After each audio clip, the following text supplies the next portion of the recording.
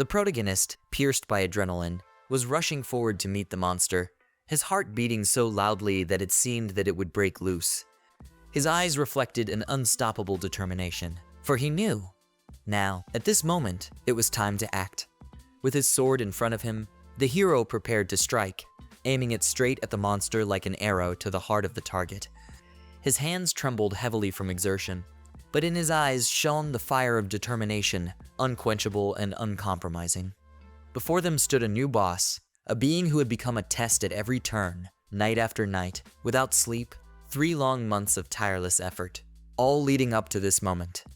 Today was the day when all efforts were to pay off, when every step and every battle was to lead to a decision bearing victory or defeat. Today, their efforts translated into action, and they finally defeated this monster. But suddenly, something unexpected happened.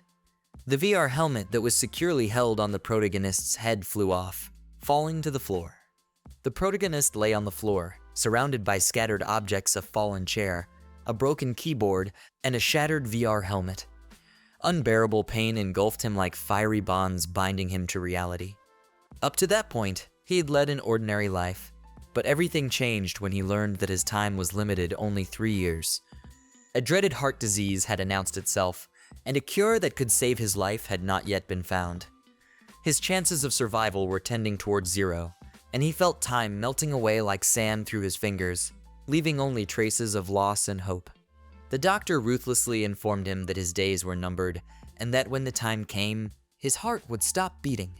Upon learning of this dire prognosis, he made the decision to leave his former life behind and invest all his energy and time into his favorite hobby, the virtual reality MMO game Broken Balance Online, known among players as BBO. There, in this virtual world, he could forget about his real illness and become anything he wanted to be, free from the shackles of the disease, which brought him comfort and hope. After many hours of playing the game, he became not just the best, but the unrivaled player on the server. Although the illness slowed his reactions and speed, his knowledge of the BBO world was peerless. On this day, using his unique knowledge, they were finally able to defeat the boss that all the players had been fighting against for 3 years, and now, finally, victory was on their side. The main character stood up from the floor and supported himself by leaning on the table. His eyes burned with the desire for life, but he knew that time was no longer on his side. His gaze drifted to the monitor, where the struggle of the virtual world continued, the last island of his strength and hope. All the players in the chat room were confused by his disappearance and worried about his well-being. The protagonist typed a message of gratitude for all the moments they had spent together and sent it to the chat. He closed his eyes, hoping for the best in the next life, where perhaps new happiness and new opportunities awaited him. Seeking peace and tranquility, he plunged into the world of darkness with the hope of a new beginning. Suddenly, the protagonist opened his eyes.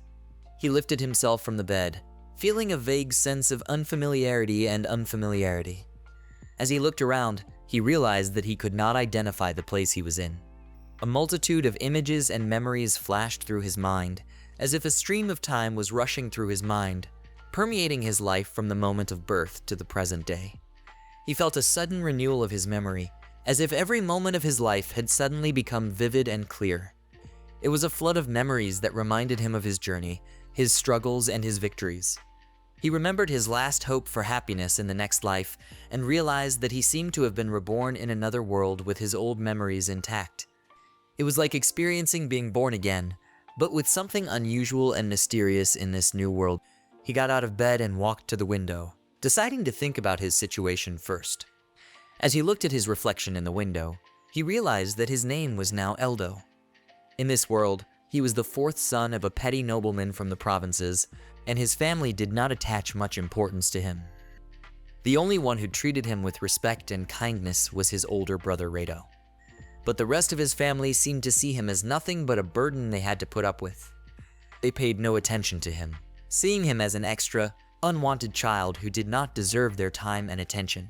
Perhaps it was because there was a crop failure 3 years after his birth that his family attributed blame for the misfortune to him and labeled him as the god of the plague. Standing at the window, Eldo realized that he had not yet been thrown out of the house, simply because he was a minor. But tomorrow, when he turns 15, he will officially become an adult, and he will have to go through a coming-of-age ceremony. After that, he will be driven out of town and left to fend for himself. But even though he was aware of all the difficulties, he did not lose hope and optimism. He was ready to accept the challenge and start a new chapter of his life. Looking at the city from his window, Eldo suddenly realized that this world was similar to the world from the game Broken Balance Online. In BBO, not only was there a coming-of-age ceremony, but there were also magic, skills, and various professions like mage and swordsman, typical of fantasy worlds. In this world, the skills were the same as in BBO. For example, swordsmen were the first to learn the whirlwind strike and mages were the first to learn the magic ball. The skills worked the same as in BBO, and Eldo made sure of it when his older brothers bragged about them. Eldo's current profession was novice. It was a profession for those who did not yet have a normal job or a certain skill. Eldo had a novice profession, the weakest, but even it provided some skills. One of them was self-healing. Deciding to try it right now, he focused his attention on his body, remembering the instructions from the game. It was a lower-level recovery magic that could be learned by the holder of any profession, including a beginner. Eldo realized that the self-healing skill had worked, which meant that the magic system in this world was the same as in BBO. However, there was one key difference from BBO. The majority of the population was completely ignorant of magic and skills.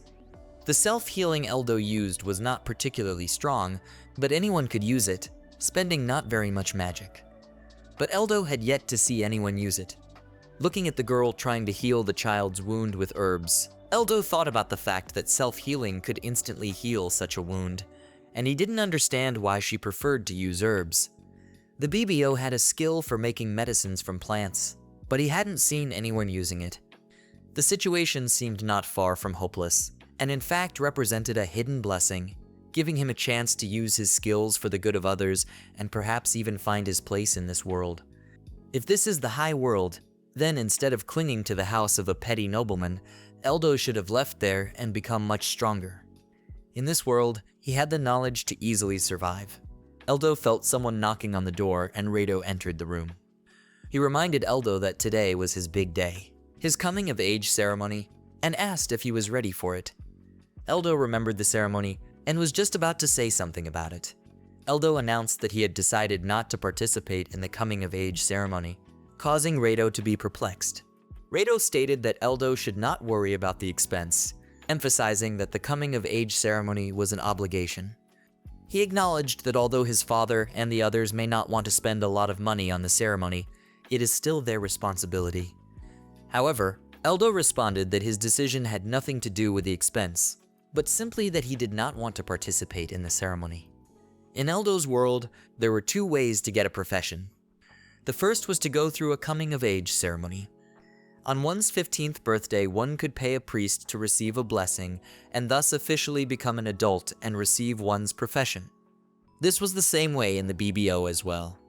It was not a difficult process, but it had a total disadvantage.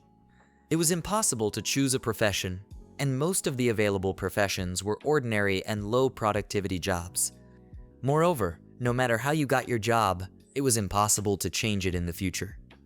In the BBO, there was another way to get an occupation. It consisted of going to the church of the capital of the kingdom. This church was considered the best among all the others, and it was where you could get a high-level profession, unlike the others. Therefore, Eldo definitely had to leave this settlement without going through the coming-of-age ceremony. Rado expressed concern about how his father would react when he learned of Eldo's decision not to undergo the ceremony, and asked if Eldo was sure about it. He also asked if Eldo realized that he would spend the rest of his life remaining a novice. Eldo replied that he had his own thoughts on the matter and asked Rado to tell his father that he was not going to participate in the ceremony. Eldo added that if he said so himself, his father would disregard his decision. Rado looked at his brother and recognized him as the winner. He assured Eldo that he would talk to his father about it. Eldo expressed his gratitude to him. In the morning, Eldo opened his eyes due to being awakened. Standing over him was his father, who stated that it was time to go. His father grimly ordered Eldo to get up and get ready. Eldo, awakened by his command, remembered that the last time he had spoken to his father was about 3 months ago. His name was barely recognizable in his mind, as if lost in a haze of memories. He thought his name was Geldo, or something like that.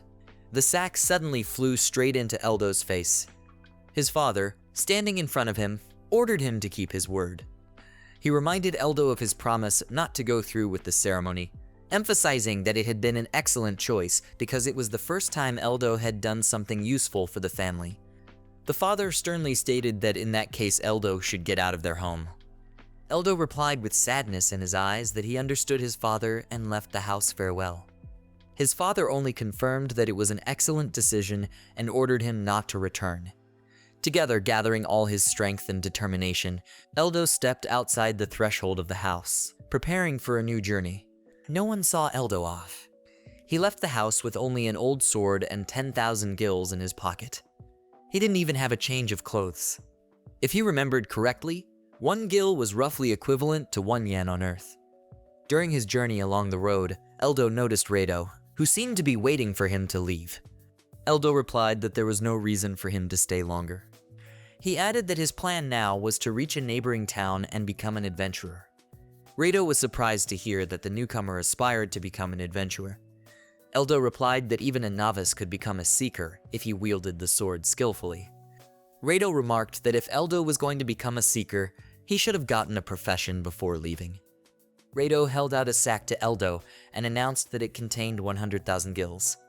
He advised Eldo to use them as he saw fit, but warned that it was necessary to acquire a source of income before they ran out. Seeing this, Eldo smiled and realized that he really had a great brother. Eldo stated that he was grateful for the offer, but he had enough with what he had. He added that 10,000 gills would be enough for him. Rado replied that he would save that money in case Eldo suddenly needed it, and invited him to take it at any time. Eldo thanked him, but added that he would definitely not need that money. Eldo slowly walked away from the house, leaving Rado alone, standing and looking after him.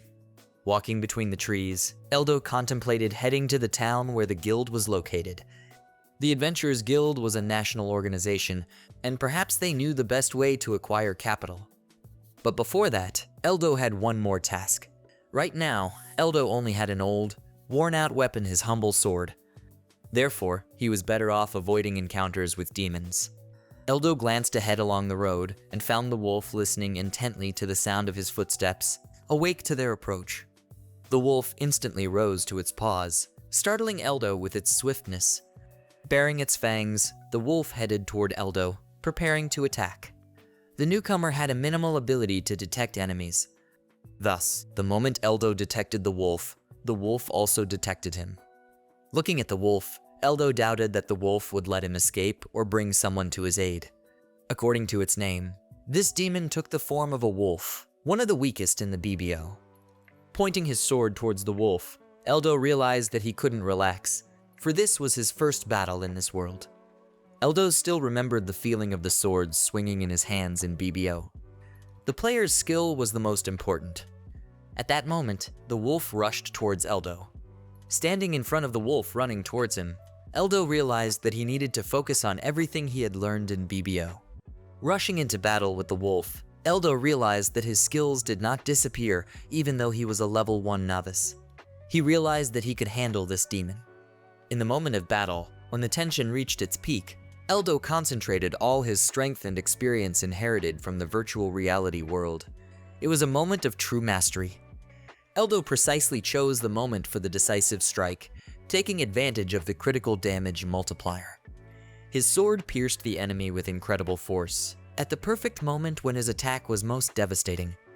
The system multiplied the damage dealt by several times, turning an ordinary strike into a devastating weapon capable of defeating the most powerful enemies. Eldo was now confident in his skills. As he held the bloody sword over the defeated demon, he realized that this system existed in this world after all, and all the techniques he had learned in the BBO would fit here. It was confirmation that his virtual world knowledge and experience had real meaning in this new and unpredictable world. Eldo smiled as he realized that his knowledge from the BBO would be his strongest weapon in this world. During the battle, Eldo's body moved so naturally that even he was surprised. His movements were precise and decisive, as if every move had been premeditated and honed by experience. Eldo realized that if he put out 70% or more, his strikes would become critical, making him a skilled player. He wondered if this was possible because of the retention of instincts from the BBO. Pondering if the system in this world was similar to the one in BBO, he was reminded of something important.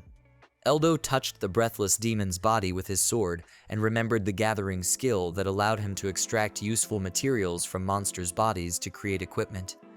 Remembering how people often complained about this process, he realized that this system was completely useless and only caused them irritation and disgust. Because of the reputation associated with the material gathering skill, an auto-collection skill was created that allowed materials to be gathered automatically. Eldo decided to try this skill, and looking at the wolf's body, he cast an auto-collection spell. Nothing happened. If the auto-collection worked, the monster's body would instantly disappear. Looking at his hand, Eldo realized that he had the final touch left. Eldo used the purification skill on his hand, and the moment his hand cleared, he felt how useful this skill could be in future battles. Perhaps there were elements in this world that resembled BBO, but with some differences and new features.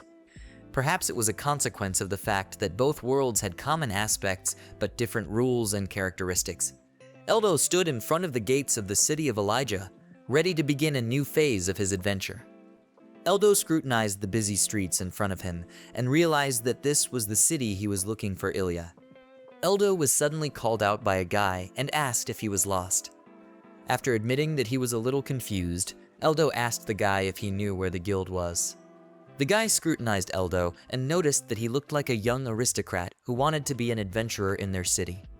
Eldo only nodded in response. The lad regretted that Eldo's equipment was too modest, warning that he might be thrown out of the guild in such a state. He also remarked that whoever had provided him with this equipment might have had evil intentions. Eldo admitted that he had indeed encountered bad intentions from those who had provided him with the equipment.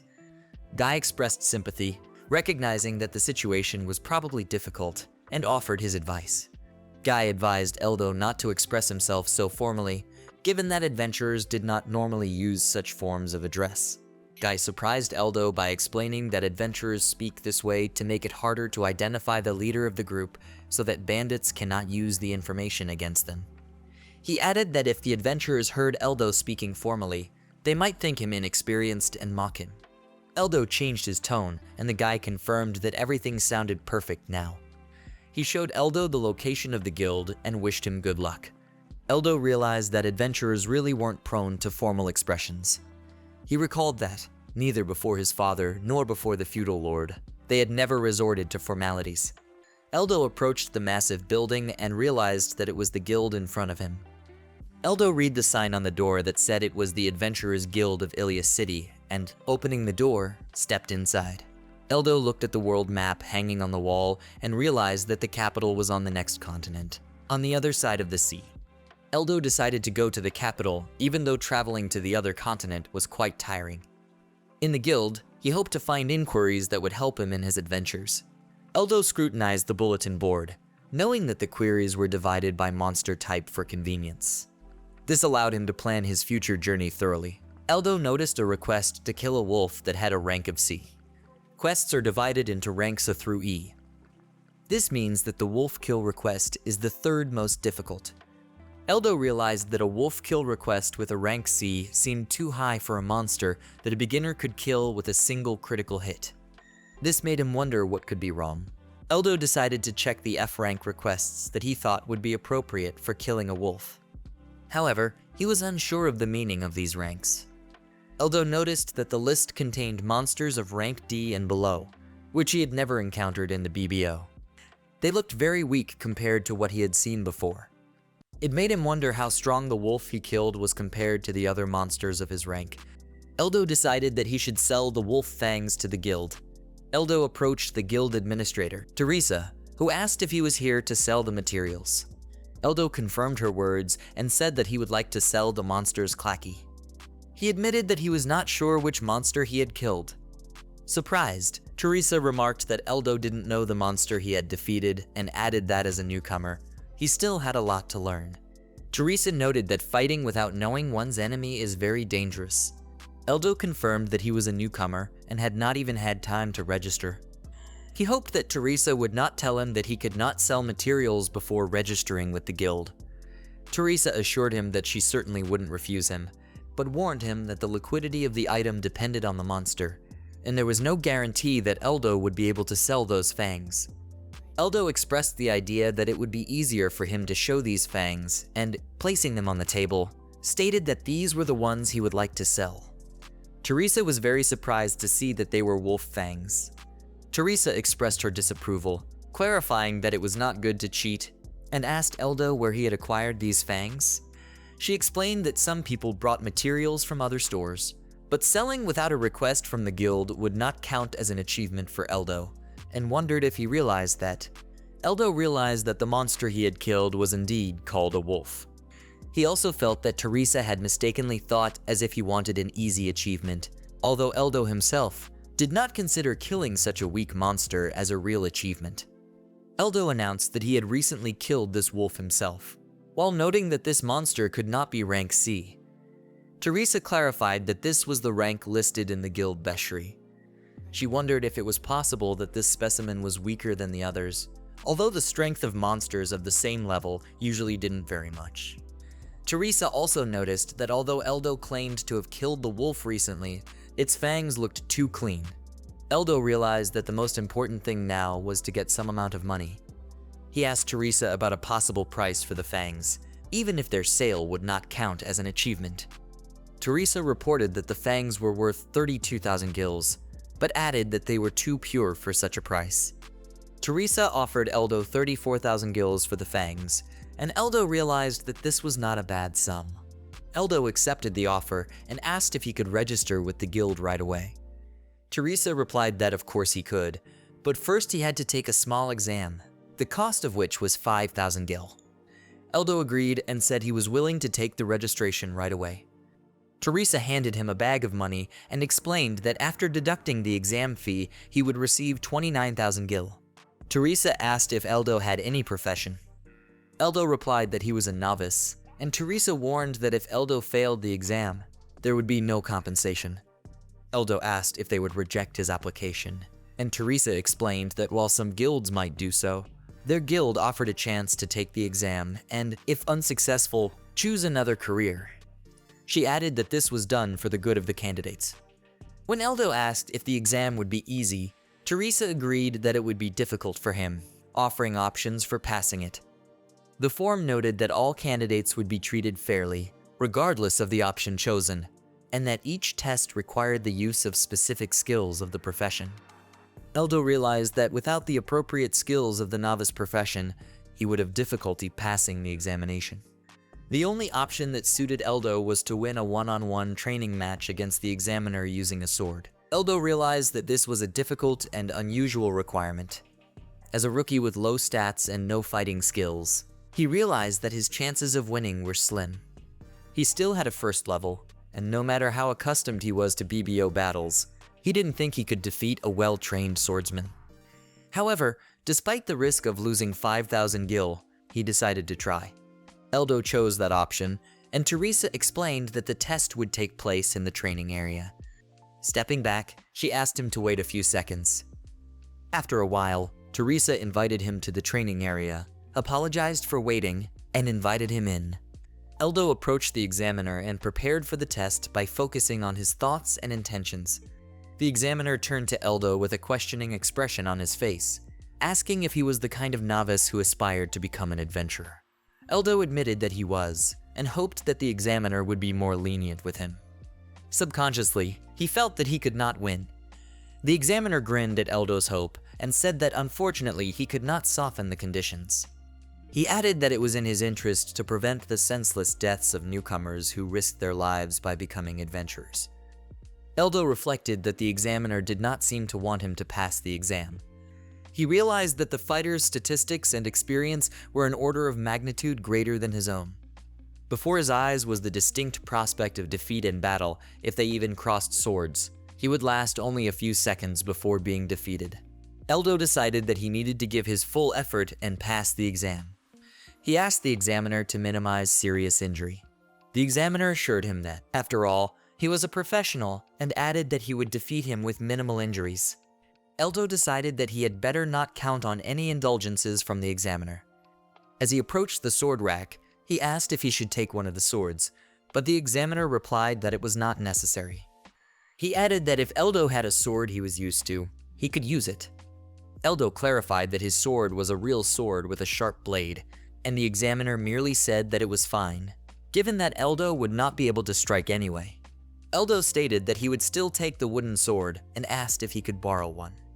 The examiner agreed, suggesting that he could choose either one. Eldo decided to take the wooden sword, given its lightness. Realizing that it was not required to kill his opponent, he concluded that the wooden sword fit better. Eldo took one of the swords, and the examiner clarified whether he had chosen. Eldo confirmed his choice. The examiner reported that it was now safe to proceed to battle. Teresa announced that she would be their judge and asked if they were both ready. The examiner and Eldo both confirmed their readiness. The fight began and the test of the examiner's character began. Eldo realized that the difference in strength was really significant, and that he would have a chance to win only when the examiner used his skill.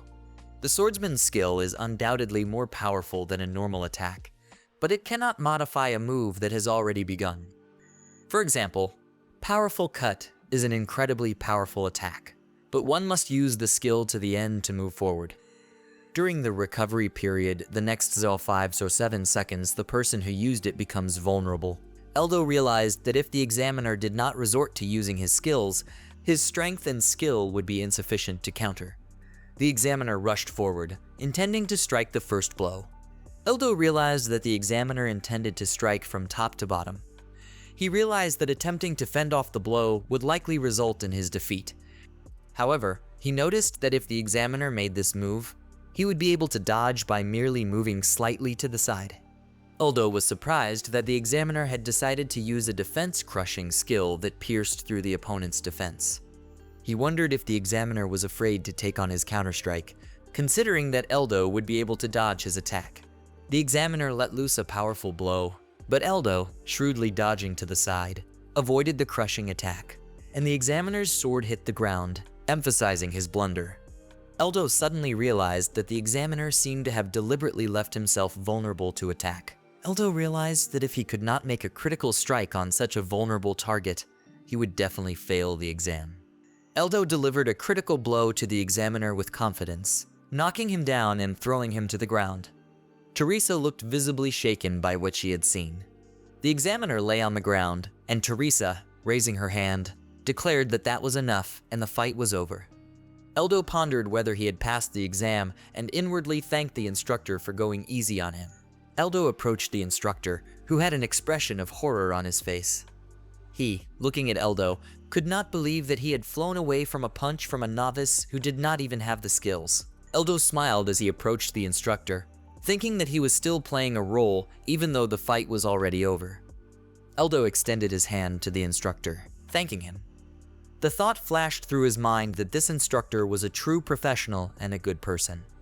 Eldo asked if he had passed the test, and the examiner admitted that, although he hated to admit it, yes, he had passed. The examiner then asked where Eldo had learned to fight like that, to which Eldo replied that he was self-taught. He realized that he could not admit that he had gotten his skills from a computer game from a past life. Eldo remembered that in the game, he could swing his sword as much as he wanted without getting tired, and battles could not harm him in any way. He could spend entire nights discussing the effectiveness of various tactics and techniques with his friends.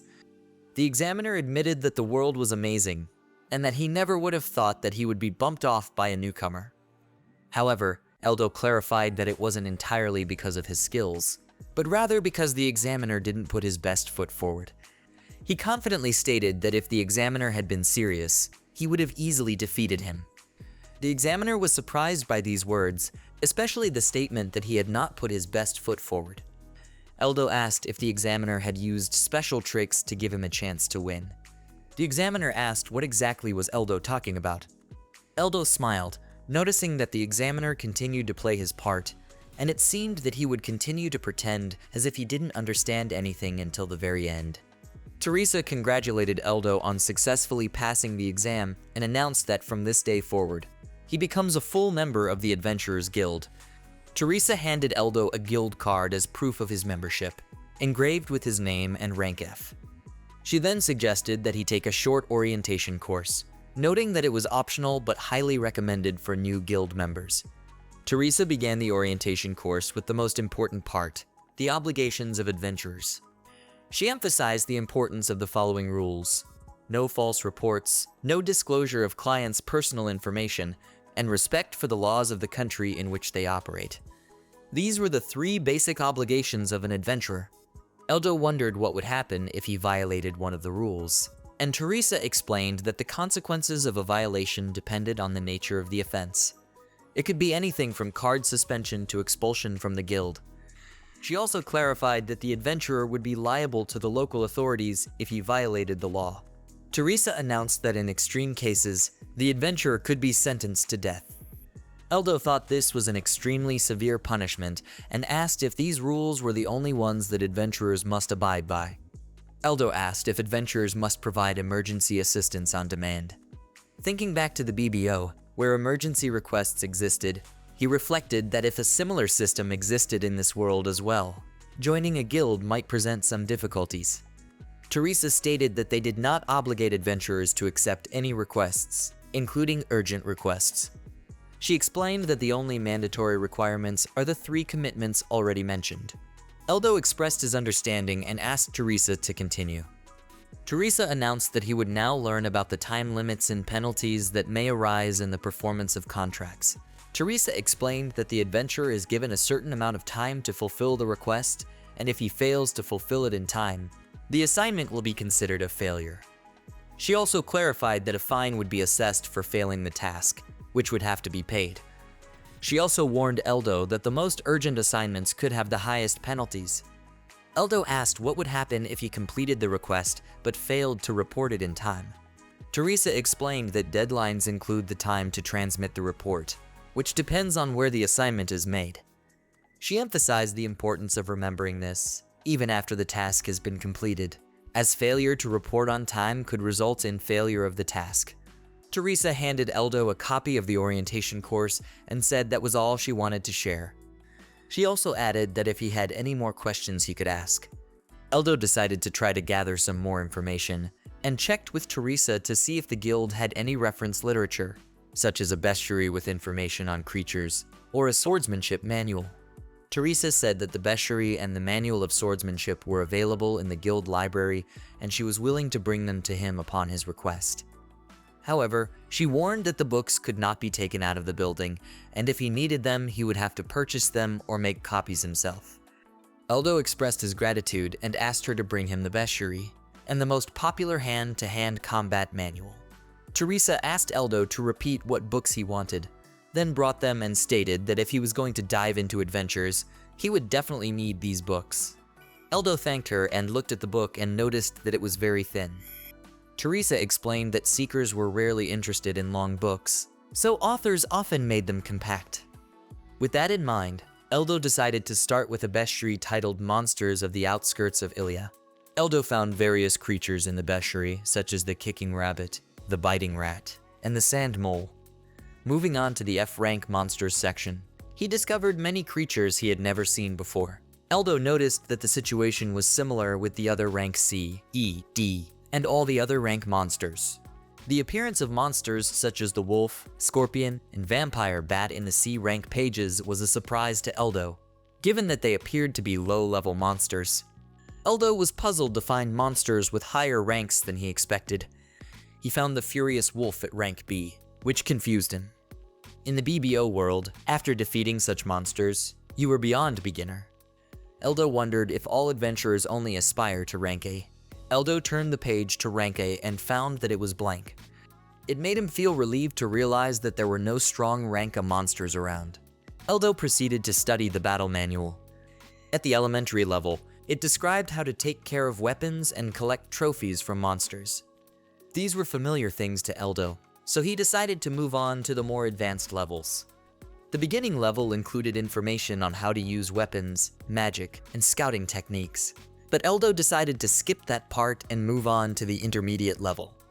This described enemy positioning, timing of skills, and dungeon exploration, but it all seemed entry level to him, so he continued onward.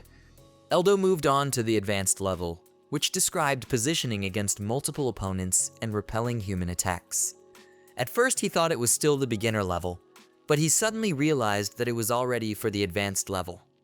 He didn't understand where the part about one-on-one battles and anticipating the enemy's actions. Eldo read the page about the miraculous strike. It described that sometimes in battle a person could inflict multiple damage with his weapon, and this phenomenon was known as a miraculous strike. However, despite many attempts to recreate it artificially, none have had the desired result. Eldo was amazed to learn that according to one theory, the strongest adventurer in the world, Gillard, only had a 20% chance of making such attacks. This made him wonder if they meant that Gillard was the only one who had ceased to be a novice. Eldo was amazed that the people of this world didn't know how to achieve critical damage. He knew that all it took was a slight relaxation of the arm at the moment of sword strike, and that way one could continuously inflict critical damage. Eldo reflected that even if one didn't master this technique, a 20% chance was still not bad. However, he was surprised that the people of this world didn't even know such basic things, which said that they still had quite a bit of ignorance. In his opinion, it could be due to the lack of a culture of passing advanced knowledge through books in this world, which explained why adventurers didn't read literature. He realized that he could not fully trust this bestiary. Teresa asked if the book had helped Eldo, and he thanked her, saying that it had been helpful, although he could not admit that he found it too simple and uninformative. Eldo then asked Teresa how one could get to the capital, and Teresa expressed surprise at his question. Teresa explained that he could go to the coastal town of Minaton and from there travel by water to the capital, but noted that this was a rather expensive journey for most. When he asked who the ferry seats were available for, she explained that they were usually reserved for guild and government officials, but that there were also some seats for the rest of us, although the cheapest ticket cost 3 million gil. Eldo inquired about other ways to get to the capital. Teresa explained that Eldo had several options. He could get a job with a large trading company, become part of an influential noble family with connections in the capital, or reach a high rank in the guild to gain access to the ferry. Teresa also suggested the option of simply crossing the sea. Eldo nodded gratefully in response and stated that he would rather raise the necessary amount of money instead of looking for other ways. The coastal city wasn't that far away, but Eldo didn't know how strong the monsters in the area were. Eldo decided to stay in the city to earn money and gain experience in fighting the local monsters. Turning to Teresa, he expressed his desire to take on a mission and asked if they had any suitable requests for newcomers. Teresa, upon hearing his inquiry, asked if he was sure and received a positive response from Eldo. Teresa recommended to him a rank E request to hunt lower wolves. Eldo inquired if he could take rank E requests while being rank F. Teresa replied that since the request did not have a clear level requirement, Eldo could take it with no problem. The fee for the request was 4,000 gil, and Eldo estimated this amount to be not bad for such a rank. He then asked Teresa why the fee was so high. Teresa explained that it was because the fulfillment of this request was quite difficult, almost at the level of rank D. Eldo refused and asked for a normal rank F request. He explained that he was in no hurry to take assignments much higher than his current level. Teresa was surprised and stated that since Eldo had defeated the instructor, normal F rank assignments would just be a waste of time for him. However, Eldo explained that his victory was only possible because the instructor was not fighting at full strength, and he was lucky to land a miraculous blow. Teresa explained that this exam for beginners was created specifically to really test their skills, and the instructor simply could not have fought at less than full strength. However, she suddenly noticed that Eldo had mentioned a miraculous blow. Eldo explained that the newcomer could not have otherwise sent the instructor flying. Teresa shouted that if Eldo used a miraculous kick, even by accident, then he was an expert. Eldo pondered that although there is a special technique for a miracle kick, still a critical kick could happen by chance. Teresa expressed confidence that she had found the right request for him. Teresa announced that she had found a rank C query for him. Eldo inwardly resented this as risky and decided to choose the query himself. Eldo approached the request board and noticed a request to destroy rank F boxer rabbits at winning 500 gil each. He decided that this was the perfect assignment for him. Teresa agreed, saying that if he insisted, he would get that request. A short time later, Teresa reported that his request had been processed and explained that he only needed to deal with the rabbits in Elijah's second forest, so he was safe. However, she emphasized that caution is never too much and advised Eldo to be prepared for anything. Eldo noticed that Teresa could help him and asked her to show him the way. He was amazed that she actually did what he asked. Eldo left the guild and headed out to complete his task. Confident in his abilities, he looked forward to new adventures. The instructor suddenly turned to Eldo, calling him the strongest rookie, and asked if he was going to do the task. Eldo modestly replied that he might not be the strongest, but confirmed that he had taken the request to destroy the rabbits in Elijah's second forest. The instructor was surprised to learn that Eldo had taken a request for rabbits in the second forest of Elijah. Eldo explained that the administrator had assured him that there were no other dangerous monsters in the forest, and therefore it was not that risky. He also added that he was offered a more difficult task, but he preferred something easier. The instructor understood the situation and wished Eldo good luck. Eldo moved forward, aiming to complete the task soon. Eldo realized that boxer rabbits can be dangerous opponents for beginners, and that they should not be underestimated. Eldo advanced through the forest, picking his way between the trees. Eldo reflected, realizing that the forest around him must be Elijah's second forest. Eldo stood in the middle of the forest, taking in his surroundings as he heard unusual sounds. Eldo saw the creature and initially mistook it for a boxer rabbit, but suddenly realized that something was wrong. It was an awfully wolf-like rabbit. The realization dawned in his mind that it was an inferior wolf. Eldo heard the rustling of paws approaching him. There was no longer one wolf in front of him, but a whole pack of wolves. The wolves rushed toward Eldo, and he realized that they were indeed inferior wolves. Eldo remembered the words of Teresa's secretary that this assignment was safe. She had said it was safe to send him to fulfill the request to destroy the inferior wolves, which she had recommended to him. Eldo realized that the time for escape had expired, and he had no choice but to fight. 6 enemies stood before him, ready to attack. Eldo decided to pretend as if he was ready for a frontal attack to deceive his enemies and dodge their attacks at the last moment. The wolves growled, ready to fight, showing their aggression and willingness to attack. Eldo chopped the first wolf that ran toward him, splitting it in half. Eldo, following his plan, killed one wolf and then attacked and killed the next. Eldo approached the next wolf with his sword raised, ready to fight him and all the others. Eldo adhered to the universal rule. When fighting several enemies at once, it was best to break the battle into one-on-one duels.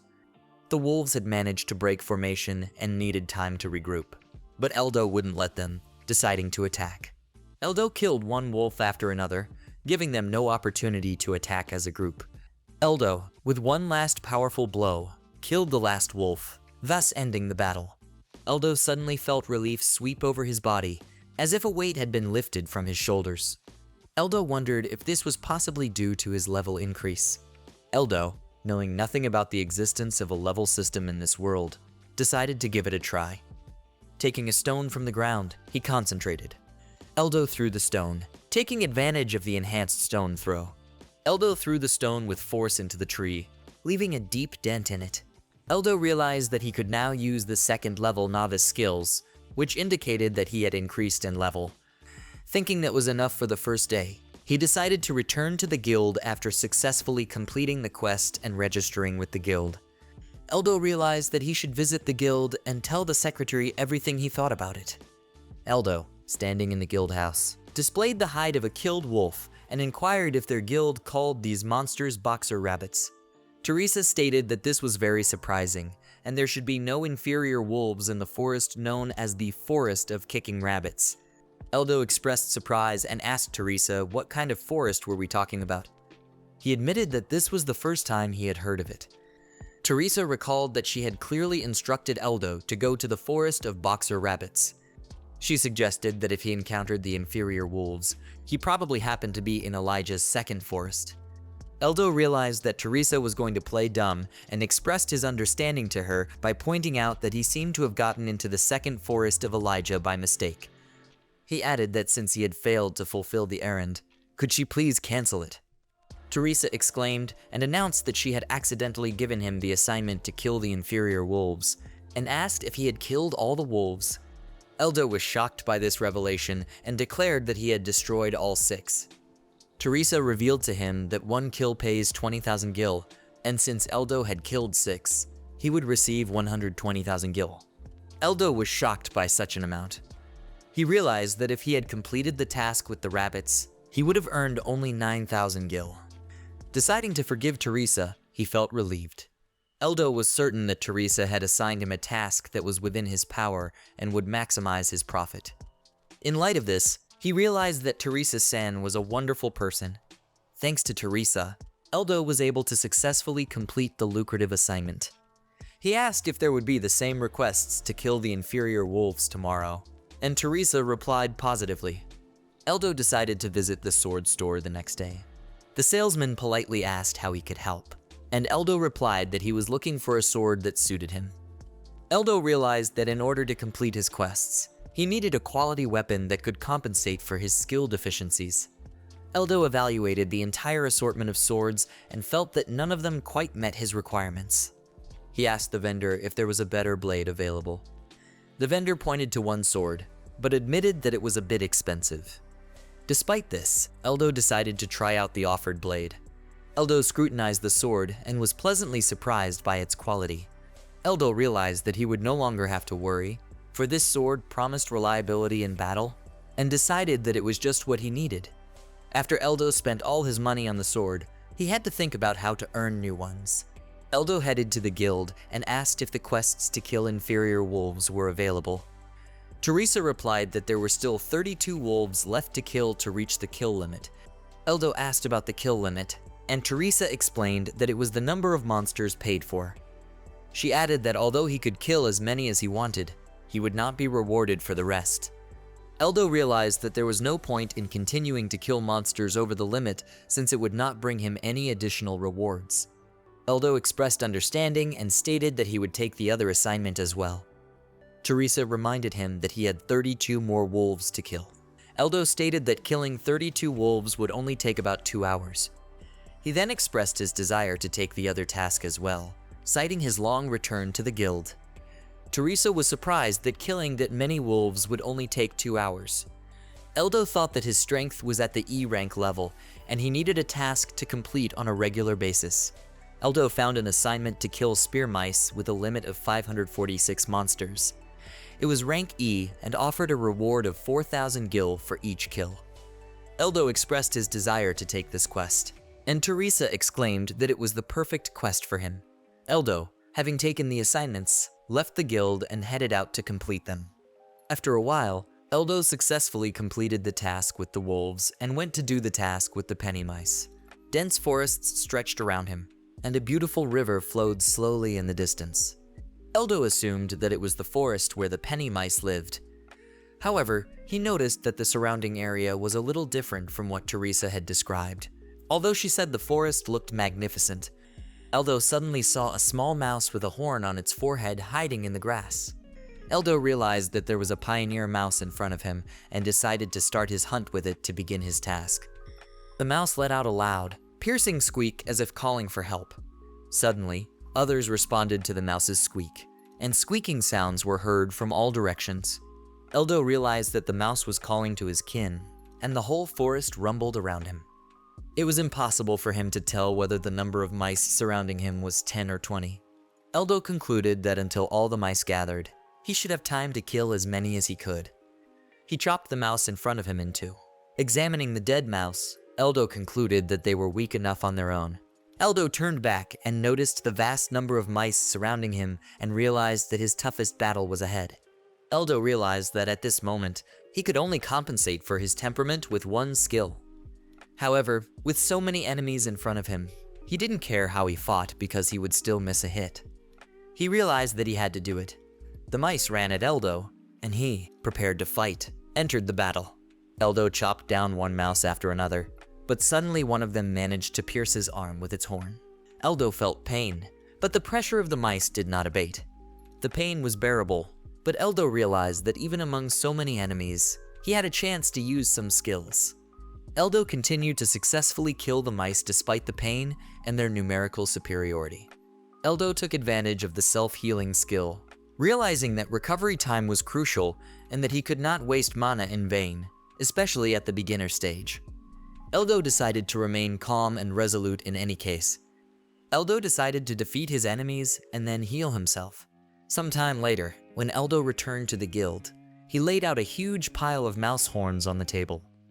Teresa was amazed that he had killed 276 monsters.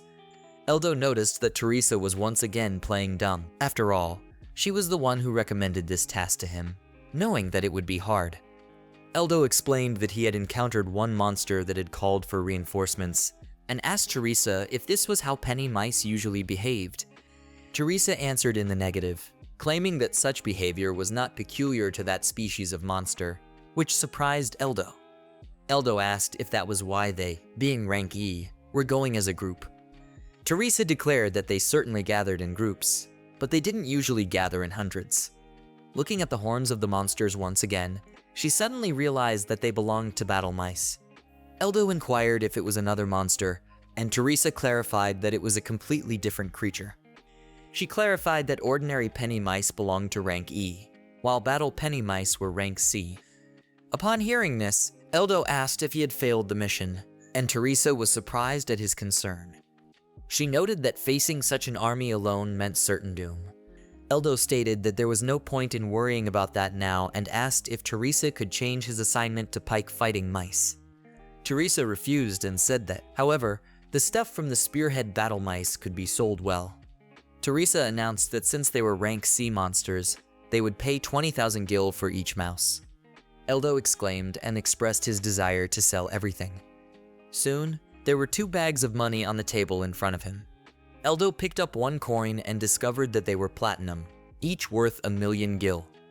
Teresa noted that she had not paid with platinum coins in a long time and recommended that Eldo not display them in town to avoid attracting thieves. Eldo was surprised that there might be thieves in town, but Teresa reassured him, telling him that it was usually safe, but that he should be prepared to handle the situation if attacked. Teresa stated that with such a reward, Eldo could already head to the capital. Eldo replied that he intended to leave as soon as he could. Teresa said that she was sorry that Eldo would no longer be in town. She recognized that it had been a long time since the city had had such a strong adventurer. Eldo smiled and replied that he might return someday if he wanted to. Teresa asked what Eldo was going to do in the capital, to which he replied that he had business to attend to in order to advance as an adventurer. Eldo said goodbye and started to walk away, but suddenly Teresa stopped him and apologized for lying about the boxer bunnies. Eldo turned and said that he had already forgotten about it, but advised her to refrain from such actions in the future. Eldo remarked that such behavior could cause negative reactions in others. Teresa smiled back and expressed her understanding of his words. Eldo began to leave the guild and, noticing the instructor, also said goodbye to him. Eldo headed for the port city. The port city of Minetton was a place where Eldo could board a ferry. It was a sight to behold. The port city of Minetton blazed with liveliness and beauty. Once in the city, Eldo approached a guard to find out where he could purchase a ferry ticket to the capital. The guard pointed him to Maxia's trading house and warned him that the ticket cost a fortune. Eldo guessed that the ticket would cost him about 2 million, and the guard confirmed his guess, to which Eldo thanked him for his help. Eldo headed to Maxia's trading house to purchase a ferry ticket. After a short time, Eldo stood in front of the huge building of the Maxia trading house. Eldo went inside and approached a tent with tickets for ferry tickets to the capital. After stating that he wished to board the ship, he was asked for a letter of recommendation, to which he replied in the negative. In response, he was informed that there would be the usual price of 2 million gil for him. Eldo held out the money to the man behind the counter. The man behind the counter asked if Eldo was a known adventurer, but Eldo stated that he was a completely unknown adventurer. In response, the man asked when Eldo would like to go to the capital. Eldo expressed his desire to get to the capital as soon as possible. The man behind the counter informed him that there was a ship that would depart in 30 minutes. Eldo replied that this option suited him just fine. Eldo sat on the ferry, reflecting on the fact that he had 3 more hours to sail to the capital. Suddenly, Eldo noticed an interesting object hanging directly from the mast in front of him. Eldo realized that it was a relic known as a water stone, probably used to control the ship. Suddenly, he looked down and noticed two girls. One of them reported that she had lost again and wondered if they had been rushed, adding that she had performed exactly as written. Various herbs and berries were on the table in front of her, and Eldo assumed that she was probably preparing some kind of potion. Eldo decided that it was a pale green spirit potion. Suddenly, the girl heard him and turned around and asked him what he had just said. Eldo came down to them and confirmed that he had called the potion a pale green potion of spirits and asked if he was right. Stunned, the girl asked Eldo if he knew how to prepare this potion. The girl asked Eldo if he knew how to brew this potion. Eldo's affirmative answer surprised her. He assured her that he knew the recipe by heart and was ready to brew the potion if she wished. Overjoyed, the girl asked him to do so and declared that she was willing to pay any price he named. Eldo thought about her words and decided to be careful, not wanting to ask for too much. He asked her for 10 million gil. The girl was surprised at this small sum, and Eldo was amazed to imagine how much money she might have. Nevertheless, he stood his ground and asked for 10 million. 10 minutes later, the potion was ready. The girl took the potion from Eldo's hands and seemed very happy. Suddenly, the girl beside her called out her name Mina. Eldo was glad that he was able to make this potion without any problems, but it was more important for him now to find out who this girl was. Eldo thought about the fact that the potion was merely missing a holy tree leaf, an extremely valuable ingredient. Mina turned to Eldo and joyfully expressed her gratitude and handed him the promised reward. Eldo looked at the money and noticed that Mina had given him more than promised. Mina announced that Eldo was able to prepare enough potion for 2 bottles. She added that she could offer him even more and offered him a card instead of money. Eldo asked what it was, and Mina explained that it was a token of appreciation for Maxia's company. She explained that it was an affirmation of trust from their company and added that if he showed it in the capital or in their stores, it would be a testament to his trustworthiness to others. Eldo was surprised and asked Mina if she was sure she wanted to give him something so important. Mina stated that she could be sure of a person by hearing his voice, and added that one must be able to at least that to hold the position of chairman of the company. Eldo, upon hearing this, was extremely surprised. The girl introduced herself as Mina Maxia, the chairman of the Maxia company that runs the ship. Eldo was amazed by this event and considered it a fortunate coincidence. He admitted that he had not expected to be recognized by the chairman of the company himself and expressed his gratitude to Mina for the gesture. Mina replied that, on the contrary, she should thank Eldo because without his help, they would not have been able to obtain this valuable potion. Mina inquired about Eldo's name, and he responded by introducing himself. Mina wished Eldo good luck on his journey and hoped for their next meeting. Eldo suddenly approached Mina, pointing to the water, and asked if she noticed anything strange there. Eldo took another look at the water and warned that something was approaching them from the depths. The water near the ship did indeed begin to move, indicating that something was coming toward them. Mina claimed that the ship could handle any monsters, but she preferred not to take any chances and check the situation. She instructed the sailor to go on a reconnaissance mission and find out what was happening there. The sailor quickly took a telescope and pointed it toward a moving object in the water. The sailor shouted that it was a sea dragon swimming straight at them. Mina exclaimed that there could not be a sea dragon in these waters, for they were 500 kilometers away from their waters. A sea dragon is an aquatic monster stronger than rank sea wolves. It attacks with limbs like harpoons. Eldo realized that if a newbie like him got hit by such a monster, it would be the end for him. Eldo asked Mina if they would be safe on the ship, but Mina shouted that the ship was not designed for such a dragon. She ordered all those capable of fighting to pack up and the rest to go to the hold. Eldo noticed the sea dragon heading straight for the mast and worriedly asked Mina what they should do. Mina declared that they were powerless in this situation and added that destroying the mast would result in the loss of the water-stranding stones and eventually sink the ship. Eldo, meeting the gaze of the approaching sea dragon, stated that there was only one way out of this situation. Eldo turned to all present and asked if there was anyone among them who could attack at long range. 3 mages and 2 archers raised their hands. Eldo stated that a lot could be done about it, but there was still one problem. Eldo decided to see which of them could protect the mast from a sea dragon attack. Mina announced that none of them would be able to handle it since they were facing a rank monster, and so far hardly anyone had been able to defeat it. Eldo declared that in his opinion, there was no other choice and he was going to handle it himself. Eldo stood on the ship's railing and gazed up at the approaching sea dragon. Eldo shouted that the sea dragon was near and ordered the attack to begin. The mages and archers geared up for the attack, ready to confront the sea dragon. The sea dragon, subjected to arrows and magic, disappeared from sight for a few seconds. However, it suddenly reappeared on the surface of the water, and the combatants were shocked that the attack had not worked.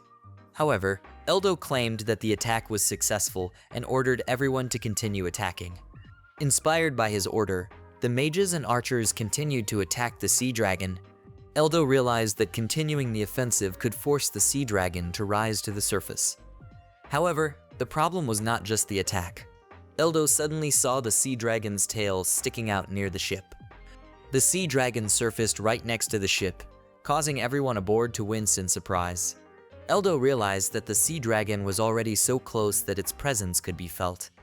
The sea dragon steadily approached the ship, preparing to attack. Everyone on the ship froze with fear, keeping their eyes on the approaching dragon. The sea dragon was preparing to attack them with its harpoon-like limbs. Eldo stood opposite the dragon with his sword raised, wondering what would happen if his attack coincided with a critical strike at the same time. Eldo seized the moment and made a critical strike as the dragon approached. Eldo swung his sword sharply at the limb of the sea dragon that it was about to attack. Eldo realized that even a novice could deal with such blows when using such a technique. Everyone on the ship was amazed at this skill. Everyone was amazed that Eldo could withstand a sword strike from the sea dragon, and they could not determine who this mysterious adventurer was. Eldo realized that although everyone admired his actions, he had risked his life fighting the sea dragon. Using critical attacks, Eldo was able to take all attacks because he anticipated its movements in advance. Mina shouted at the mages and archers, ordering them to stop just standing there and continue attacking. Now, the sea dragon was attacked not only with Eldo's sword, but also with magic and arrows. The sea dragon suddenly lifted its two limbs out of the water. The sea dragon fixed its gaze on Eldo, as if hinting that it would now begin to attack.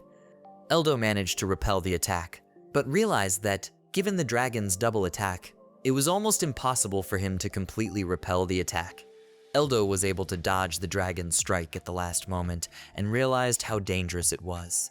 Eldo realized that if he missed the angle and timing, he wouldn't be able to strike successfully, but he didn't need to calculate every attack. The important thing was to maintain the pressure and dodge the dragon's attacks before the ship's mast broke. Eldo made another decisive strike at the dragon, realizing that the battle was nearing its end. The sea dragon prepared for the next blow. Eldo shouted that the sea dragon had lost position and its attack would go somewhere else. Eldo heroically repulsed this dragon strike as well. Mina, turning to Eldo, exclaimed that he had saved them, but he claimed it was his job. Eldo announced that the battle was almost over and offered to finish off the sea dragon. Accepting his offer, the mages and archers continued to attack. The sea dragon tried to attack again, but it no longer had enough strength to do so. Under the strong pressure of the attack, the sea dragon went underwater with a loud splash. The ship was delighted and relieved to have defeated the sea dragon. The man expressed his gratitude to all who participated in the battle, and especially noted the enigmatic and powerful swordsman. Eldo disappeared, leaving everyone puzzled, and no one could figure out where he could have gone. Eldo entered the cabin, apologized for the disturbance, and expressed his preference to remain not too conspicuous, especially aboard a ship where nobles from the guild were present. Mina, looking at him, with a serious expression on her face, promised that she would not forget his good deed and would be sure to repay him. Eldo looked at Mina with a smile and assured her that he would be waiting. But some had doubts that the sea dragon had indeed been defeated. The hooded men watching the ship commented that it was only a minor obstacle for them, a garden of despair. Eldo stood on the ship, scrutinizing the sea. The ship announced that they would soon be arriving in the capital and asked everyone to prepare to go ashore. Eldo looked at the approaching land and felt relieved at last he was nearing his goal. In the capital, Eldo aspired to become a sage. Eldo scrutinized the city intently, eager to spot the cathedral among the buildings. Eldo suddenly froze, noticing a building that resembled a cathedral in all appearance. Eldo, looking at the ruins, was stunned. But when he noticed the portrait of Gia's god of classes on the walls, he realized that this seemed to be the cathedral he was looking for after all. Despite the chaos and lack of light, the presence of this symbol meant that the capital's cathedral of the god of classes, Gia's, was in place. Eldo realized that the cathedral represented an opportunity for him to change classes, and so he directed his gaze there. Mina, noticing his interest in the church, asked if he needed something there and expressed surprise, deciding that he was interested in religious matters. Mina offered to help Eldo at the church, claiming that she knew someone there who could help him. Eldo thought about the offer, realizing that it might be useful for his purpose, for he hadn't heard of people in this world that changed class in the capital's cathedral, and at worst he would have to sneak in. He asked Mina about possible help, but suddenly she dashed his hopes by informing him that it was not the cathedral. Mina explained that it was just an old church that had been abandoned years ago and pointed Eldo to the real cathedral. Eldo looked at the majestic cathedral, and his heart beat faster with excitement. Eldo was surprised to find that it was the capital's cathedral. Not seeing Gia's portrait on its walls, he wondered if it was possible to change class there. Eldo, turning to Mina, asked if he could enter those ruins without permission. Mina remarked that she thought he was religious, but it seems he was just interested in the ruins, and added that if he wanted to, he could go there without permission. Mina warned Eldo that these ruins might be inhabited by thugs or even robbers, so he should be careful. Mina expressed confidence that Eldo would be able to handle the bandits if they were there, to which Eldo replied that he would prefer not to test his luck. Eldo stated that, after all, he only had an F rank. Mina thought he was joking at first, but when Eldo held out his guild card to her, she experienced surprise. Stating that his guild might be completely blind or something, Mina promised to intervene and asked them to raise his rank immediately. Eldo asked her not to do that. He explained that gaining a high rank without enough experience could lead to undesirable consequences. Mina expressed her respect for his wisdom, but noted that, in her opinion, he did not seem inexperienced at all. Nevertheless, given his persistence, she agreed not to interfere. Eldo realized that the skills of the inhabitants of this world are the same as in BBO, as confirmed in the battle earlier. Their battles were ineffective, their skills only useful when they are casually applied, directed at stationary targets. Still, there are some things that require not only skill, but also strength. Even if the sea dragon stayed by their side for a full 10 hours, giving them a chance to attack, the Eldo would not be able to overpower it. Exactly. That was why Eldo concluded that he could not become a high-ranking rookie. Mina expressed understanding and thanked him for his story, and advised him to be careful and contact her if he needed anything. Eldo nodded in response to Mina's words. Perplexity reigned on the ship regarding the disappearance of the Swordmaster, many questioning whether his presence was merely an illusion. The ship came to a standstill off the shore of the capital. Eldo looked around and concluded that this place really deserved the title of capital, as it was busier than the lands of Elijah. After a while, Eldo sat down on a bed in an inn room. Eldo thought about wanting to change class as soon as possible, but realized that he couldn't go to the ruins in the daytime, when there might be brigands there, easily spotting him. Eldo decided that in the morning at 3 o'clock people were usually not in a state of sound judgment, and so that was the best time for him to go to the ruins. Eldo decided to lie down on his bed and relax a bit. Eldo suddenly realized he was hungry, for he hadn't eaten since he'd come aboard. Getting out of bed, he decided that if he still had time to kill, he might as well go get something to eat.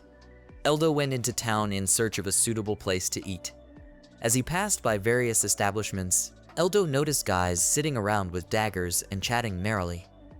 Eldo stopped at the door of an establishment near which there were several drunken men. Although the place looked unsafe, it was open. Eldo stepped inside, overcome by the feeling of tension that prevailed outside. Eldo stepped inside and informed the waitress that he was alone. She assured him that everything was fine, but added that because the tavern was full, he would have to share a table. Pointing to the table where the girl was sitting, she offered him that seat. Eldo looked at the girl's food and noticed that it looked delicious, so he asked for the same as hers. The waitress assured him that the Chiki beef burger would be ready now. Eldo enjoyed the food and recognized that it was indeed delicious. A man burst into the tavern and loudly demanded the best seats for himself and his friends from the waitress, mentioning that he had supposedly ordered them in advance and had a card. The waitress apologized and explained that their tavern did not have reservations for seats. She recommended that he wait for his friends and take the available seats. The man looked around and perked up, stating that there were simply no available seats. The waitress persuaded the man to wait until seats became available. Her words reassured him, and he noted with a smile that he only needed to make room. He then headed deeper into the tavern. The man approached Eldo and stood beside him. The man looked at Eldo and ordered him to make room. The girl sitting next to Eldo looked at him fearfully. Eldo felt his irritation with the man begin to grow. The man looked at Eldo and asked in a sharp tone what he had just said. Eldo, turning to him, stated that the man who had barged in should realize that everyone here was waiting their turn, including him. He advised the man to just wait like everyone else until his company arrived and seats were available. But the man rudely insisted that Eldo make room for him. Eldo realized that dialogue was futile and the man was not going to talk. Eldo suggested that the man cool down, pointing out that his companions were not yet in the tavern, and suggested that he just wait for them for a while.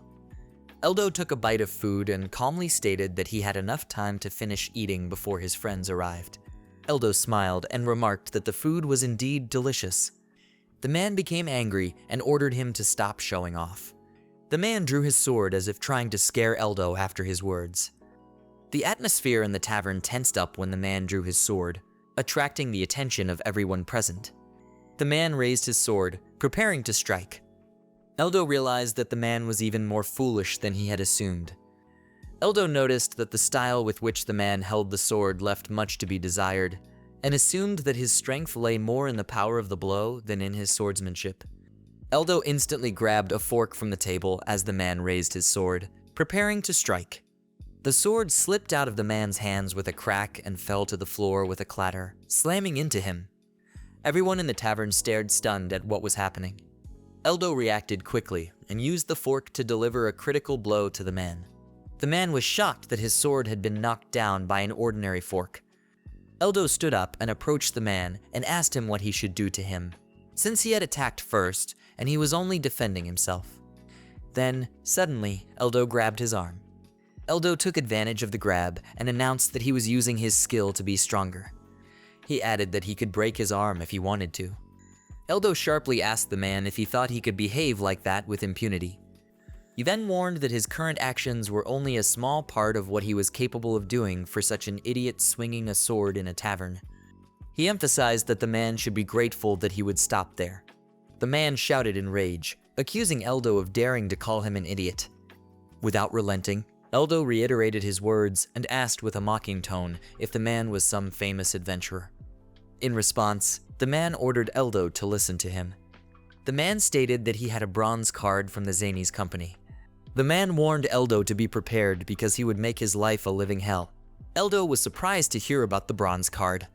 The guy in the tavern discreetly shared with Eldo about the meaning of the bronze card, explaining that it was not just a piece of jewelry, but a sign of respect and appreciation from the company, which also symbolized fame. Eldo suddenly realized that this card probably had the same meaning as the one Mina had given him.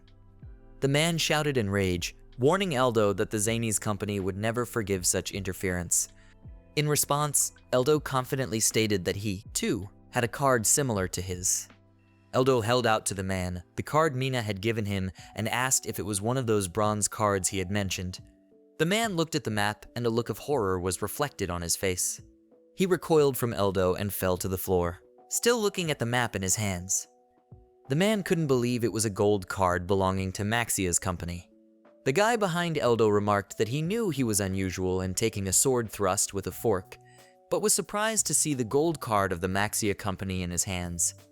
Eldo, hearing this, looked at the card and realized how valuable it was. The man fell to his knees and begged Eldo to forgive him. He promised to give everything he had, to which Eldo replied that he never needed his money. Eldo realized that this card had tremendous power, capable of scaring a man to death.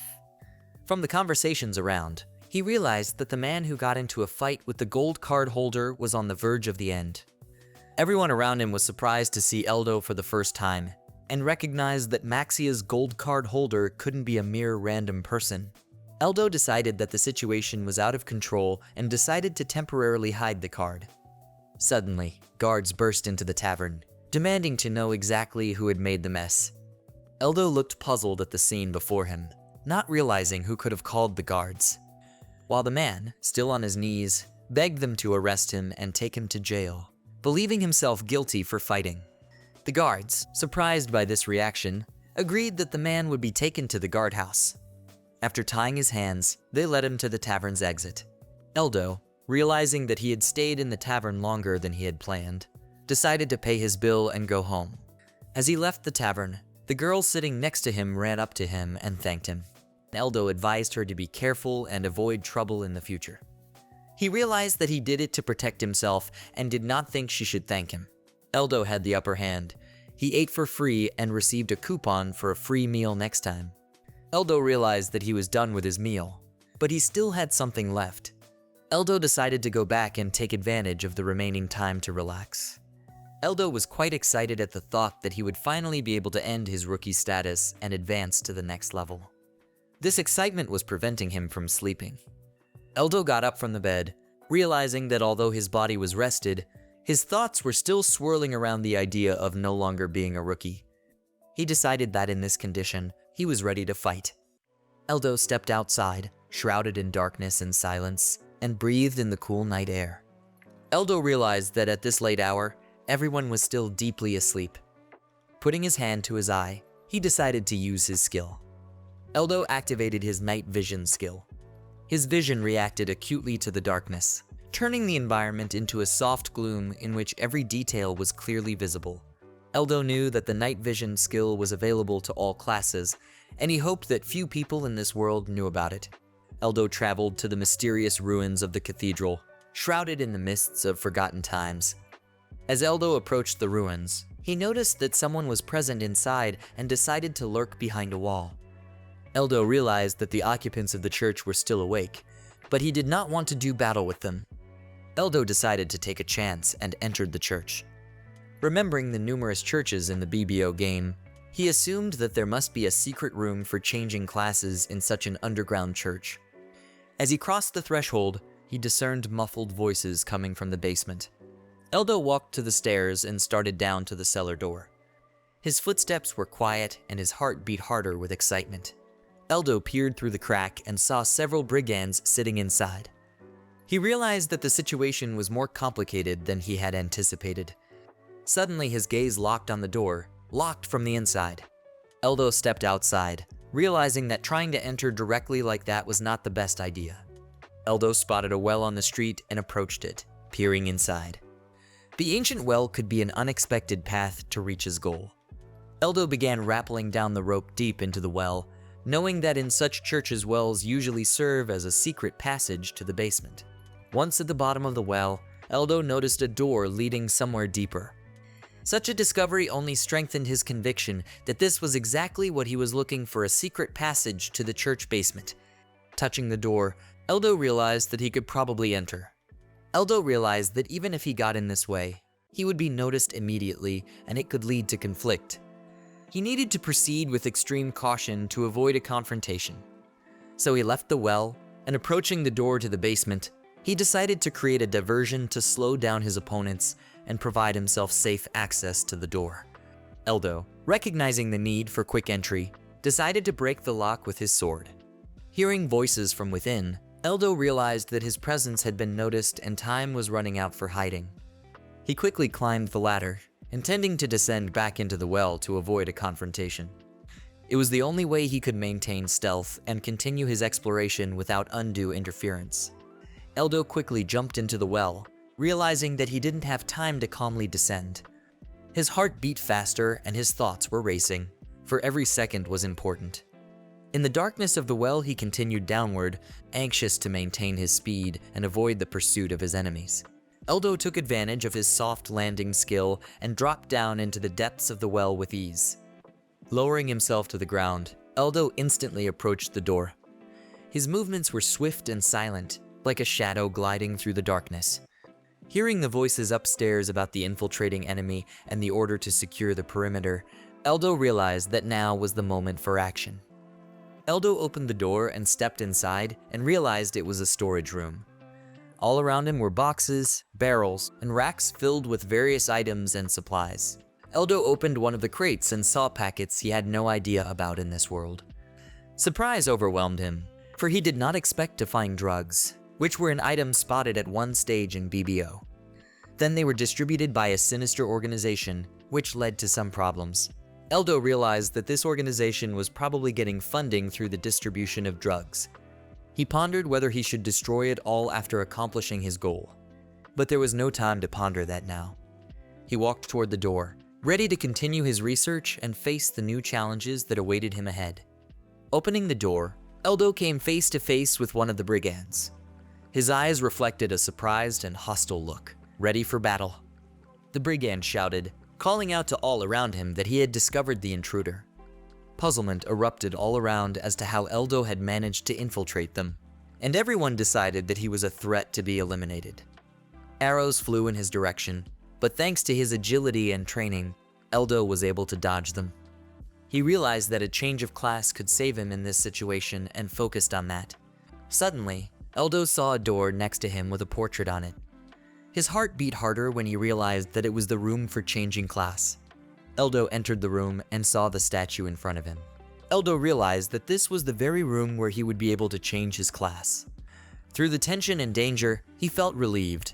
Realizing that he had a chance to evade pursuit and enhance his abilities, he turned around at the approaching brigands. Eldo entered the room and quickly barricaded the door. This was necessary to buy time and ponder the next steps. Eldo walked over to the statue and thought about the possibility of changing class in this place. He knew there were two ways to do it: get the priest's blessing or repeat the spell for profession. Eldo began to repeat the spell, wanting to become much more powerful than any other higher ranked classes. He was aiming for a power that could upset the balance of the game. There was determination and lust for power in his words, but danger also consumed his resolve. Eldo wanted the blessing of the sage class. After finishing the spell, everything around him lit up with light. Eldo felt energy fill his body, filling him with strength and wisdom. He felt his mind expand, illuminating new horizons of knowledge and understanding. Light illuminated his path forward, and he was ready for the new challenges that awaited him in the future.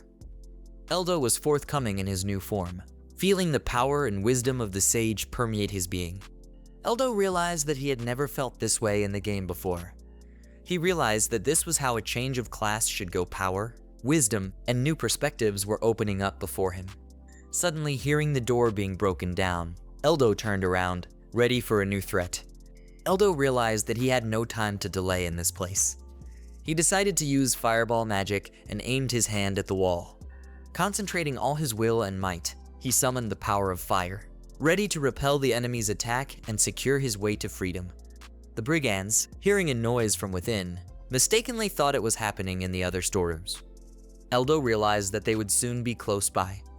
He needed to act quickly to get out before the enemies surrounded him. Eldo, using his flying skill, decided to get out of the well. He concentrated and activated his ability, feeling the force lift him into the air. Already in free air, Eldo, floating in the sky, looked around. Eldo realized that he was done with his business, and it was time to rest. He felt satisfied with the task he had accomplished, and could now allow himself some peace of mind. Eldo flew away from the church and landed nearby. Eldo was startled by the sudden span of an arrow that flew very close to his head. Thanks to his reaction, he was able to dodge at the last moment, avoiding danger. Opposite Eldo stood a man who noticed that he had managed to dodge. Their gazes met, and in that moment, Eldo felt the tension in the air. The hooded man began to approach Eldo, noting that his distraction and penetration were quite skillful. Eldo gazed at the mark on his opponent's clothing and realized it was the crest of the Garden of Despair. The Garden of Despair is a group whose purpose and structure are shrouded in mystery. They appear to be a sinister organization bent on the destruction of society.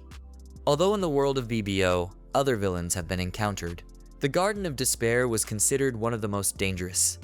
The man noticed that Eldo knew the name of their organization and asked how he got the information. Eldo stated that it was normal to know those who were trying to sink the ship he was on. The man expressed surprise as the case of the sea dragon was classified even in their circles. In fact, Eldo was only bluffing in an attempt to extract information from him, but it seems he was right.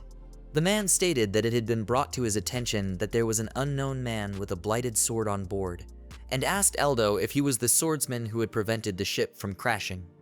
Eldo realized what was being said about him. He asked if people could stop talking about the wretched sword, for he had paid as much as 150,000 gil for it. Eldo questioned the man about what would happen to him if he was really the one rumored to be the one who saved the ship. In response, the man questioned the possibility of joining them. The man stated that he was from the Supreme Brassies and could vouch for Eldo. He promised to give him anything he wished. Eldo could not believe that the man was actually trying to recruit him right now. He hesitated, realizing that it might be better for his survival to accept his offer. After all, even though he had become a sage, he was still at level 5. Besides, he was curious to join them to better understand their motives and goals. However, Eldo refused and added that he was not interested in their organization. The man stated that he was not asking him to stay permanently and offered to try for a week. The man assured Eldo that he would get good money and leeway, including the ability to kill as much as he wanted. He emphasized that once he started killing, Eldo would want to keep doing it. Suddenly, another arrow whizzed by Eldo, and he did not have time to dodge it. Eldo fell to the ground, looking at his opponent. His eyes reflected surprise and apprehension, realizing that the situation was becoming increasingly critical. Eldo stated that, unfortunately, he had never killed anyone before. He added that he did not know if it would take him longer, but said he might try it, starting with him. The man smiled and showed his blades in his hands. Drawing his sword, Eldo lunged at his opponent, throwing back with his sword all the blades flying toward him. Eldo, approaching his opponent, aimed his sword straight at him, preparing to pierce him. But suddenly his sword collided with the blade the man had thrust forward. This unexpected blow stopped Eldo's movement, forcing him to temporarily retreat and reevaluate the situation. The man smiled, commenting on how cheesy Eldo's sword was. The remark caused Eldo to feel annoyed and determined to prove otherwise. Suddenly, Eldo noticed that with his other hand, the man was holding a second blade behind him. And suddenly he swung, about to strike Eldo, but he managed to dodge at the last moment. Eldo realized that he was holding the sword with 2 hands, while his enemy was using only 1. Eldo decided to rely only on the situation. In this case, his enemy was much more experienced. The man smiled and assured Eldo that it was only a matter of time before he died. This statement reminded Eldo of the seriousness of the situation and that he must be prepared for anything to stay alive. The danger was really serious, and so Eldo didn't hesitate to use the clay projectile spell. This attack was all about precision. But the agile fighter of the Gardens of Despair faction skillfully jumped up and avoided colliding with the clay projectiles. The formidable opponent landed on the ground and immediately started moving towards Eldo. The mysterious Despair Garden warrior laughed and said that he hadn't expected this at all. After all, Eldo was originally not like a wizard, but only a talentless warrior with a light sword. Such words touched the pride of the young adventurer, and Eldo clutched the hilt of his sword and promised his opponent that he would change his opinion of him. But the dark fighter of the group of Gardens of Despair was an experienced warrior long before the appearance of Eldo in this world, and therefore easily repelled the attack of the guy. Eldo, realizing that he was unlikely to win with his blade alone, used his magical abilities. The Dark Warrior escaped the influence of magic and did not immediately understand why Eldo shot him in the legs, because it is very stupid. But after a second, the envoy of the Garden of Despair group realized everything, for it could not get off the ground. It was intentionally glued. Curses were sent to Eldo, and the dagger-wielding warrior tried to get out of the sticky abomination that made it impossible to move. Eldo used the sticky bomb spell on the enemy. The magic power splattered a very sticky substance that was difficult to fight. In fact, this spell is outwardly similar to clay projectiles and thus difficult to distinguish in the dark. It was for this purpose that Eldo used those very clay projectiles to begin with. The warrior from the Gardens of Despair organization was trying to escape from the sticky trap by all means, but his foot treacherously did not want to break away from the mercurial slime. Meanwhile, Eldo had already prepared to put a stop to this confrontation and prepared a special spell. But before making the decisive move, Eldo stretched out in a satisfied smile and apologized for not letting himself be killed so easily. The fighter from the Gardens of Despair roared like a doomed beast, although he realized that there was no way to escape from the trap.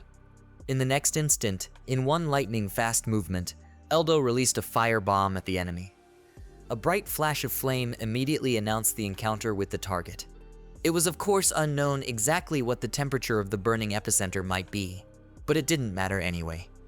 The powerful flames completely covered the body of the formidable fighter from the Gardens of Despair, and only his wild scream could be heard. Eldo continued to keep a close watch on his opponent, waiting for something unforeseen. His fears were not in vain, and Eldo noticed among the tongues of flame the doomed enemy's hand snatching a magic pill.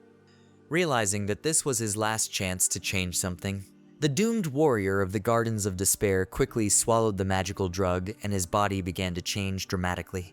Muscles increased so rapidly that his clothes were literally torn to shreds, and Eldo noticed that instead of fingernails and this guy appeared threatening claws. Eldo did not expect such a turn of events, because in front of him stood not a man, but some evil monster. The horrible creature got rid of the influence of magical fire and struck with incredible force where Eldo was. The monstrous force of the mutated fighter from the Gardens of Despair shattered the seemingly indestructible stone bridge like a sandcastle. The terrifying creature stared pensively downward, trying to see its opponent among the pile of stone rubble. But it wasn't that simple, and after a second, the mutated man realized it. Eldo watched the monster and marveled at how much the artificial demonic drug had changed the appearance of a mere human. The magical ability of levitation once again proved useful. Eldo watched his opponent from a safe distance and pondered how he should proceed this time. The leaders of the Garden of Despair organization in the WoW game constantly used an artificial demonic drug. Such a powerful drug completely took away a person's sanity, and as a reward for not being able to return to their former appearance, they were given incredible physical strength. Eldo realized that the use of this magical drug confirmed the fact that the Garden of Despair group from the OI game and their prototype from this world were related by more than just name and emblem. The only thing left to do was to finish off the enemy with magic. It was obvious to Eldo that fighting such an enhanced opponent in close combat would be very difficult. Therefore, the guy apologized and said that he absolutely had to win by any means necessary. Eldo concentrated his magic powers and fired a fire arrow at the mutated opponent. But the monster was quite agile and was able to catch the fire arrow, although it did not save him from the damage. The fire projectile exploded with a powerful cloud of flame in the monster's paw and caused the monster to wail in pain. Eldo noticed how confused the mutated foe was and decided to build on his success. Following the first fiery arrow, 5 of the same deadly spears came back at once. The fiery explosion, 5 times more powerful than the last one, enveloped the vast area in deadly flames. The crackle of flying stones moved with the painful shriek of the mercurial creature, and all that was left to do was to wait for the result. After a few minutes of the fire fighting the mutated flesh, there was nothing left but thick smoke where the monster had been. The flames that had already lost their original power were fading, and the result of the magic attack was visible. Eldo felt his superiority and praised himself for the correct action. The young traveler decided that here his mission was accomplished. And since the formidable foe had turned into a pile of foul-smelling ashes, it was time to get away. Although it was already deep night, the moon was full, and so the way back was well lit. Soon morning came, and the bright sun brought the inhabitants of the city back from the tranquil realm of Morpheus. Eldo, however, sat in his room and reflected on all that had happened. The boy was pleased with himself because he had managed to deal with the threat. After all, it was a great result to get rid of all those who had chased him last night. But despite his success, Eldo was still determined not to forget the possibility of a second battle with Brassus. Eldo decided to head into town, specifically to the shopping district. Eldo decided that since he was a wise man, he needed a magic staff. Of course he could use magic, but the difference in power with and without the staff was enormous. Eldo also realized that he was only able to quickly defeat the sea dragon because of the good equipment of the other adventurers. Therefore, in order to strengthen his magical abilities, Eldo came to the huge building where the merchant guild was located. As usual, this establishment attracted a lot of customers with its rich selection of goods. Eldo immediately noticed several magic staffs and decided to learn more about their properties. It was quite expected to see a fine selection of weapons for all tastes in this capital's armory. But still, Eldo realized that all these powerful staffs are for real wizards. There were many kinds of magic staffs in this world, and he, as a wise man, could use any of them. However, despite this versatility, only a special sage staff could demonstrate the full power of a sage. Eldo decided that in order to obtain such an item, he should seek help. For this purpose, the young sage went to the head of the trading company himself, for it was felt that it was there that he could find the staff he needed. Mina cheerfully greeted Eldo and reminded him that they had not seen each other since yesterday. The girl inquired about the urgent matter that had brought the guy to her. Eldo explained that he had been shopping in various stores since morning, but could not find what he needed. Although his gold card did prove to be very useful, Eldo boasts that he is immediately treated very politely when he sees his gold card as soon as he takes it out. And even at the local eatery, he was able to surprise the owner and make him very worried. Mina only laughed at such a story. The girl asked what Eldo was looking for since he couldn't find it in the stores. The guy explained that all he needed was a special magic staff. The words about the magic staff surprised the head of the trading company very much, and Mina reminded him that Eldo was a swordsman. But the guy demonstrated a small magic circle and said that wasn't quite true. Eldo, with a slight movement of his hand, created a magic torch and proudly called himself a sage. Mina had never heard such a definition and asked if it was something between a swordsman and a wizard. But Eldo explained that a sage is a purely magical profession, and swordsmen are usually beginners. Mina asked how then he was able to repel the sea dragon's attack, since his ability to handle a sword was completely unlike that of a novice. But Eldo replied that it was all due to talent, and he was indeed a beginner. Mina didn't quite understand how it really happened, for the sea dragon is a very strong monster. Eldo explained that anyone could achieve such success if they practiced hard and honed their sword skills. But he himself considers his true profession to be the status of a sage. The head of the trading company confessed that she thought Eldo was wasting his abilities and strength on professions other than swordsmen. But since he's such a strong person, he must have good reasons for wanting to get his hands on a magic staff. In the end, Mina agreed to show off the best magic staffs she had in her house. The selection of all sorts of weapons was truly amazing. Among the huge number of various melee weapons, there were of course magic staffs. Eldo looked around at the assortment and exclaimed that they were all top-notch. All the magic staffs were very good, but to Eldo's dismay, none of them were suitable for the sage. Having almost given up hope, the young sage noticed at the very bottom exactly what he needed. In an excited voice, Eldo pointed to the magical staff and wished for it. The sage asked Mina's permission to take the chosen magic staff. The girl had nothing against this choice, but admitted that she could not recommend it to Eldo. The thing was that this magic staff was discovered during the excavation of ancient ruins. And in all likelihood, this ancient artifact was good for nothing. But Eldo disagreed with such observations and replied, "For him, this staff is fine." Taking the desired object in his hands, Eldo confessed that he felt the real staff of the sage. Judging from the sensation, it was indeed a magnificent staff. And it was most likely very lowly rated just because it was used by an ordinary wizard. But as is usually the case, the rapture was followed by disappointment. Such a disappointment for Eldo was the price of the sage staff. On the price tag, there was a sum that made the guy feel dry in the mouth, namely 25 million gil. The head of the trading company explained that all the exhibits were very expensive despite their functionality because of their historical value. However, it is possible to pay with more than just money. Eldo sadly admitted that he had nothing but a small amount of money, except for the sword, which at best would be worth a measly 150,000 gil.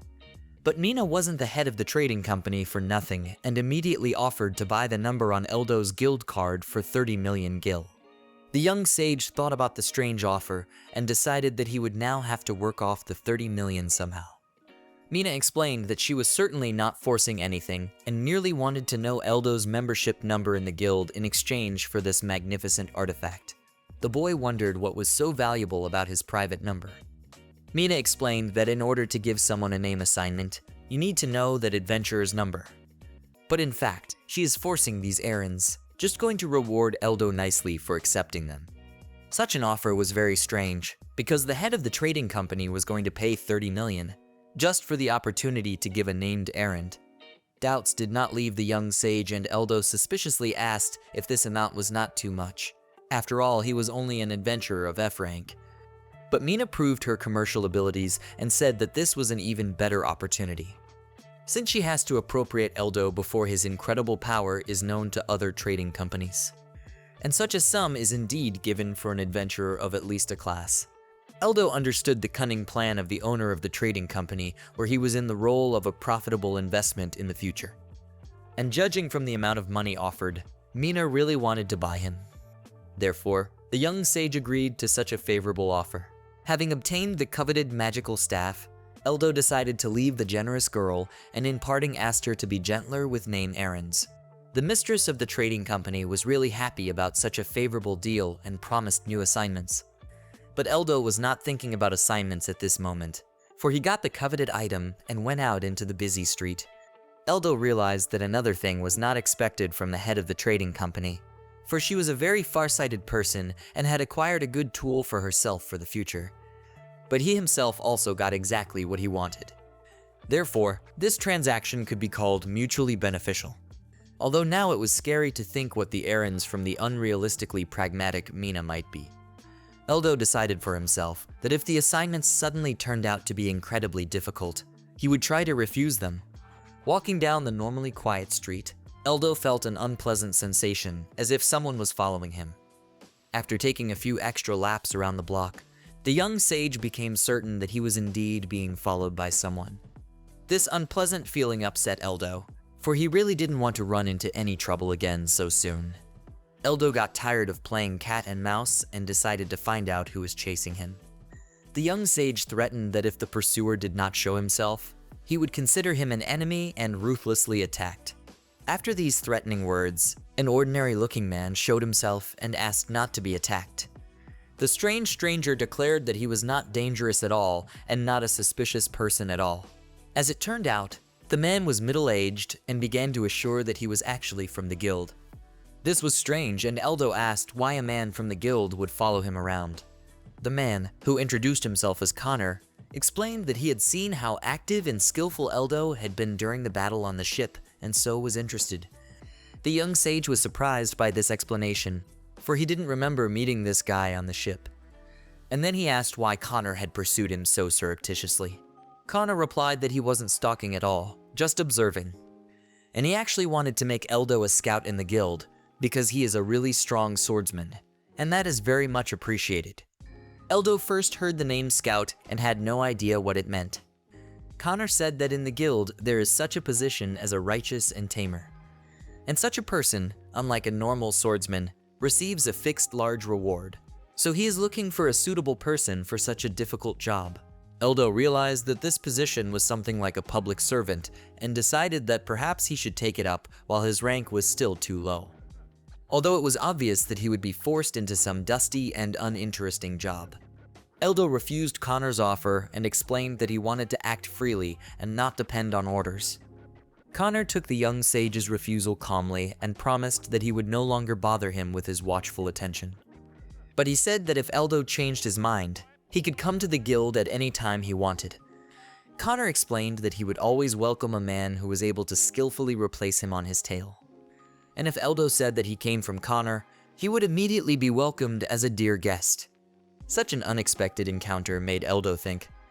As far as he could remember, there was no such profession as a scout in the WBO game. Usually in the game, jobs were updated all the time and nothing happened if no one took them at all.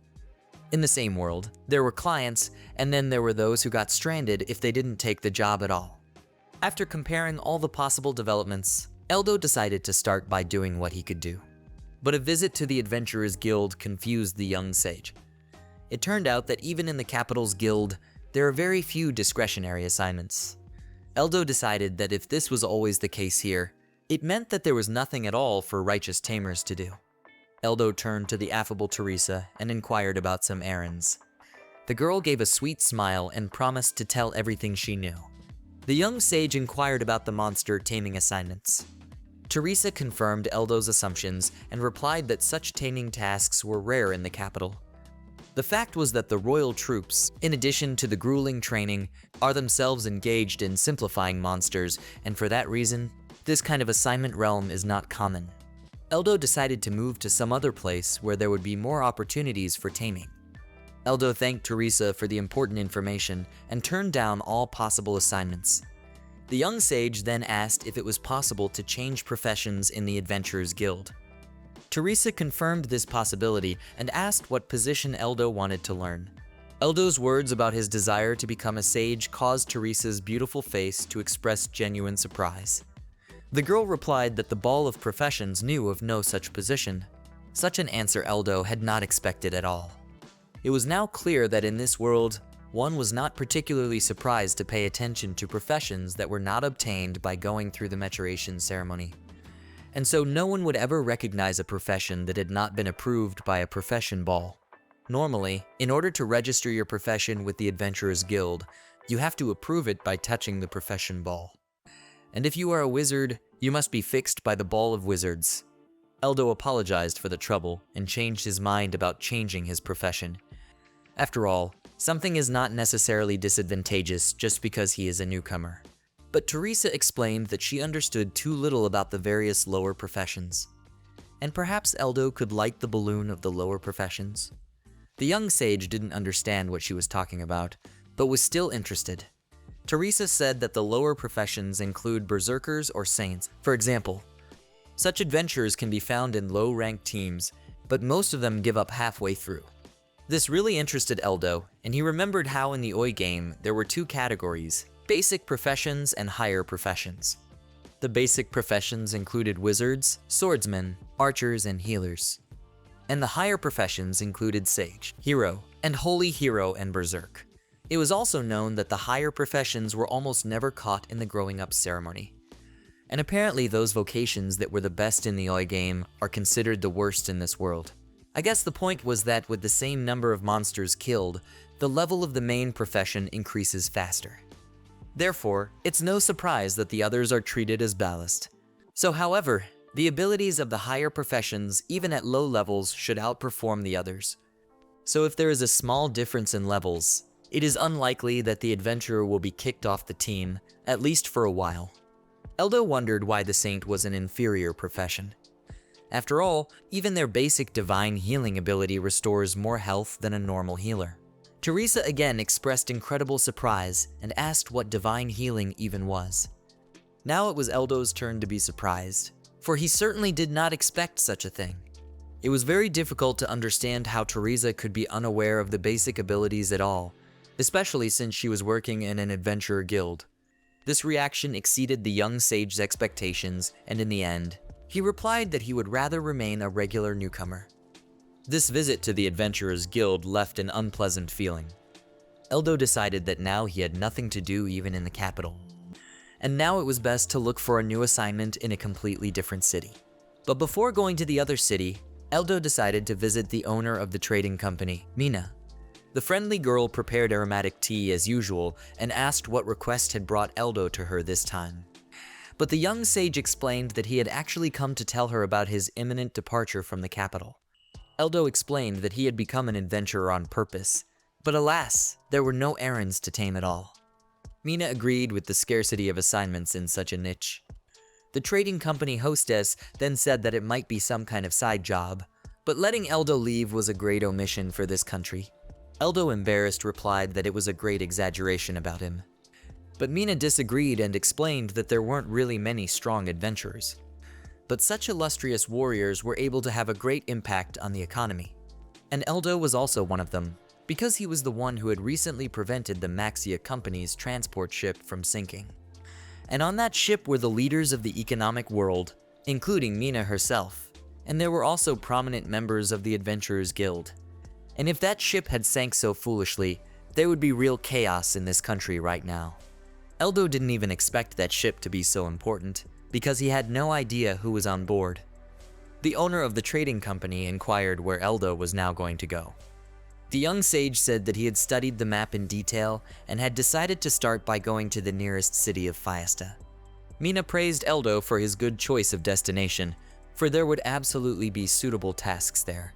But then the trading company mistress remembered that there was actually one good monster taming assignment in the capital. Eldo was immediately interested and asked for more details. As it turned out, from Mina's words, it was an assignment to eliminate a giant mole, a vicious C-rank monster. Eldo admitted that he had never heard of such a monster and decided that apparently this monster was something special in this world. Eldo asked where exactly there was such a mole that needed to be destroyed. Mina told about the fields in the capital that belonged to her company. She said that they were not as large as those in the breadbasket region, but they were still a source of income for the company. Eldo had not expected to hear that Maxia's trading company was also involved in agriculture. And apparently there were now giant moles in those fields. Mina confirmed the appearance of the giant moles and complained of significant losses from their activities. The girl offered to pay Eldo 500,000 gil for each mole if he would take up the task right now. And it would be ideal if Eldo destroyed absolutely all the monsters. The young sage realized that this was indeed an unimaginable reward for the task of decorating monsters and immediately agreed to take up the task. Mina thanked for agreeing and confessed that it would indeed be the salvation of her farming industry if she could get rid of the giant moles. After all, they are very dangerous monsters. Eldo did not expect that some moles would prove to be a strong opponent. But Mina explained that the giant moles were hiding underground, and so they would be quite difficult to deal with. Eldo promised to look into it and do his best. Mina asked Eldo before he left to take the map and the written mission request with him. Thanks to the detailed map, Eldo going outside the city walls quite quickly found the right place, which really looked like ordinary farmers' fields. The most ordinary countryside stretched all the way to the horizon. At first glance, everything was peaceful and everywhere one could see neat squares with various crops growing. It was surprising for Eldo to see such simple farmland so close to the capital. And although Mina had spoken of her small fields, it was very difficult to figure out exactly where they were. To avoid wasting time in useless wandering, Eldo decided to check with the local administration and soon knocked on the massive door. The plain-looking woman introduced herself as Emilia and asked what business had brought Eldo to the village administration of Maxia. The young sage explained that he had come on behalf of the head of the company, Mina, and showed a written order. Emilia rejoiced at the adventurer's arrival and thanked Eldo for accepting the assignment. Emily began to tell him that they had been waiting for help for a long time and were now counting on Eldo. But the adventurer himself explained that he had come to trim the giant moles and asked for clarification of exactly where the Maxia company's fields were. But Emily replied that practically all the fields here belonged to Mina's company. This caused the young sage to have a fit of sharp displeasure, for he certainly hadn't expected such a scale. The fields stretched all the way to the horizon, and in width, they also stretched as far as one could see. It seemed that even for a whole day, it was impossible to go around all these lands. Eldo immediately remembered the words of the owner of the trading company that she had small fields. The adventurer realized that the situation was exactly the same as it was in the bar. And now it was even hard to imagine how influential Maxia's company was in this world. It was no longer possible to retreat from the task, and Eldo decided to start searching for giant moles. The young adventurer explained that it would be very difficult to clear the fields of moles without damaging them, and how Emily felt about it.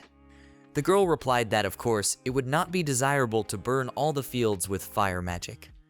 And so if Eldo only tramples something a little, it's not a big deal. Emily wondered if Eldo would be doing the plantation cleanup alone. And if it would take a long time, it would be more rational to find someone else to help. But the young sage leaned on the ground and promised that everything would be all right, because all the giant moles would gather in one place. A flustered Emily didn't understand what the strange adventurer meant. Meanwhile, Eldo was looking for a suitable place. The resourceful sage decided that it was foolish to chase the monsters and easier to summon them all at once with an earth lure. Earthbait is an ability that spreads magic across the surface of the earth in different directions like waves. This trap worked well for the underground species of monsters, for they seek sustenance for themselves not through their eyes, but through the sensation of smell or magic, and it was through such primitive animal needs that Eldo was going to bait the giant moles. A few minutes after the earth trap was activated, frequent vibrations were heard on the ground, and this was a clear sign that the monsters were approaching. The slight vibration soon turned into a real earth tremor, and the vicious faces of the giant moles burst to the surface, scattering the ground for dozens of meters. In addition to the vile, sickening appearance, the giant moles also emitted a piercing roar that was unpleasantly annoying to the ear. But Eldo was prepared for this encounter and waited for the monsters to fully emerge from the ground. Seeing giant moles for the first time in his life, Eldo realized how much these nasty animals could ruin fields, and it could severely damage food production. The adventurous sage prepared to use his new staff for the first time and used the Ice Blocks spell. As soon as Eldo struck the staff against the ground, huge blocks of solid ice came crashing down. The magical ice was of course a super strong material, and during the encounter with the blocks, the giant moles were destroyed. On the recently still perfect level field, there was now a huge pile of ice mixed with the bodies of the giant moles. Eldo noticed Emily's stupor and apologized for such unplanned destruction. Emily could not find a way to express her impressions at the sight of the ruined field and only hesitantly thanked him for his help. Thus, the special assignment to tame the giant moles had been completed, and now Eldo decided to go to the customer Mina Maxia.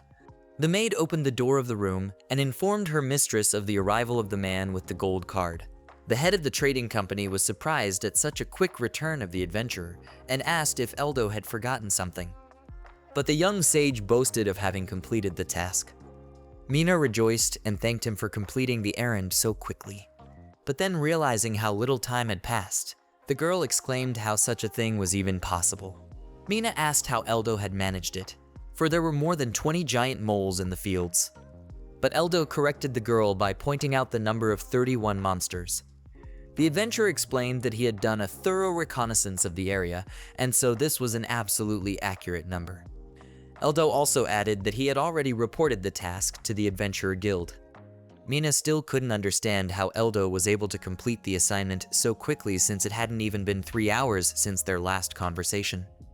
Eldo explained how he had appropriated the monsters with magic and then destroyed them all together. Eldo explained that he purposely spread flavor magic and then used the earth-baiting ability to destroy the place where the giant moles had gathered.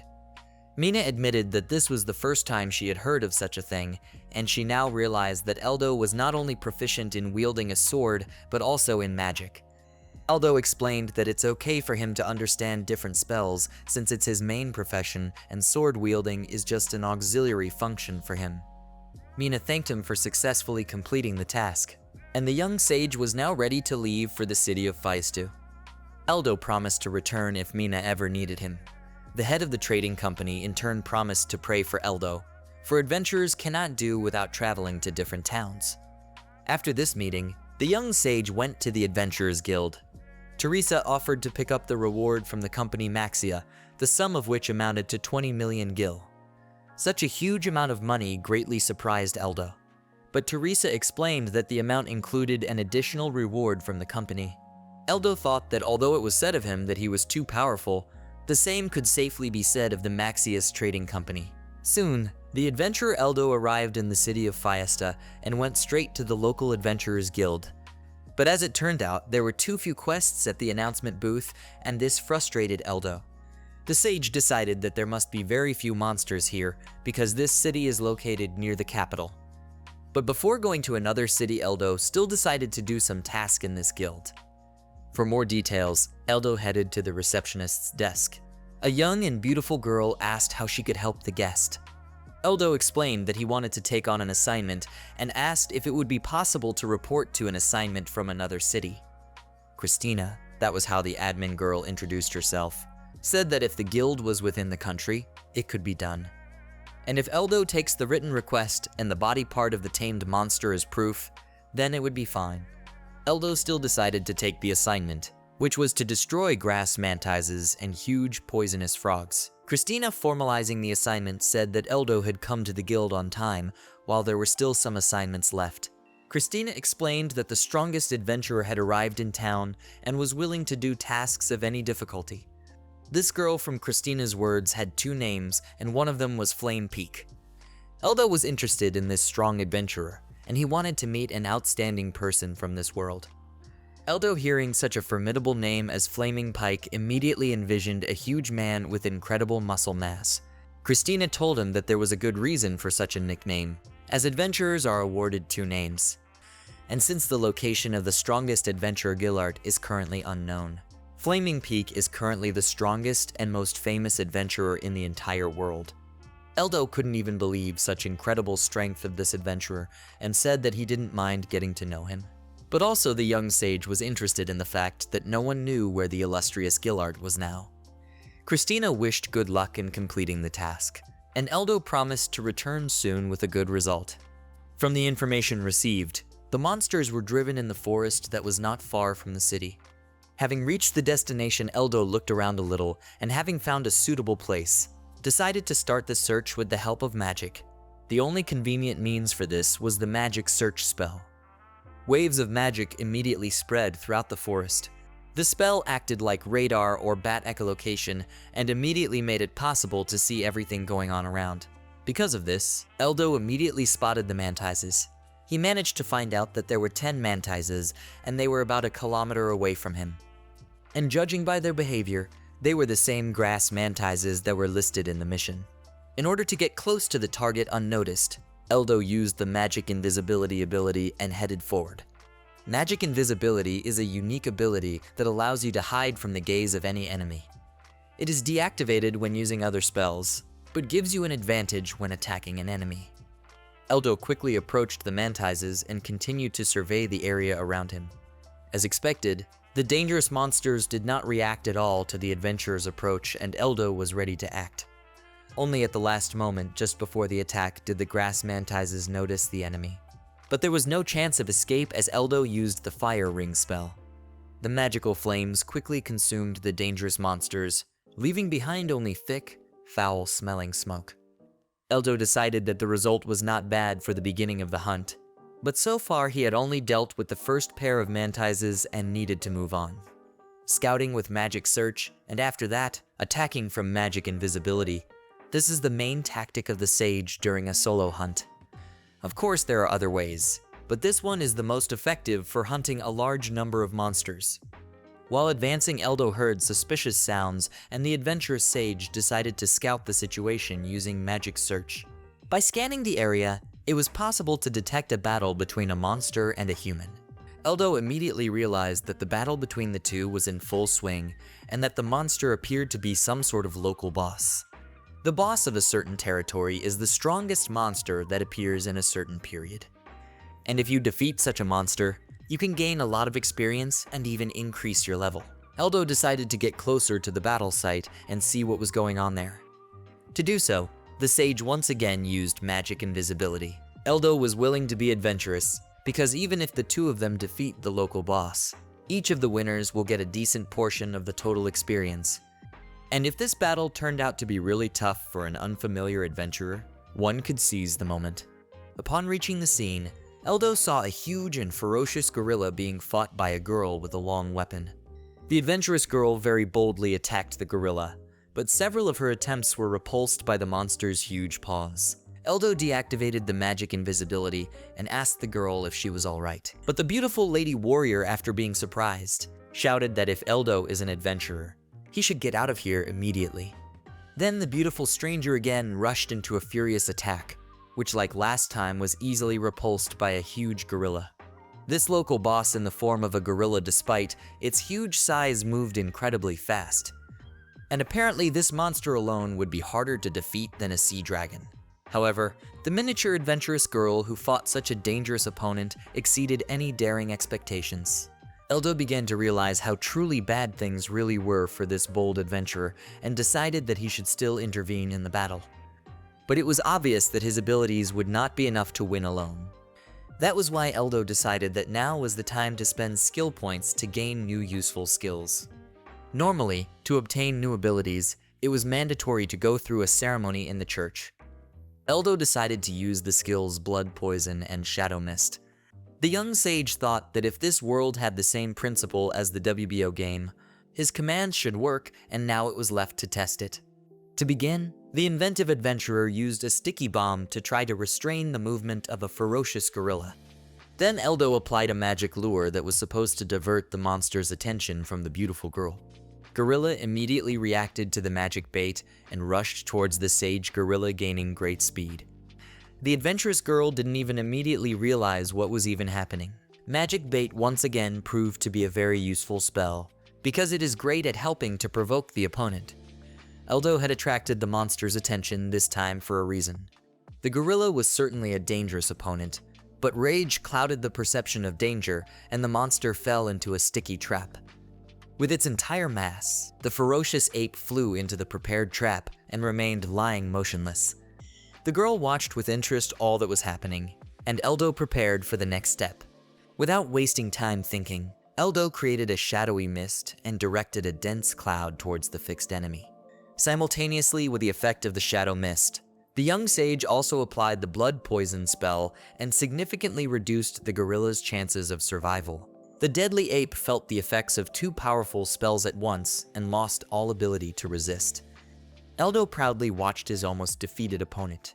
Shadow mist narrows the opponent's field of vision, making it impossible to navigate, and the blood poison spell greatly reduces physical strength. The adventurer girl asked admiringly if Eldo could disarm the enraged monkey so quickly, because even she couldn't do it.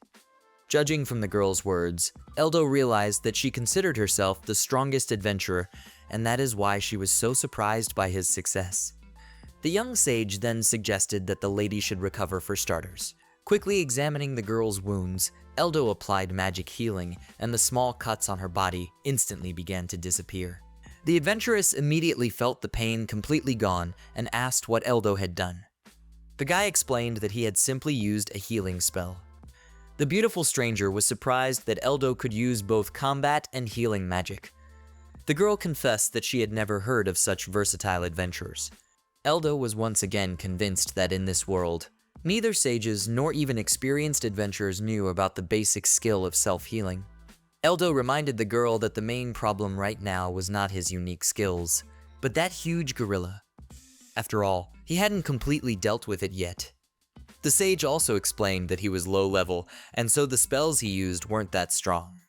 Eldo decided that he could definitely finish off this monster if he continued to affect it with the blood poison spell, but alas, it would take too long. Eldo suggested the girl to look for reinforcements, and told her that he had heard about how the strongest adventurer Flaming Peak was in these parts, and perhaps this hero would help them. But now it was the sage's turn to be surprised, for this frail girl declared that she was Flaming Peak, then the most illustrious hero. The girl explained that in fact everyone she knew called her Miria, and Flaming Peak was the nickname given to her in the Adventurers Guild. Looking at this young creature, Eldo couldn't believe that she was as strong as everyone said she was. After all, he had originally expected such a strong adventurer to be able to finish off someone like an enraged gorilla with a few blows. And the nickname Flaming Peak conjured up the image of some incredible giant with huge muscles, but not a girl of frail physique. Eldo, not much moved from his surprise, still introduced himself.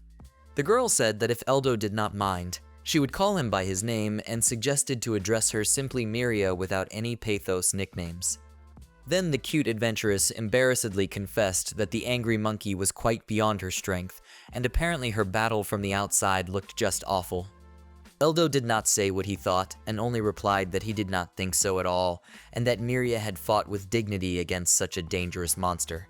The young sage then asked if he understood correctly that the nickname Flaming Spade was given because of the flaming weapons ability. Miria replied that it was indeed so and confessed that she was surprised at such insight from Eldo. The sage from the other world realized that it turns out that this girl's profession in the game was the highest, but in this world belongs to the lowest, and she is a real hero. This situation seemed like a real waste, since the high-level abilities of a hero could be extremely advantageous.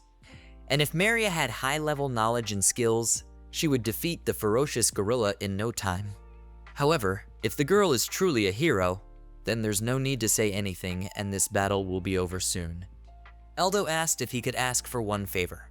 The sage explained that he would try to delay the gorilla and Miria would have to attack the monster alone in the meantime.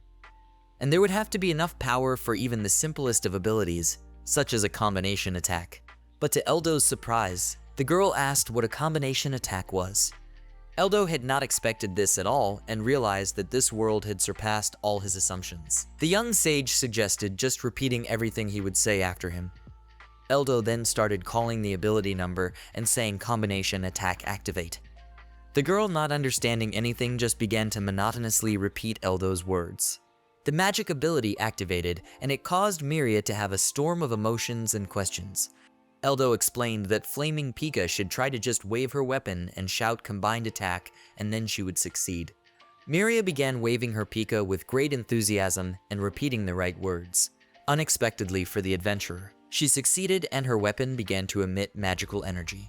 Miria was delighted with her new ability and asked if it was possible to learn different skills in this way. Eldo told her that this was how it was done, but of course there were other ways. Such incredible knowledge greatly surprised the fragile adventuress, and the girl asked for an explanation of who Eldo was in general. Enjoying Miria's delight, the sage explained that he was just a little knowledgeable, and so he was the simplest F-rank adventurer. But the girl didn't believe such an explanation and declared that it couldn't be that a simple adventurer of low rank would know such valuable tricks. Eldo tried to convince her that he was not lying at all, but at that moment a huge gorilla reminded him of himself. The powerful animal was able to escape from the trap with its incredible strength and once again threatened to kill the adventurers. The monster's strength was enough to tear out the piece of ground to which it was glued, and this came as an unpleasant surprise to Eldo. The young sage explained to Miria that the gorilla could not see anything, but still needed to be wary as the monster would attack anywhere. The enraged ape waved its huge paws in all directions and would not let him get any closer. Eldo decided that now he would have to remove all the spells from the monster, and then he would take all the attacks of the huge gorilla himself. The sage ordered the girl to attack the monster with a combination attack in the meantime. But Miria excitedly replied that it was impossible. Eldo promised that everything would be fine, and he would definitely withstand the attack of the infuriated gorilla, and Miria in turn should give her best during her attack. The girl believed in her strength and promised that she would do everything right. Prepared for the final confrontation, Eldo and applied nullification spells. The gorilla immediately gained the ability to see, and now Eldo was its primary target. The frenzied monster gained incredible speed and instantly approached the young sage to deliver a fatal blow. The huge fist of the maddened animal crashed into Eldo's magical shield, and Miria meanwhile began her maneuver. The magical defense that Eldo applied was certainly not an iron wall, but it was the kind of defense the sages used. Holding back the monster's power, Eldo ordered the girl to begin her attack.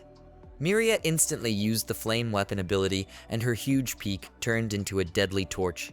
The gorilla that was focused on Eldo did not notice the girl's lightning-fast movements, and this was an advantage for Miria. The young adventuress used her combo attack ability and delivered a flurry of blows on the vicious ape. Seeking to build on her success, Miria continued her attack and aimed her flaming pike to deliver a fatal blow. The plume of fire combined with Miria's quick movements caused the huge monster to retreat backward. The girl realized that she was now succeeding at something she couldn't do before. Taking good aim and concentrating all of her strength, Miria furiously threw herself into another attack. The blow was so powerful that the huge body of the enraged gorilla flew aside like a piece of light wood. At the same time, the magical energy of the flaming weapon pierced through the monster's chest and ripped out a whole fountain of innards from the gorilla's back. The winner of the battle was determined. The young adventuress stood by her defeated opponent and watched it fuming after the fatal blow. Miria was ecstatic, for she had never attacked so powerfully before. Eldo praised the girl for the beautiful victory and said that they even managed to raise the levels. Miria admitted that she didn't expect to defeat the huge gorilla so easily, and it was all thanks to Eldo. But the sage reminded that he was only stopping the monster's attacks, and it was Miria who made the decisive blow. But the adventuress disagreed and once again said that she didn't believe in Eldo's low rank, since he has incredible knowledge of rare abilities. After listening to the girl, Eldo proposed to organize a team to combine powers and abilities. Miria did not expect such a suggestion and thought about what she should do. Eldo waited for a positive answer, because working in a team could open up new opportunities.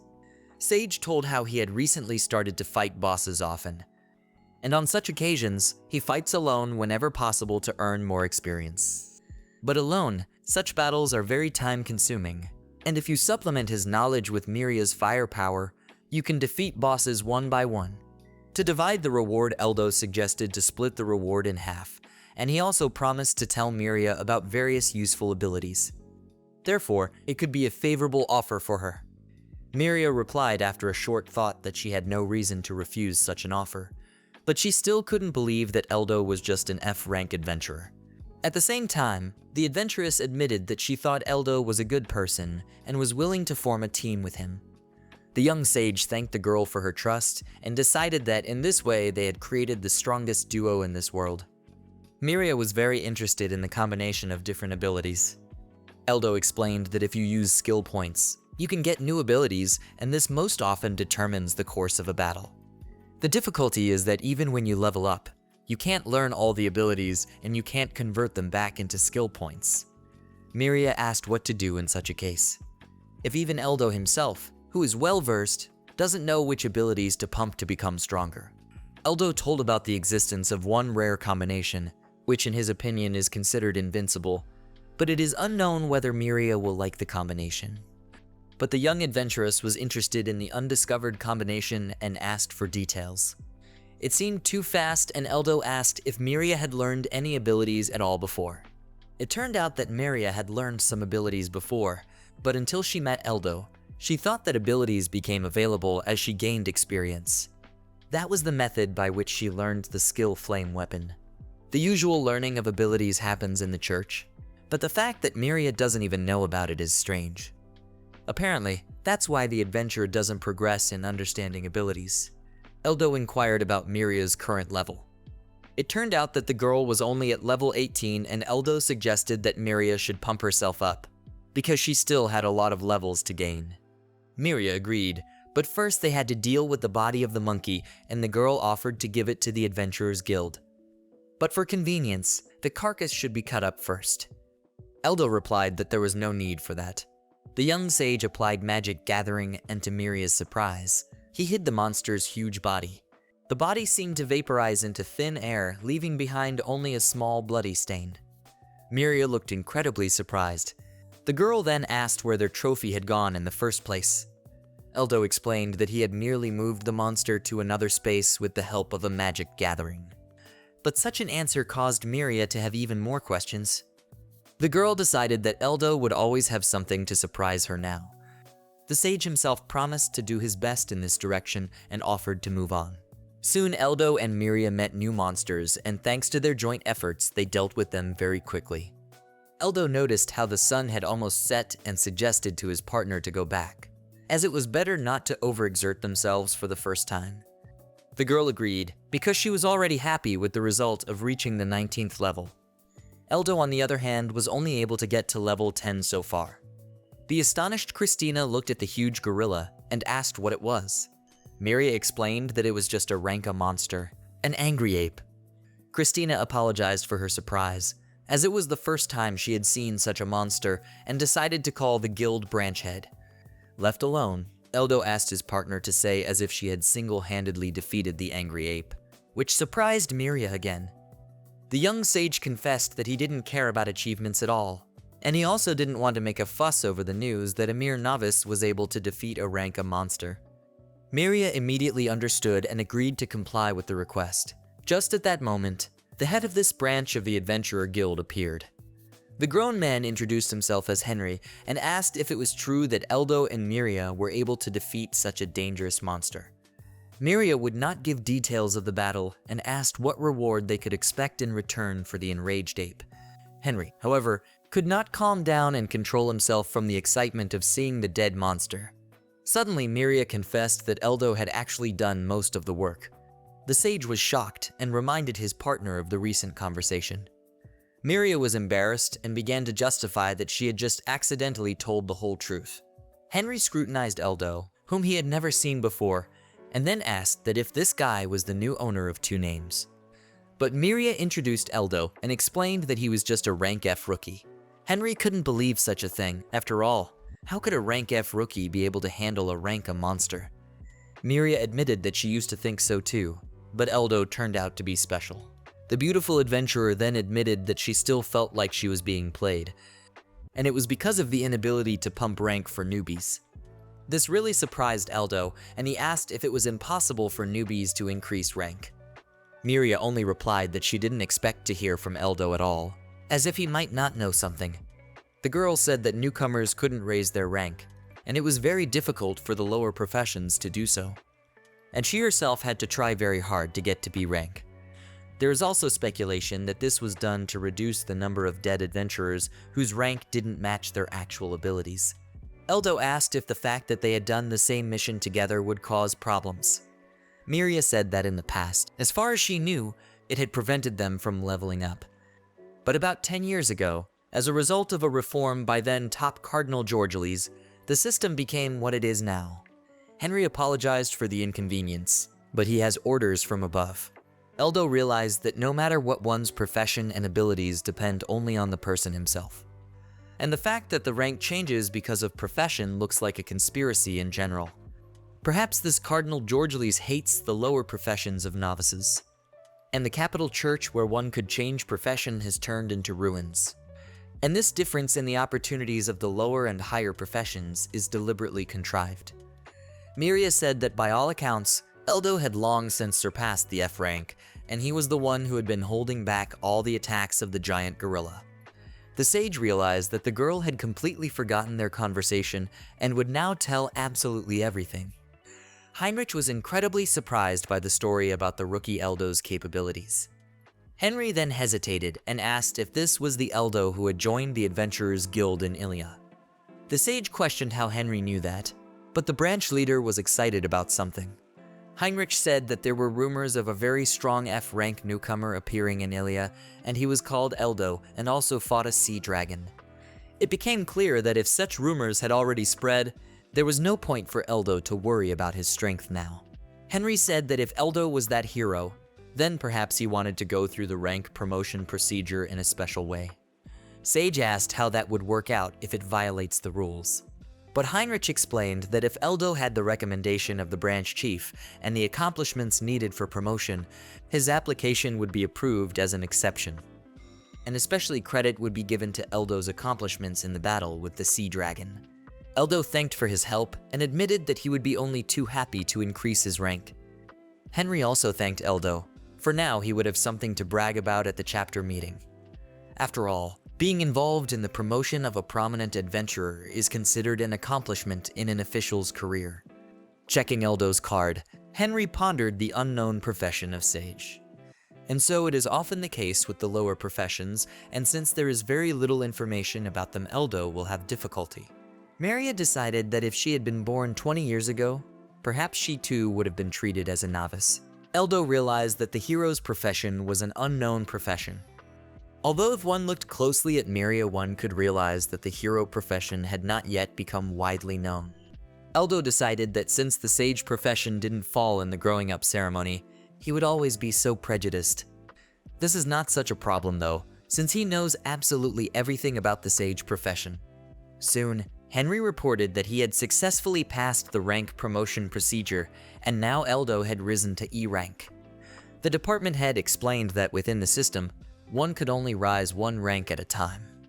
Therefore, Eldo could come back again when he accumulated new achievements. The young sage thanked Henry for his help and promised to come back again. The whole guild conversation drifted away from the original topic, as the main goal was to ransom materials for the enraged ape. In the end, Eldo and Miria received a reward of 100 million gil.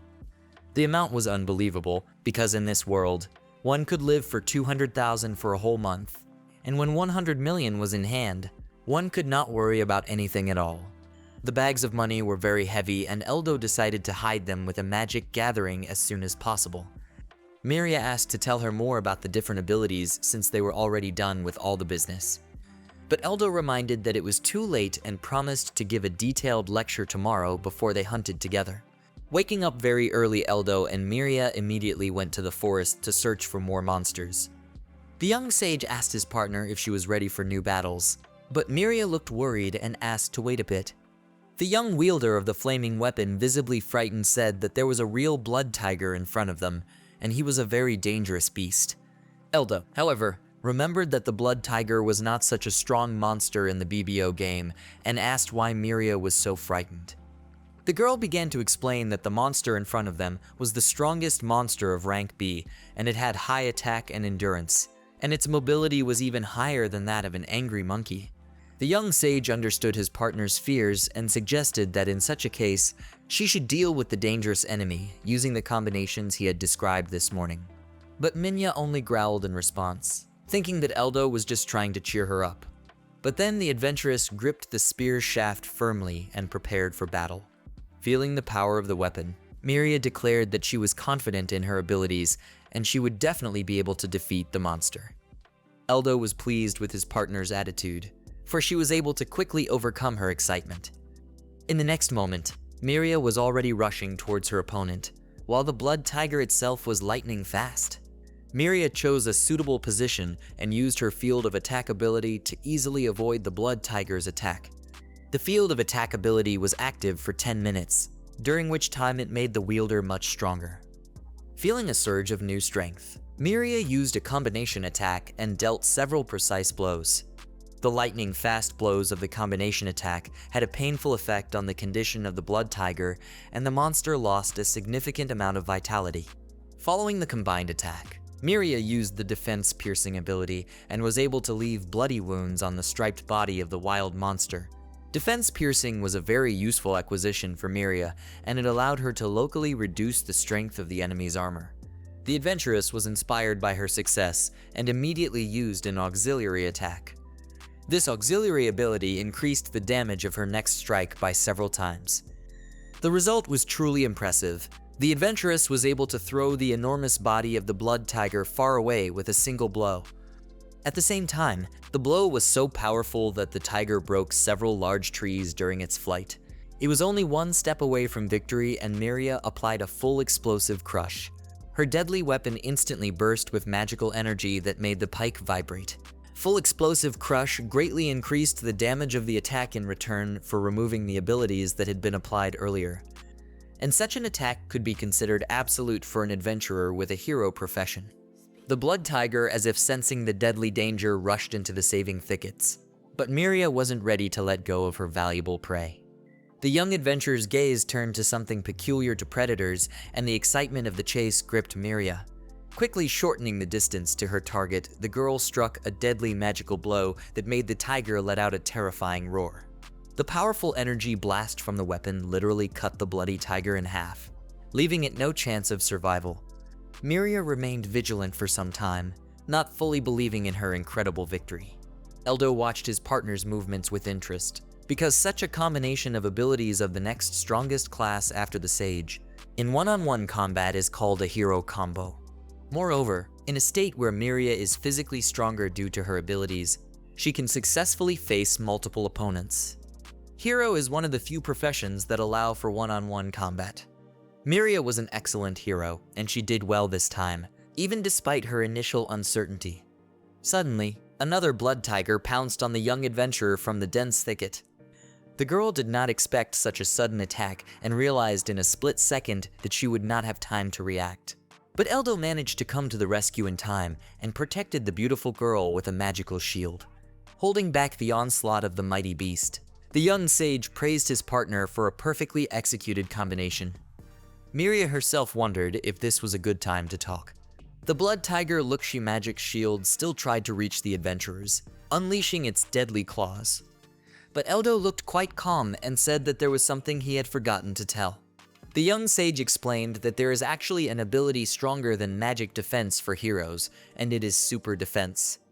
There is also a strong combination where the hero activates critical defense to dodge the enemy's attack.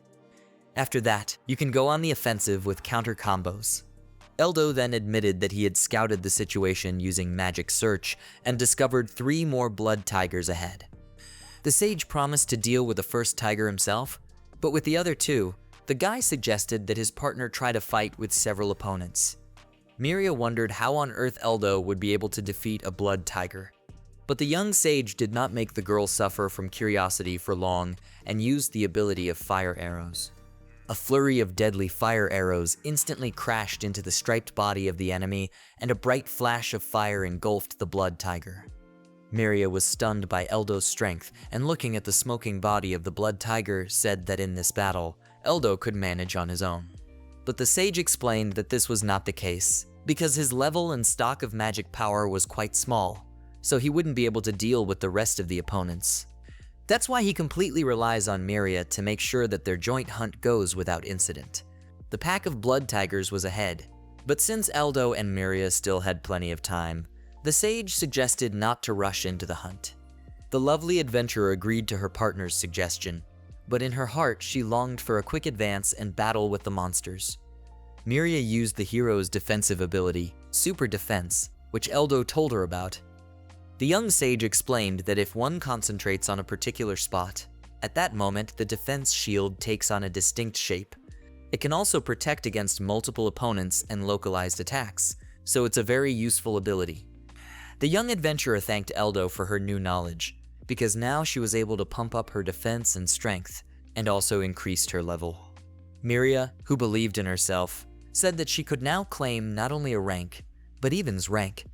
Eldo was surprised at the young adventurer's mood change so quickly, as she had seemed unsure of herself even in the morning.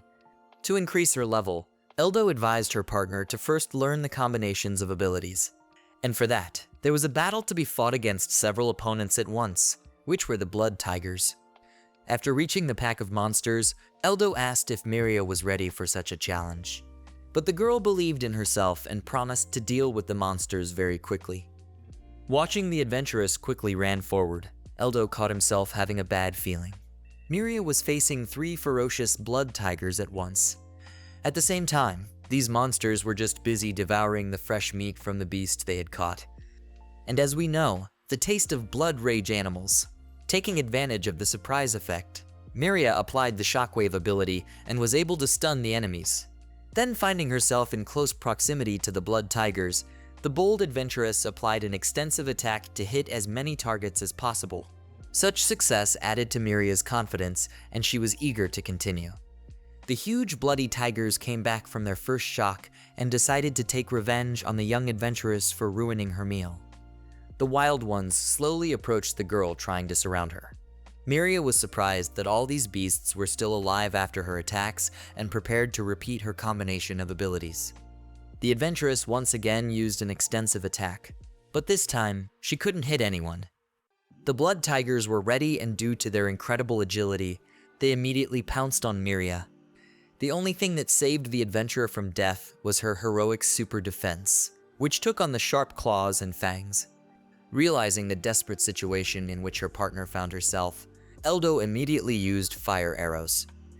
The magical flames were able to pierce the bloody tigers, and thus decided the outcome of the battle in favor of the adventurers. The frightened Miria once again thanked Eldo for her rescue. In response, the young sage pointed out 2 mistakes her partner had made. The first mistake was that Miria didn't activate the reinforcement from the attack field and auxiliary attack. And the second mistake, the girl didn't understand everything about the recharge time of her abilities. Because to reactivate the field of extensive attack, you need to wait for about 10 seconds, otherwise it will not work the second time. And during this time, you should just quietly use other abilities. The beautiful adventurer admitted all her mistakes and apologized for getting too carried away during the battle and losing her guard. But Eldo still praised her partner because she was able to quickly figure out what to use and was able to defend herself in a critical situation by using her super defense. All this is a sign of a good vision of the battlefield. Miria blushed with embarrassment like a young schoolgirl on a first date and thanked Eldo for his kind words. The sage then suggested that we switch roles and move on in search of monsters, which delighted Miria. Soon, the team of young adventurers returned to the guild after finishing their hunt and were able to stun Christina and Henry.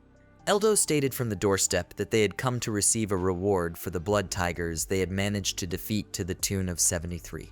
Such shocking information even made the head of the department's glasses crack, and young Christina almost had a heart attack, and if she were younger, she would not have woken up. Heinrich admitted that he couldn't believe such a success of just 2 adventurers, even if they were so talented.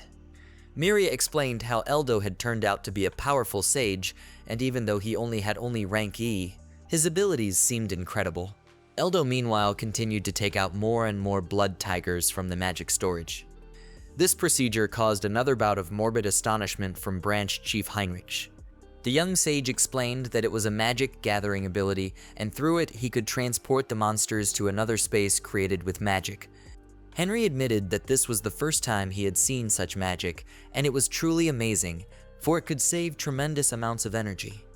Miria explained that Eldo has power and incredible knowledge, and he himself doesn't want to become famous, and it looks ridiculous. Henry asked the young sage not to worry and promised to keep all of Eldo's victories completely confidential. Eldo himself did not believe in Henry's sincerity, but still hardly anyone would believe his stories about the adventurous newcomer. The polite Heinrich then offered to raise Eldo's level to D rank, as his results of hunting blood tigers would be more than enough. But for the next upgrade to rank C, he would need to get confirmation from another branch chief. It would be possible to do things the same way from here on out. Eldo thanked Heinrich for the useful information and asked for help in rank promotion. After completing the necessary paperwork, Heinrich returned the adventurer card and congratulated Eldo on his D rank. The Adventurer Guild chapter head then inquired if the sage was going to continue his hunt. Eldo thought about the question and eventually explained. At the moment, they had a lot of money in their team, and so the main reason to continue hunting would be skill development. Miria decided, if it was possible of course, to try her best to level up, and decided to do errands that would be considered as serious merits in the Adventurer Guild. In this way, she would be able to get closer to achieving her main goal. Eldo inquired about what goal Miria was even talking about. The girl realized that she hadn't agreed much to her partner and apologized. But Eldo saw nothing wrong in it and asked the adventuress not to worry. Branch Head Heinrich immediately remembered that he had one important assignment that only such a powerful adventurer could do. Heinrich explained that this errand was to scout the Forest of Death, a place that was considered very dangerous. The very purpose of the mission confused Eldo, and the name of the forest did not inspire any confidence in him. Miria explained that the name speaks for itself, and this forest is indeed a very dangerous place. And this region in general is terribly dangerous. Some say that the number of those who have gone deep into the forest and managed to return alive is only about 10%. Henry explained that all this is only because only high-ranked monsters appear in this forest. And so one must be careful in choosing those who can be entrusted with such a difficult task. Miria decided that their team was capable of taking on such a difficult task and asked what Eldo thought about it. The young sage agreed with his partner and asked Henry if he could familiarize himself with the contents of the assignment before making a final decision. The head of the department suggested looking at the map where everything would be clear. Heinrich explained that it was of course a very general map of the Forest of Death, but there should be a huge conspicuous stone pillar at the given point. Henry drew a rough view of the desired target on a blank piece of paper and advised him to memorize his drawing. Eldo asked if this was the sealed pillar. Once again, Henry marveled at the young sage's knowledge. The sealed pillar is where raid bosses are imprisoned. Such monsters are many times superior to the area bosses. In the BBO game, the seal was broken during the event and powerful monsters appeared from there. Henry stated that his assignment was to check the status of this pillar. And there was a rumor the other day that a sealed pillar had appeared, so he wanted to make sure whether it was true or not. If this information is confirmed, then the necessary measures will have to be taken immediately. Eldo asked if Heinrich wanted to get busy preventing the rampage. Henry praised the sage for his rare knowledge and asked if he happened to be the head of any guild. But Eldo explained that he had learned all this during his adventures as an adventurer. Rioting is the phenomenon of having a huge number of very dangerous monsters appear before the imminent breaking of the seal. During this process, it seems as if the dangerous monsters are fleeing from the raid boss indiscriminately and at a breakneck pace. When this happens, the monsters cause catastrophic damage to villages and towns that meet in their path. Henry explained that this settlement also has devices that can protect against evil spirits. But unfortunately, its scope and fuel supplies are limited, and so would like to possess some important information to prepare for possible danger. Eldo had already decided to help Henry and complete this mission even though it was too dangerous. The head of the Adventurer Guild branch thanked for his help and promised to become indebted in the future. The young sage explained to his partner that this mission was indeed very dangerous, and there was a very good chance that they would be in the middle of a terrifying rampage. But Miria insisted on her participation in this difficult mission and stated that it was her conscious choice. The next morning, the team of young adventurers set out and went to the specified place, namely, the dreaded Forest of Death. Gradually moving towards the center of the forest, Miria and Eldo encountered more and more dangerous monsters and had to force their way through. Terrorized by another dangerous creature, Eldo admitted that he did not even expect such a large number of dangerous opponents, although another should not have expected from the Forest of Death. Miria, despite the danger, was very confident and promised that they would be able to advance without problems and advised them not to waste time. Eldo was surprised at her partner's light-hearted mood and asked why she was making such a fuss and whether achievement was so important to her that she neglected caution. The excited adventuress explained that it was all about the adventurer's reward system, but this was the first time Eldo had heard of such a reward system and didn't understand what the girl was talking about. Miri explained that you can become an aristocrat if you get to rank A, and if you have useful services to the country. And this is the only way for an adventurer to obtain the title of aristocrat. The young adventuress stated that her most important goal is to become an aristocrat, and it is very important to do so on behalf of her bankrupt and title-losing family. Eldo understood his partner's motivation, for she needed to revive her family. The sage advised Miria to pull herself together and go forward, but to be careful, for she still had much meaningful things to accomplish in order to achieve her dream. Soon Eldo and Miria reached the goal of the mission and discovered a huge orange pillar. The huge monolith seemed like an incredible structure, and it was completely incomprehensible how it had gotten here. Eldo stated that it was the sealed pillar Henry had spoken of. The most surprising thing about this sealed pillar was its bright orange color, as well as the direction pointing to the city of Fiest. Judging from these signs, Eldo decided that it would be about 5 days before the raid bosses appeared. Miria asked if Eldo had figured it all out just by examining the sealed pillar. The young sage explained that this type could be judged to some extent by color. Usually a sequence of blue, yellow, orange, red, and then already black is in effect. All these color changes are something like a countdown to the appearance of monsters. Although they still have at least 5 more days to spare, there is very little time to prepare for such a danger. In order not to waste precious time, Eldo suggested that they immediately return to the Adventurers Guild to tell Henry about everything. As soon as Eldo and Miria entered the Adventurers Guild, Henry immediately asked a lot of questions, trying to find out why they had returned so quickly and whether they had managed to find the sealed pillar. The agitated adventuress declared that the rampage was only 5 days away. Henry nearly lost his glasses from fright and stammered and asked how to make sense of it. Eldo explained that thanks to the color of the sealed pillar itself, it is possible to find out almost the exact time of the beginning of the rampage. That is why it is certain that it will start soon. Heinrich thanked the adventurers for the important information and explained that he had to urgently activate the protective device and therefore had to leave the guests. Soon the head of the guild branch returned and apologized for the wait. Heinrich explained that the mechanism of the defense device would be activated in about 4 days, and so they would have time before the riot began. Heinrich then calmed down and offered to negotiate a reward for the completed task. The department head promised to give Eldo a special letter of recommendation to be promoted to rank C. And for Miria, Heinrich promised to give her the same letter of recommendation if she succeeded in suppressing the rampage, and then she could be promoted to rank A. Henry suggested that they prepare to repel the rampage first and wait for it in the city, because here the presence of such strong adventurers would add credibility to the defense. Eldo and Miria agreed to the branch head's suggestion. Just as Eldo said, the day of the rampage came exactly 5 days later. The day before, Henry's defense device had activated and covered the entire settlement with a magical dome.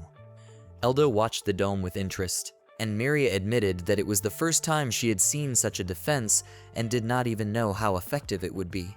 But the young sage explained that the dome was not meant to keep the monsters out, but to use a special magical power to scare the monsters away from the city. In this way, the monsters would simply move farther away from the city until they disappeared completely somewhere. But suddenly, the magic dome disappeared and Miria asked if that was normal. Eldo doubted that it was right and suggested going to check. The young adventurers realized the proximity of the impending danger, and so they decided to run as fast as possible. Soon the reason for the disappearance of the magic dome became clear. There was a strange commotion in the central square of the city, and the protective device had been destroyed. Eldo could not believe what he saw, for who could have broken the protective device at such a dangerous moment for the city, when the riot should start any minute? As he drew closer, the young sage saw a slain man, and beside him a wounded warrior. The whole picture did not arouse any good thoughts. Eldo asked the wounded fellow what had happened here in the first place. From the wounded fighter's words, it turned out that the slain man had purposely mixed with the city guards and destroyed the defense mechanism. Looking more closely at the dead man, Eldo felt an unpleasant feeling as if he was pierced by an electric current, because on the hand of the bandit was the seal of the Garden of Despair organization. This insidious organization was no good, but to stage such a diversion during an impending riot was the ultimate despicable act. The young sage asked if there was any way to repair the defense device, and preferably quickly. But Henry replied that it was impossible, for this unknown defense mechanism had been inherited from their ancestors. This answer surprised Eldo very much, since this device was not under the control of the inhabitants of this world, and the artifact itself turned out to be just a disposable means of protection. The wounded guy still decided to try to repair the defense device, but even if it succeeded, it would take at least 4 days to restart the mechanism again. Such a prospect did not please Henry at all, and he began to lose his temper. Unable to think of anything else to do, Henry, the head of the guild branch, ordered that all the people in the city be notified to evacuate. He also asked to summon all the adventurers in the vicinity. Eldo watched Henry's eagerness to do anything to protect the city. But even if one somehow managed to deal with a large number of dangerous monsters, raid bosses are a whole other level. And no matter what raid bosses appear, their powerful attacks will bring huge damage to the nearby territories. Therefore, it's obvious that casualties in this battle can't be avoided. Miria asked excitedly, "Isn't there anything that can't be done?" Eldo used his levitation ability and said that he was leaving the townspeople under Miria's protection. The adventuress did not immediately realize what her partner was really up to. But the young sage immediately explained that he intended to stop the rampage on his own. Miria was horrified by this answer and reminded Eldo that he had too little strength for such a thing. But the sage promised that he had one good idea. Although it was not certain that it would work out and Miria should act with that in mind. Miria was against her partner's decision to split up, but Eldo had already flown towards the sealed pillar pondering how best to proceed. Once in the Forest of Death, Eldo immediately found a huge cluster of all kinds of monsters that were heading towards the city. The young sage had no illusions about his modest capabilities and realized that he could not stop such a large number of monsters alone. But there was another way to do it. He only needed to try to defeat the raid boss. Upon reaching the sealed pillar, Eldo realized that the rampage had begun. The color of the pillar changed from orange to black and movement began. Rising high above the ground, the huge monolith began to crack loudly, and then it exploded, scattering many shards in different directions. As it turned out, not only did the sealed pillar itself explode, but also the terrain beneath the pillar itself collapsed and a deep breach was formed. Eldo watched as if mesmerized as something huge flew out of the rift, and as the dust began to settle, the sage noticed the huge pause.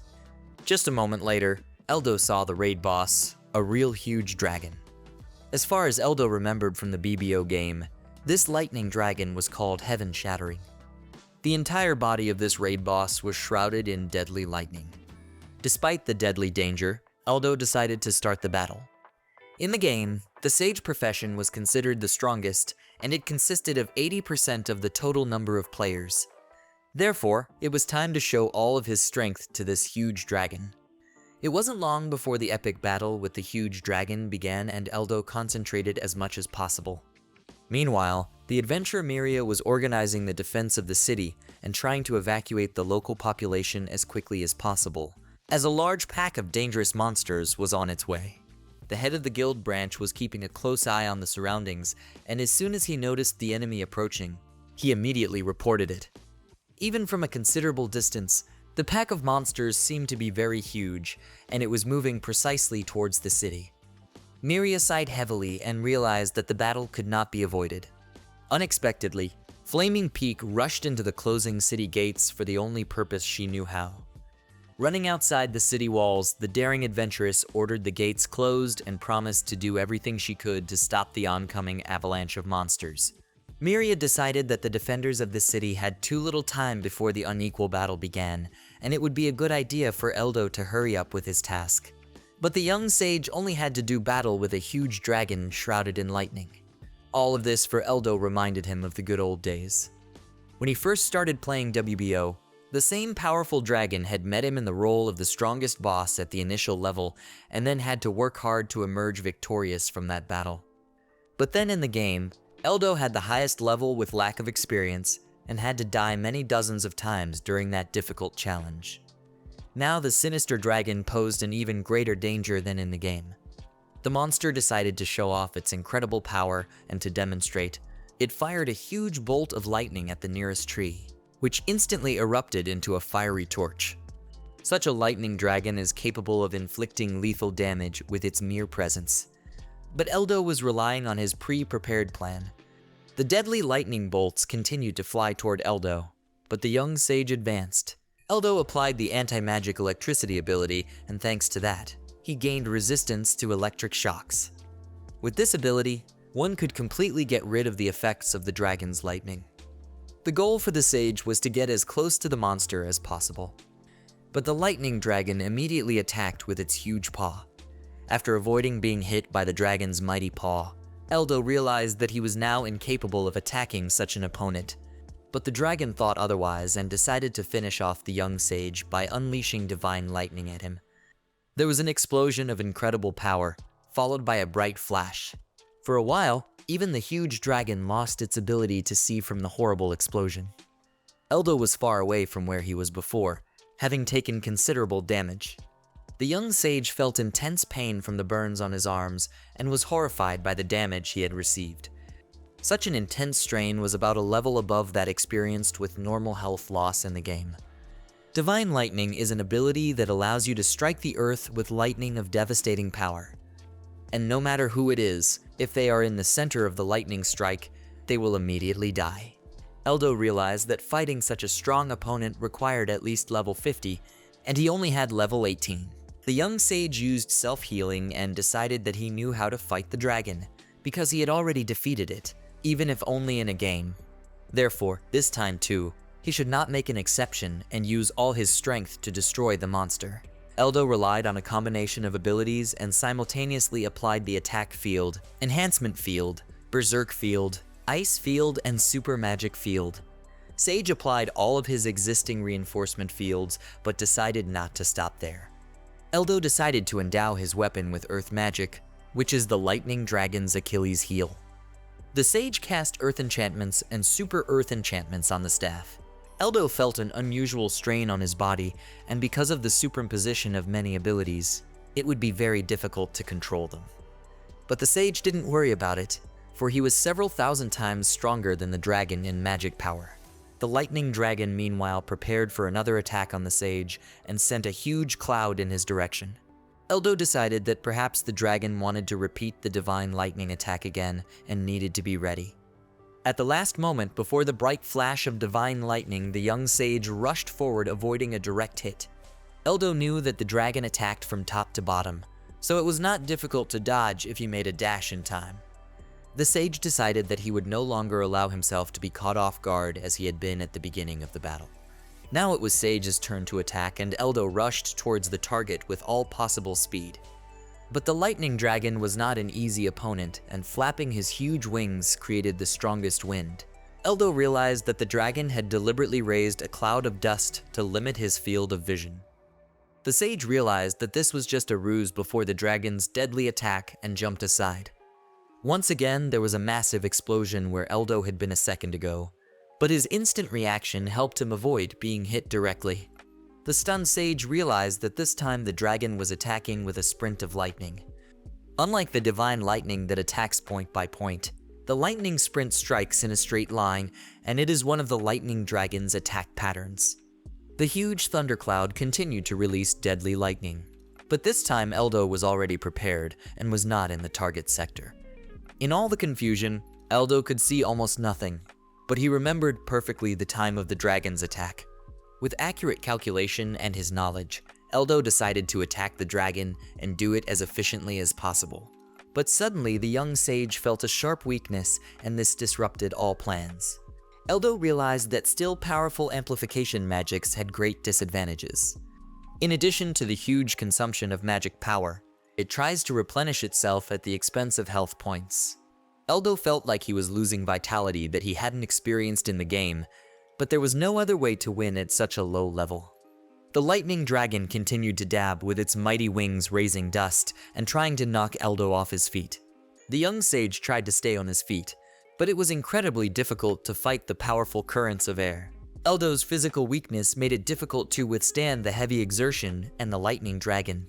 As if sensing his opponent's vulnerability, roared loudly. Following the beastly roar, the lightning dragon's various attacks poured towards the young sage. But all were ineffective and failed to reach their target. Eldo masterfully dodged the dragon's attacks thanks to his knowledge of the WoW game. Eldo decided that if he and his low status attacked head-on, it would have no effect on the lightning dragon. Raising the sage staff high above his head, Eldo declared that there was only one effective way to attack, and that was the strongest attack in which all possible strength would be invested. Concentrating all his strength, Eldo decided to finally finish off the lightning dragon. The sage applied earth magic and used a giant stone hammer to deliver a crushing blow to the dragon. The huge hammer made from a block of stone hit the dragon's vicious face precisely, sending the monster into a perfect knockout. Eldo looked at his defeated opponent and could not believe that he had succeeded. But the wise man, believing in his success, let his guard down and did not notice a storm cloud appearing over his head. Eldo wondered if the dragon was still alive to attack with divine lightning. But judging from the active state of the thundercloud, Eldo decided that it wasn't divine lightning at all. Such a phenomenon was very rare even in the game of WoW, but it was a more powerful than divine lightning attack. This is the same trump card that a heaven-shattering lightning dragon pulls out the moment it is on the verge of death. This ability of the dragon was called Torpedo Slaying, a powerful magical attack that was impossible to dodge. Eldo was frightened, because if he was hit by such an attack, there would be no trace of him. The young sage decided to act very quickly, because he needed to finish the dragon at all costs before the monster activates its ability. Eldo created a giant stone hammer that was several times larger than the previous one. Each of the opponents rushed with their attack, and so began the deadly race. The huge stone hammer brought its entire weight down on the lightning dragon, pinning it to the ground. The huge block of stone shattered into several pieces from the impact. Eldo took a closer look and realized that this time, in the confrontation with the dragons, he was the winner. Thus ended the destruction of the monster that appeared from the sealed pillar, and now it remained to deal with the other consequences of the rampage. While Eldo bravely confronted the lightning dragon, young adventurous Miria fended off the attacks of a large pack of monsters. The courageous Miria had already quickly defeated the bloody tiger and switched to the enraged monkey. But this time, the adventuress took into account all her past mistakes and moved much faster. Miria skillfully used combinations of her abilities and found herself in an advantageous position. The adventurer's flaming weapon easily destroyed the huge gorilla, but more monsters kept coming and Miria realized that there were too many to handle them all. But suddenly the monsters began to disappear one by one, and this greatly surprised the tired adventurer. The monsters really disappeared, and Miria, after a few minutes, noticed in the sky her partner. A surprised Eldo asked how Miria was able to deal with all the monsters so quickly. But the adventuress replied that it was Eldo who influenced the disappearance of the monsters. The sage in turn only apologized for the long absence. Eldo explained that he had managed to destroy the raid boss of the huge dragon, and thanks to that the rampage had stopped. Miria was shocked by this news. After all, a raid boss is an S-rank opponent. But the young sage immediately showed proof in the form of a huge dragon claw. Miria saw the remains of S-rank monsters for the first time and felt the stench of trouble. But such an incredible victory of Eldo over the strongest boss, and how he stopped the rampage, was truly astounding. Miria thanked her partner, for once again he had saved her from being killed. Eldo himself was grateful to the girl for her brave act, but asked his partner for a favor. The adventuress agreed to help, if it is in her power of course, and admitted that she is ready for anything. Eldo asked his partner to make it look like she was the one who defeated the boss raid and stopped the rampage. Miria was surprised at such a request and asked why do it. The adventuress was indignant and refused to say such a thing, for she had done nothing. So how could she report the elimination of an S-rank monster? And the reward for such a kill should be incredible, so Eldo told the whole truth. But the sage reminded the girl of her promise to do everything as he asked. Eldo explained that it would be much more proper if Miria was the one to report the victory. Right now, the system only allows you to increase rank by 1 position, and so it would be better to go not from rank D to C, but from B to A. Eldo admitted that he himself wanted Miria to be able to become an aristocrat as soon as possible, and it will be very useful for him to have an aristocrat ally. So this plan is perfect. Miria was saddened by such a plan, but still realized that Eldo was indeed right and one should do as he said. The adventuress decided in that case to become an aristocrat as soon as possible and pay back all her debts. Eldo thanked the girl for her understanding and said that she would definitely succeed. Miria was delighted by Eldo's noble deed and called him the most unusual person, for it was incredible for a newcomer to single-handedly defeat a monster of rank S. The adventuress confessed that she had the impression that Eldo was from a completely different world. Such insight from the girl made Eldo worried about the real truth. But Miria explained that she was only joking. Eldo asked his partner not to forget about his request and tell everything exactly as they had agreed. Miria replied that she could be relied upon, but this did not reassure the young sage at all. Meanwhile, at the walls of the city, the local militia waited for the monsters to attack. But to the surprise of the guards, the monsters did not appear, and it was very strange, because they should have attacked the city long ago. The observer from the tower reported that something incredible happened and the monsters just disappeared somewhere, and now he does not see anyone in the neighborhood. Such inexplicable events caused even more excitement among the guards, but then everyone was surprised by the appearance of an adventurous flaming peak, and even with something unusual in her hands. Miria informed the people of the city about how she had personally destroyed the main boss who had appeared from the sealed pillar, and thanks to the death of the S-rank monster, all the others had simply disappeared and would no longer harm anyone. The local defenders of the city were skeptical of the fragile adventurer's words and could not believe that she had single-handedly defeated the lightning dragon. But Miria, as proof of her victory, demonstrated a huge dragon claw. The incredible trophy caused a storm of emotion among the guards of the city, who even with their low level, felt all the power hidden in the dragon claw. A lot of questions came to Miria asking her to tell all the details of the battle, but the adventuress only replied that there was nothing more to worry about and the rampage was over. The bewilderment and fear in the eyes of the locals was abruptly changed by joy and elation. Everyone felt a great sense of relief, for now they were saved and the threat was gone. Guild branch head Henry was overjoyed and congratulated the young heroine on her magnificent achievement and thanked her for saving the city. Henry admitted that he had never imagined that it was even possible to defeat the sealed pillar monster before, but Miria was able to prove it with her incredible strength. The department head had assumed before that killing the main monster could prevent the attack, but no one could test this theory. Therefore, everyone always relied on being saved thanks to the defense device. Heinrich told how much he was frightened when the saboteur broke the defense device and thought that everyone would die. But thanks to Miria, everything was safe. The head of the department then asked where Eldo was now. Miria explained that she had let Eldo escape because the rank's monster was beyond his strength. Henry decided that no matter how strong the young sage was, he was still just a rookie and there was nothing surprising about it. The guild branch head then asked the girl to tell all the details of the battle. After all, she was the only one who was able to defeat the monster, and such important information might come in handy in the future. But Miria explained that during the battle, she was too caught up in emotions, and so she remembered almost nothing. Eldo, meanwhile, watched everything that was happening from a safe distance and hoped that Miria had succeeded in convincing everyone of her incredible victory. The young adventuress was basking in the glory, but she felt embarrassed because for her, such a reward was not deserved. Eldo mentally apologized to his partner for this inconvenience, but it had to be better. Henry continued to ask about the battle and asked if he had correctly realized that Miria was aiming for the dragon's horns. The adventuress explained that this was the lightning dragon's most vulnerable spot, and so she was aiming all her abilities there. Henry was surprised, for the dragon's horns had always been considered the most protected and impenetrable place.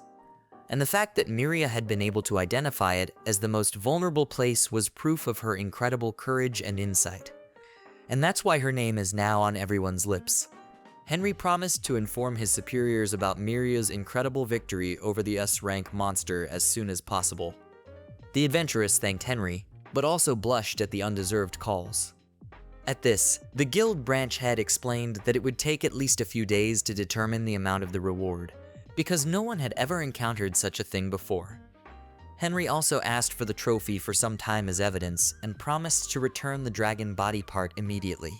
Henry then suggested that such incredible achievements of Miria could safely allow her to obtain not only a rank but also S rank, but he unfortunately did not have such authority to make such decisions on his own. Henry promised that he would assist Miria's advancement to the highest status in every way possible, but to do so, he would have to wait for the decision of the guild leadership's main council. Miria thanked for the help and asked the branch head not to worry so much. Henry then decided to thank the young adventurer once again and bowed in appreciation. Miria was pleased with such an incredible result, and as she left the Adventurers Guild, she still felt a little embarrassed to be rewarded for someone else's accomplishments. Outside, Eldo was waiting for the girl. Miria talked about her condition and how she felt ashamed to deceive all the people. And then the adventuress thanked the young sage, because thanks to him she had almost achieved her main goal. Miria promised that she would not remain in debt and put on how to thank Eldo. The guy replied that it was not necessary, but he still would not refuse to help in the future. Miria then inquired what Eldo would do in the future. The sage explained that he was going to continue to raise his level by doing various tasks. Therefore, it would be great to find some place populated with strong enough monsters like the Forest of Death. Miria only grinned in response and reminded him that many adventurers and force could not be driven into the Forest of Death, and Eldo himself wanted to. But the young sage asked if Miria didn't want that too, and the girl immediately agreed. Then the young adventuress told how she had recently learned something interesting from a fellow who had told her about what was going on in the city of Irias. According to that adventurer, there are a huge number of monsters appearing near the city of Irias, so there are constantly many quests to destroy them there. Eldo remembered the location of the city on the map and decided to go there. Miria was also thinking of going there too, but first she needs to stay and wait for the guild leadership's decision. And Eldo could already start raising his level without wasting time. The young sage agreed with his partner's idea and realized that it was a good opportunity to hunt monsters. The only thing Eldo didn't like was that they would have to part ways and would now be on their own. The girl replied that as sad as it was really time for them to break up. Miria recalled how long they had been together and had overcome a lot in that time, starting with the meeting itself. But she was very sorry for all the trouble she had caused Eldo, and so could hardly thank her fully. The beautiful adventuress thanked Eldo for all his help and acknowledged with sorrow that she was sorry to part so soon. But the young sage asked her not to speak as if they were saying goodbye forever and suggested that they see each other again.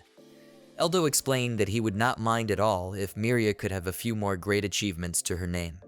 But the adventuress immediately declared that there would be no second time and she could not bear such shame any longer. Eldo asked not to be alarmed and referred to a silly joke. Miria wished Eldo to be careful while traveling, but said she was sure he would be able to fend for himself. Eldo, on the other hand, promised to behave carefully so that they could see each other again. Thus, the two adventurers said goodbye and each left the other with fond memories of their adventures together. Each of them had his own thoughts which they never dared to say and which they decided to keep secret until their next meeting. The young sage was leaving this city, where he had been well received and which he had been able to protect from the rampage. As he left, Eldo noticed that life was gradually getting better and that the locals had already begun to repair the protective device. Once outside the city walls and on the snake-like winding road, Eldo decided that it was time to go to the city of Irias to meet new adventures. Meanwhile, in the great forest of Irias, in the deepest part of the forest, terrible things were happening. Huge, bloody tigers were fleeing from creatures that were much stronger than they were. But the hunt for the striped monsters was in full swing, and the tigers were dropping dead from sharp arrows and axes. A whole troop of huge ogres were having fun hunting monsters that were a real threat to ordinary humans. But to these ferocious creatures, the bloody tigers were but pitiful cats that they could defeat without bothering. The ogres destroyed all the blood tigers and began to rejoice in their prey. To the ogres, such dangerous monsters were just the food they needed to survive. Thus, humans were soon to face a new threat that no one had ever dreamed of. The way to the city of Eris stretched through high mountains and dense forests. Eldo, once again checking the map, was already completely confused where exactly he was, and so the wise man decided to descend to the foot of the mountains, because from the height it was difficult to make out anything. Going down, Eldo all realized that he finally got to the right place, which was carefully hidden from unnecessary eyes. At first glance, Eris City was securely surrounded by a protective wall, but Eldo could feel how oppressive the atmosphere was in this place. The feeling was quite the opposite from that of Fiesta City, which was a welcoming place. The suspension bridge that led to the entrance of the city looked reliable, but still the abyss below gave Eldo an unpleasant feeling. Looking around, the young sage didn't find much of a way to go but across this eerily swaying bridge. Walking to the end of the bridge and finding himself at the massive gate, Eldo heard someone in a disgruntled voice order him to stand still. The guard demanded to identify himself, state his rank, and explain what business brought the stranger to this city. Eldo explained that he had a D rank and was brought to this city by information about his numerous monster slaying quests. The guard apologized for the outdated information and explained that although there were still monsters in this place, and there were still plenty of quests, there was something else. The guard, with fear in his eyes, said that in the past few days, a whole darkness of hungry ogres had appeared in these parts. Eldo remembered that ogres were considered the strongest rank B monsters, and he hadn't been told about them by Miria. The vicious ogres had intelligence and were capable of handling human weapons. And such opponents were the most dangerous that Eldo had ever encountered. It was also known that if there are too many ogres in one place, it means that among them there is definitely an ogre boss, and most likely it is the king of ogres, who is many times stronger than his fellows. For example, the lightning dragon mostly had point attacks, so Eldo was able to defeat him by constantly building up his power. But if faced with an opponent that would be outnumbered, it would be almost unrealistic to win, even if one knew exactly how to proceed. In addition, if you imagine that the boss will not be the king of ogres, but the ogre emperor himself, it makes the battle initially doomed to failure. The young sage regretfully recalled the moment of parting with Syria, because her abilities would be very useful now. But as it is, he will have to act with extreme caution and try not to get trapped. The guard, who introduced himself as Steven, said that in the past, the ogres lived only in the deepest part of the forest of Irias and never approached the territory of humans. However, because ogres feed on other monsters, they began to expand their habitat. Therefore, the other monsters began to flee and gradually moved to the vicinity of the city of Irias. Upon learning of this monster invasion, many adventurers came to the city and dealt with the monsters, but this did not last long. And when the adventurers were attacked by hungry ogres, there were hardly any who wanted to hunt. Steven admitted that he personally did not want to sacrifice Eldo, but he would not discourage him. Therefore, if the young sage wants to go into the forest, he must understand what danger may await him there. Eldo thanked for the information and thought that it would not be an easy adventure. But first, the adventurer decided to look around the city of Eris. Walking through the streets of the city, Eldo met different people, among them children, but everything was very different from the previous city. Everything looked very gloomy, although the concern was most likely due to the approach of dangerous monsters against which the locals had too little chance to defend themselves effectively. The mass appearance of bloodthirsty ogres that even experienced adventurers could hardly handle was a dangerous event. And if left as it was likely that this city would be completely destroyed. Eldo went to the local branch of the Adventurers Guild and inquired about the current assignments. Surprisingly, No one met him in the reception area, and Eldo began to explore the available assignments on the bulletin board, of which there were indeed not a few. Suddenly, a beautiful young woman appeared and immediately offered the unfamiliar adventurer to accept the assignment. Eldo admitted that it would be nice to get something more difficult, and the girl who called herself Cindy offered to take a look at the contract. Cindy explained that the special assignment was to tame anyone, absolutely any monster that the adventurer could destroy. To confirm the destruction, of course, evidence would have to be provided, namely the remains of slain monsters. Eldo admitted that this assignment seemed very strange, especially since he had heard about how all the monsters were chased away by hungry ogres.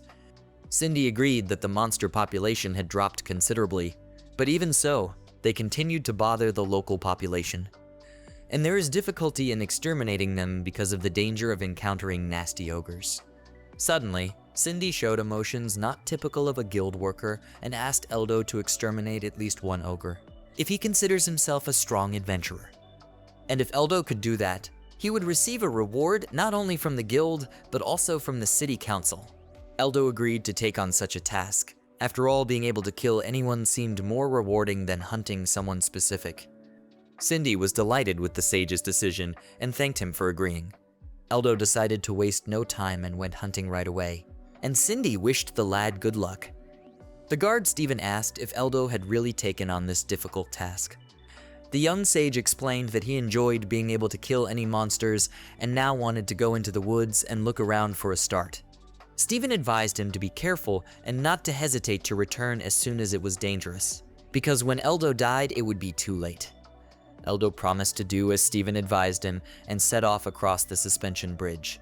Once on the other side of the river, Eldo looked thoughtfully at the dense forest and decided to continue the dangerous adventure after all. Far enough into the forest, the young sage did not find a single monster. And it seems that the stories of the townspeople that all the monsters were eaten by ogres were indeed true. Suddenly, threatening sounds were heard from the bushes, and Eldo decided to use magic invisibility and magic search to determine the degree of danger. As it turned out ahead, a huge ogre had caught the gray wolf, and now Eldo personally verified Stephen and Cindy's words. The ferocious ogre monster had caught the rather dangerous wolf without any trouble and was carrying it as prey like a common chicken. Eldo went out to meet the vicious ogre and declared that it was a very exciting encounter. The reaction of the ferocious ogre was unpredictable. The wild creature instantly tore into its prey with its sharp fangs.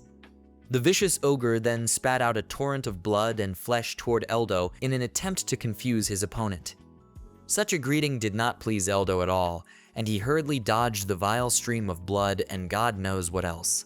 The ogre rushed to attack and tried to deliver a powerful blow, but as usual, Eldo used his magic defense and had time to put up a shield.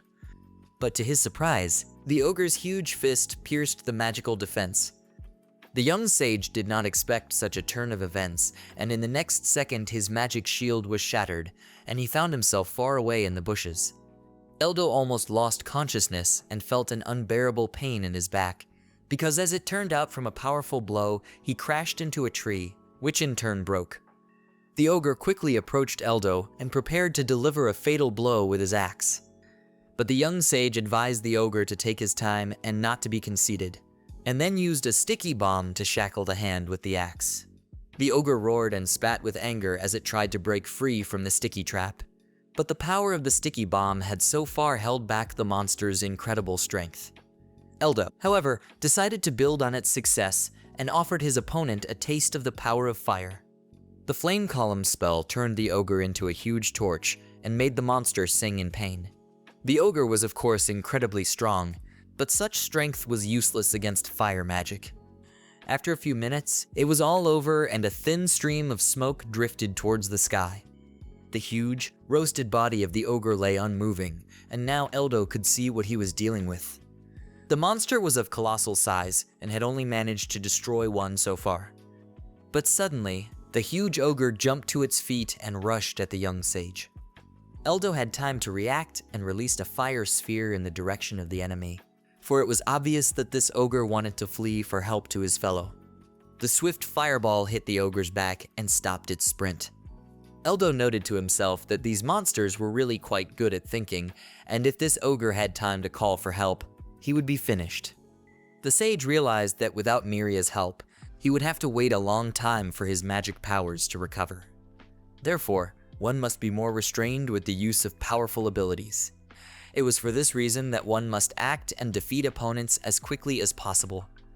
Eldo still couldn't understand how the ogre was able to withstand being hit by a column of fire and then suddenly get up and run afterward. The only explanation was that the status of such monsters here was much higher than in the WBO game. Eldo heard the noise of approaching monsters and soon saw a whole pack of gray wolves rushing at a great speed. Eldo prepared himself for the monster's attack, but to his surprise, the frightened wolves rushed past and didn't even notice him. Such behavior of dangerous monsters could only indicate one thing, that they were fleeing in panic from someone very dangerous. Before the pack of wolves had a chance to get away, Eldo felt something crash into the trunk of the tree next to him. A huge cleaver, clearly not of human size, caused the sage to sigh nervously, glad that he was not the one in the tree's place. Gradually, a group of furious ogres emerged from the thickets of the forest, clearly looking for something to eat. Such an encounter was not in Eldo's plans, as he expected to deal with the games one by one. The ogres looked at the young sage with interest and slowly approached, while Eldo pondered whether he had the strength to resist the monsters. Meanwhile, in the city of Iria, young Teresa had not found a place to be after Eldo's departure. The girl complained of unprecedented boredom. But the head of the department, Violetta, immediately reprimanded her and reminded her that the front desk was no place for such frivolous behavior. Violetta was furious and stated that if Teresa did not like something, she could accept a resignation letter. Violetta also accused Teresa of having an unacceptable relationship with the adventurer Eldo because the girl was giving details of different assignments that did not concern Eldo. Violetta did not calm down and explained that in no way could the guild branch's grade be lowered because of such antics of Teresa. Teresa wanted to somehow object, but still decided that it would be better to keep quiet in this situation. In fact, Teresa unknowingly possesses the ability of the future's eye, which allows her to track opportunities to raise the status of others. Teresa had not fully mastered this ability, but was drawing conclusions from the depth of visible color. But even with this lack of perfection, Teresa still gave each adventurer a suitable assignment. Teresa decided that even if she admitted her ability, no one would believe her anyway. The guild instructor heard the loud shouting and came to look and said that he could understand Teresa's relaxation, because after meeting Eldo, all adventurers seem inexperienced. Violetta resented the words of instructor Jimmy, who was the one who held Teresa up in this situation. At that moment, a rowdy adventurer burst into the guild office and demanded to be given a task that was above rank C, since he expects to surpass everyone else. Teresa used her future eye ability to analyze and easily determined that this guy had no special parameters and very weak potential. So there was nothing even close to Eldo's capabilities. Instructor Jimmy took an interest in the cocky guy and offered to hold a training duel, which would be something like an exam before registering with the guild branch. The rowdy fellow agreed and warned that he was a very strong warrior.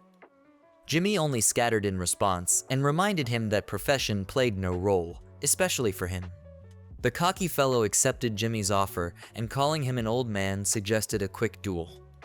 5 minutes later, the fight was over and the guy who had recently exuded confidence was beaten beyond recognition, and a pleased Jimmy suggested he come back later when he had regained his strength. Jimmy admitted that the place had become terribly boring since he had met Eldo, and Eldo is the strongest newcomer he's ever met and may never be lucky enough to meet anyone like him again. Suddenly, Teresa announced that she had decided after today's shift to quit the service. Violetta flashed anger, and Jimmy asked if Teresa really wanted to find Eldo. Teresa confirmed her desire to meet Eldo and explained that it was always fun to be around him. Jimmy asked Teresa to tell Eldo that this town was very boring without him, and that as an instructor he was having trouble finding a worthy opponent. The head of the department, Violetta, was furious and began to scream as hard as she could. Teresa quickly packed her things and left the place where the furious Violetta was still shouting. Meanwhile, the head of the trading company, Mina, went about her daily business and remembered the adventurer Eldo. She remembered the moment when Eldo was choosing his staff and was very surprised at the huge cost.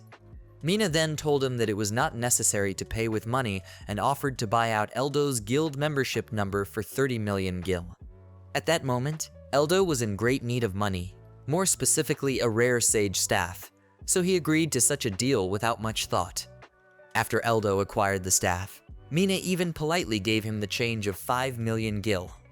The sage was not surprised then, for the head of a trading company must be accurate in calculations. Mina also remembered how Eldo left her establishment, and she watched him from her window for a long time.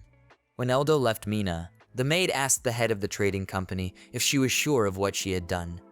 Mina replied that if it was about cheating about the price of the membership room, it was necessary. The maid reminded that even a rank A adventurer has a personal number worth no more than 15 million gil, and that was only half of the amount Eldo received. Mina explained that it was all on purpose, and also Eldo would get an extra reward for completing a task in the company fields. Mina admitted that she was thinking of giving 1 billion to start with. The maid felt weak in her legs from so many zeros in the total, and asked if it was too much of an investment in one person. But the head of the trading company replied that it would not even be enough, for a capable adventurer like Eldo would benefit 10 times more than this sum, and she expected a return on investment. Mina admitted her willingness to take the risk, for it would be worth it. The maid was surprised, for when Mrs. Mina starts talking about risk, it means that she is never wrong, and so she is confident of the young adventurer. In the end, the maid promised to fulfill all of Madame's instructions and prepare the necessary amount of money. Mina was left alone contemplating future matters and looking at the finished poor green medicinal spirit potion. Mina remembered the battle with the sea dragon and decided that Eldo would definitely become the strongest adventurer in the world. Although if you look into it, he is already the strongest among all the adventurers, and now all that's left is to wait for them to meet again. Meanwhile, the bloodthirsty orgs continued to approach the Eldo, preparing to devour their next victim. The young sage himself was experiencing great tension, as he realized that his enemies were advancing faster than he had anticipated, and if he allowed them to surround him, he would be doomed to perish in this forest. Eldo feverishly searched for possible options for his escape and noticed a narrow passage between the rocks. The young sage decided to show tactical cunning and only the enemy of numerical superiority by luring him into the narrow passage. So to make it more convincing, Eldo began to call for help and feigned a panicked flight. Judging by the satisfied smirks and laughter of the vile ogres, they took the bait and believed in Eldo's acting ability. The ogres rushed in pursuit with absolutely no thought of caution, for their desired target was practically in their vile clutches. The plan of the young sage was simple in its execution, and now it was time to start its realization. As soon as the ogres were in the narrow corridor, Eldo applied fire magic. The main goal was to destroy all the ogres at once and as quickly as possible, so as not to waste too much magical power. Therefore, Eldo immediately 5 flame columns to surely incinerate the monsters. Once the ogres began to burn, Eldo intensified the influence of magic power, trying to contain the monsters in a confined space, and then additionally applied the fireball. The terrifying screams of the burning ogres echoed throughout the forest, and eventually after a few minutes their cries began to fade until they stopped altogether. All that remained of the fearsome ogres were dead, smoking bodies. But then, from the depths of the canyon, a single, somehow miraculously surviving ogre jumped out at Eldo. Such a spectacular leap by the monster impressed Eldo, for he had not at all expected that anyone could survive such a terrible flame. The huge ogre delivered a monstrous blow that was comparable to a real explosion. But Eldo, thanks to his agility, was able to avoid a direct hit and pierced the furious ogre with his blade in a counterstrike. With a sigh of relief, Eldo only now realized how long it had been since he had used his blade. But no matter what, this ogre was much stronger than the others.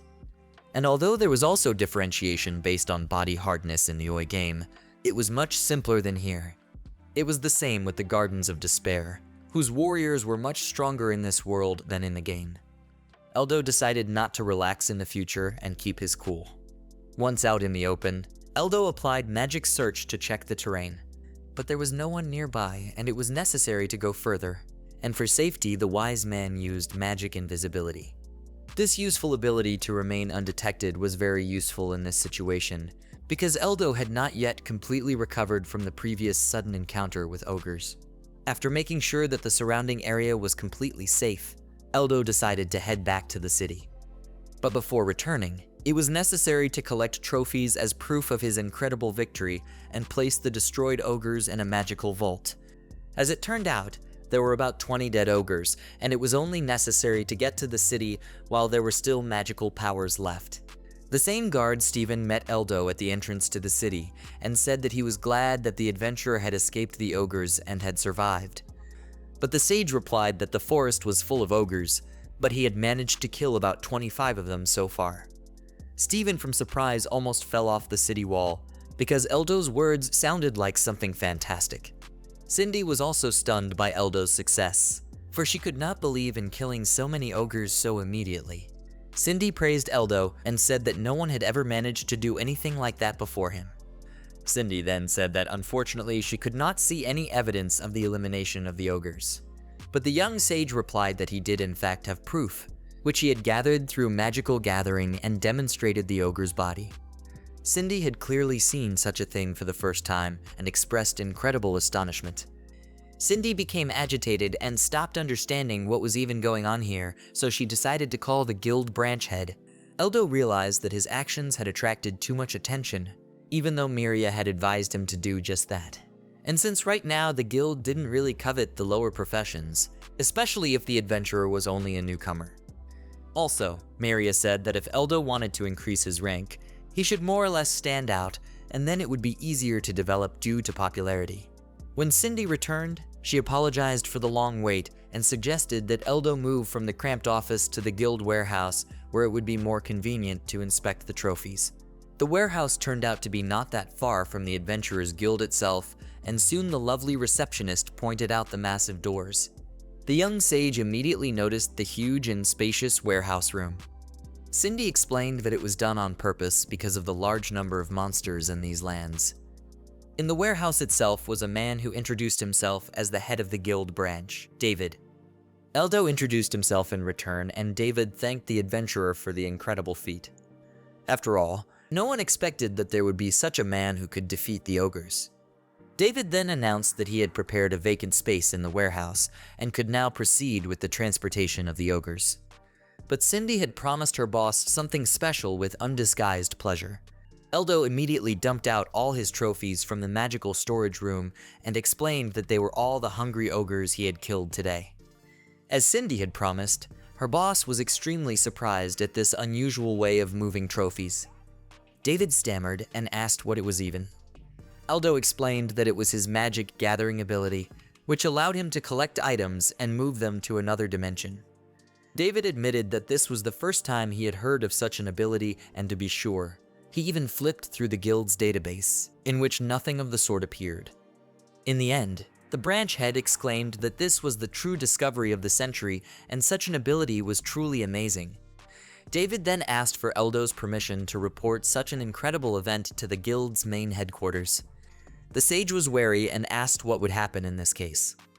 David explained that once the internal structures of the guild studied the new ability in detail, it would become publicly available. But it would take several years to be thoroughly evaluated and would eventually earn a huge reward. Eldo thought about this prospect, because thanks to Mina, he didn't really need money. But spreading this ability would make it much easier for adventurers to hunt, and it would serve as a useful discovery. The young sage allowed David to spread the word about his ability. Eldo also decided that if this ability spreads, the guild will stop being surprised every time he uses it. In addition, if the adventurers in the guild mastered it, it would become easier to resist various groups like the Gardens of Despair. The branch head then asked Eldo to show his adventurer card to formalize the transfer of the ogres and the receipt of the reward. After looking at the card, David admitted that he was surprised at Eldo's incredible abilities and his victory over the bloodthirsty ogres, since he was only a D-rank rookie. David exclaimed that there must be some mistake, and there was no way that Eldo was a rookie. But the guy explained that he is a wizard. But because of the ball of professions, he is addressed as a novice, and his real profession is sage. David couldn't stop marveling at all the information and asked what the profession ball didn't light up. Eldo replied that it did, although in fact he had not even tried to use the orb of professions. Eldo asked if he could be made to be seen as a wizard, since his abilities could be defined as standard wizard skills. But David explained that this was unfortunately impossible, since the Ball of Professions was the only way to register, although it had been possible to do otherwise in the past. Eldo asked why it was not possible to do otherwise now. David explained that things have changed since Cardinal Jorgitz took power and professions have become much stricter. Professions such as hero or saint, which are now considered inferior, used to be no cause for discrimination. The head of the branch apologized for not being able to help in this matter because he had too little power and influence. Eldo asked not to worry David, for his request was at variance with generally accepted rules. Eldo had heard the name of this cardinal before. And if indeed he was behind the formerly higher professions becoming lower professions, it would be a good idea to meet him and talk. But of course it will all depend on the reaction of the cardinal himself, for it is quite unknown what kind of man he is. Eldo decided that he would probably have to use his knowledge from the high for the worst possible purposes. David, after some thought, said that he could not help with his profession, but he could raise Eldo's rank to C. It was all about the recommendations that the guild chapter heads could provide. David explained that Eldo already had 2 recommendations at the moment, and he could write a 3rd and it would raise the adventurer's rank. The first recommendation was from the head of the Tegia branch. David was most interested in the recommendation from the head of the capital's branch, for it was very rare and wondered why Eldo had been able to earn it. The young sage explained that he had merely completed an assignment for Maxia's trading company. Eldo decided that it was likely that Mina had done her best to get him such a recommendation. David promised that anyhow he too would write a recommendation and it would allow him to increase his rank. Sage thanked him for his help and admitted that he had wanted to increase his rank for a long time. David then admitted that Eldo's incredible merit should be valued much higher than receiving the rank of C. And one would like in the future to see this discriminatory system of promoting ranks based on profession disappear altogether. Such frank words that contradicted the guild rules caused Cindy to be surprised. The head of the department then asked Eldo not to tell anyone about what he had heard, because if his superiors found out about it, he would be fired. Eldo asked David not to worry and promised never to tell anyone about this conversation. David then stated that despite the disparaging treatment, Eldo could still raise his rank. If one possessed serious merit, one could go to the main headquarters of the guild and resolve the matter. The young sage asked if it would be enough to raise his rank if he destroyed all the ogres here. Such an adventurer's suggestion caused David and Cindy to be sparklingly surprised. David replied that if Eldo could accomplish what he had in mind, before that would be more than enough for a rank increase. The young sage explained that he could not be completely sure of a positive outcome, but would certainly do his best. The head of the guild branch thanked for any help that Eldo was willing to give to this city, as these were very difficult times for the residents. Cindy, on the other hand, decided that if Eldo could destroy all the bloodthirsty ogres, he would most likely stay in this town and be a local hero. Eldo asked if the ogres really caused so much damage to the people of the town. David explained that there is indeed a lot of trouble from the ogres, but the real problem lies elsewhere. And that problem is resettlement. Eldo completely misunderstood what he was talking about and asked for details. David explained that the capital had made an offer to leave this city and relocate elsewhere. There was a specific order: if they couldn't defeat the ogres, then they should start resettlement. But in fact, none of the locals were really excited about that prospect. Since there are a lot of old people in this town who will not be able to go to a new place, and if all the others leave, the town will be destroyed by the ogres, and then all the rest will be finished. David admitted that this was probably what the bosses were counting on, to get rid of unnecessary people who would only become a burden. Eldo was surprised to hear David say this, and asked if the capital was not trying to save all the people in this way. David said that this was not the case at all, and all his requests for help that he sent to the capital on this matter always ended with the words, "Deal with it yourself." And this whole relocation plan was just a whim of the capital's aristocracy. Eldo again did not quite understand exactly what David meant. The head of the guild branch explained that the city of Irias is in the possession of Count Magus, and a faction that hates the Count is trying to destroy this city under the pretext of attacking monsters. All this news made the young sage ponder until the evening. Lying in the cozy bed of the hotel room, Eldo reasoned that this assignment required much more responsibility than he had anticipated. Therefore, he needed to get a good night's sleep in order to recover his magical powers as best as possible before the upcoming battle. Many times, Eldo recalled his battle with the bloodthirsty ogres and realized that he was on the brink of death. The past day was filled with many events, and many of them were ridiculous. Eldo decided tomorrow to be much more careful and cherish his life. After all, he only had one. Meanwhile, Count Magus stayed awake and watched through the window as the wagon pulled up. Soon the Earl heard voices announcing the return of the messengers. The servant apologized for the late report and reported that the material aid that had been sent to the southeasternmost village had been safely delivered. Count Magus thanked him for a job well done and felt gratified by the good news. The servant then reported how an unknown adventurer of inferior profession had accomplished an incredible feat and defeated a sea dragon. Count Magus marveled at such news and confessed that he was glad to hear of such a thing. The servant also said that this adventurer was only an F-rank novice. Naturally, it was very hard to believe, but this information was confirmed by the Maxia Trading Company, and it was indeed true. Count Magus was impressed by the stranger's abilities and said that he would definitely like to meet this incredible adventurer. After all, if this man is really so strong, some errands and hopes can be placed on him. Eldo had decided early in the morning that his magical powers were fully restored, and he was now ready to go to the ogres. David and Cindy also hurried over to the inn to inquire if Eldo had gotten a good night's rest. The young sage assured everyone of his excellent condition after a good night's sleep and declared his desire to find the ogres as soon as possible.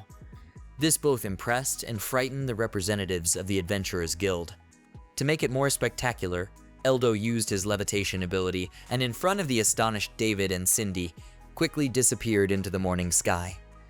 Meanwhile, young and in love Teresa continued her solitary journey in search of the famed adventurer Eldo. To begin with, Eldo decided to find the enemy's lair as soon as possible, since ogres are spawned by the boss. Therefore, this time it is necessary to deal with every single monster. Suddenly, the young sage noticed a group of 3 people below and decided that if it was reinforcements, he could use them. Having memorized the location of the team of adventurers, Eldo continued to scan the forest area. The sage wanted to see something useful as soon as possible. Where the parties would fly around the forest for too long, he would waste his magical powers. After a while, Eldo noticed a suspicious area of the forest and decided to continue exploring on foot. Upon landing on a hill, the young sage immediately applied magical invisibility to remain undetected. Eldo's attention was drawn to a huge tree near which he noticed some activity, and now he had to find out the extent of the threat. Soon the young adventurer's fears were confirmed, and it was possible to spot an enemy in this sector of the forest. And most importantly, one of the ogres was much larger than the other creatures. This place indeed turned out to be a den of ogres, and the largest monster was the king of ogres that Eldo was looking for. The young sage was pleased with this discovery, for in this place the main forces of the ogres were concentrated, and now it remained to decide how to deal with them. Having learned the location of the main ogre camp, Eldo decided to return to the city to better prepare for the attack. After quickly returning to the city, Eldo heard someone cursing loudly. A disgruntled voice demanded to tell the truth and hide nothing. Then the sage saw strangers along with the locals. An excited Cindy rejoiced when she noticed that Eldo had returned. The young sage asked for an explanation of what was even going on here. Cindy was clearly frightened and in a trembling voice tried to say something, and meanwhile the strangers continued to demand something for Eldo to understand. But then the young sage listened to the words of the strangers and realized that they were demanding that the inhabitants leave their hometown immediately. Such boorish behavior and threatening tone angered Eldo. But the guys even demonstrated some order from the capital church, which must be obeyed unconditionally. The most insolent of the city's guests stated that the decree said the following, that the manner of executing this order was absolutely any way, at the discretion of the executors. Therefore, all their orders are equal to those of the capital, and their failure to do so will be considered a crime. The furious guy then shouted at the top of his voice for everyone to immediately pack up their belongings and get out of the city. Guild branch head David would be horrified by this and only muttered that it was a terrible mistake. The locals were outraged by this behavior of strangers and couldn't believe that the capital could issue such a cruel order. Also, no one could leave the city without careful packing, and there were ferocious ogres outside, and if they met with them, all would be surely killed. But the trio of rude adventurers did not believe the tales of ogres, and they declared that they had not met any such monsters on their way here. Eldo thought that these guys were only lucky because he had killed all the ogres in the vicinity. Meanwhile, the enforcers of the capital's order continued to threaten and demand the immediate liberation of the city. David did not know what to do and only watched everything happening until he noticed Eldo nearby. The young sage said that this was all a very unpleasant situation. David explained that if it was really an order from the capital, they could not resist. Oh, and the position of their lord, Count Magus, might want because of their disobedience. No one knew what to do, but it was obvious that the citizens did not want to leave their homes and go into the unknown. Understanding the mood of the townspeople, the adventurers sent decided to move from threats to a demonstration of weapons. One of the capital's messengers ordered the locals to shut up and pack up quickly before he could help them with his sword. At this, the nasty fellow began insulting the people, calling them pathetic brats. The bulky guy then used his blade to destroy a market stall, completely destroying the local merchant's wares. Apparently, this was his way of demonstrating his determination and instilling fear. The inhabitants were horrified by the actions of the strangers and looked regretfully at the destroyed food supplies. And the heralds of destruction themselves enjoyed the fear of the defenseless people. The thug with the sword laughed gloatingly and declared that no one would ever need those foodstuffs again anyway, so there was no need to be distressed. One of the local women, the one who was in charge of the town's supplies, cried. And from her words, Eldo learned that all these supplies had recently been sent to them by Count Magus. Eldo felt a surge of righteous rage and applied magic suspension to the insolent scoundrel. With incredible speed, the brute flew upward, frightening his companions. Then he found himself on the ceiling of the cave and began to scream wildly in terror. The magical force pressed the envoy of the capital into the stone firmament, giving him a lot of unpleasant sensations. His two companions watched in horror and could not understand what had caused this.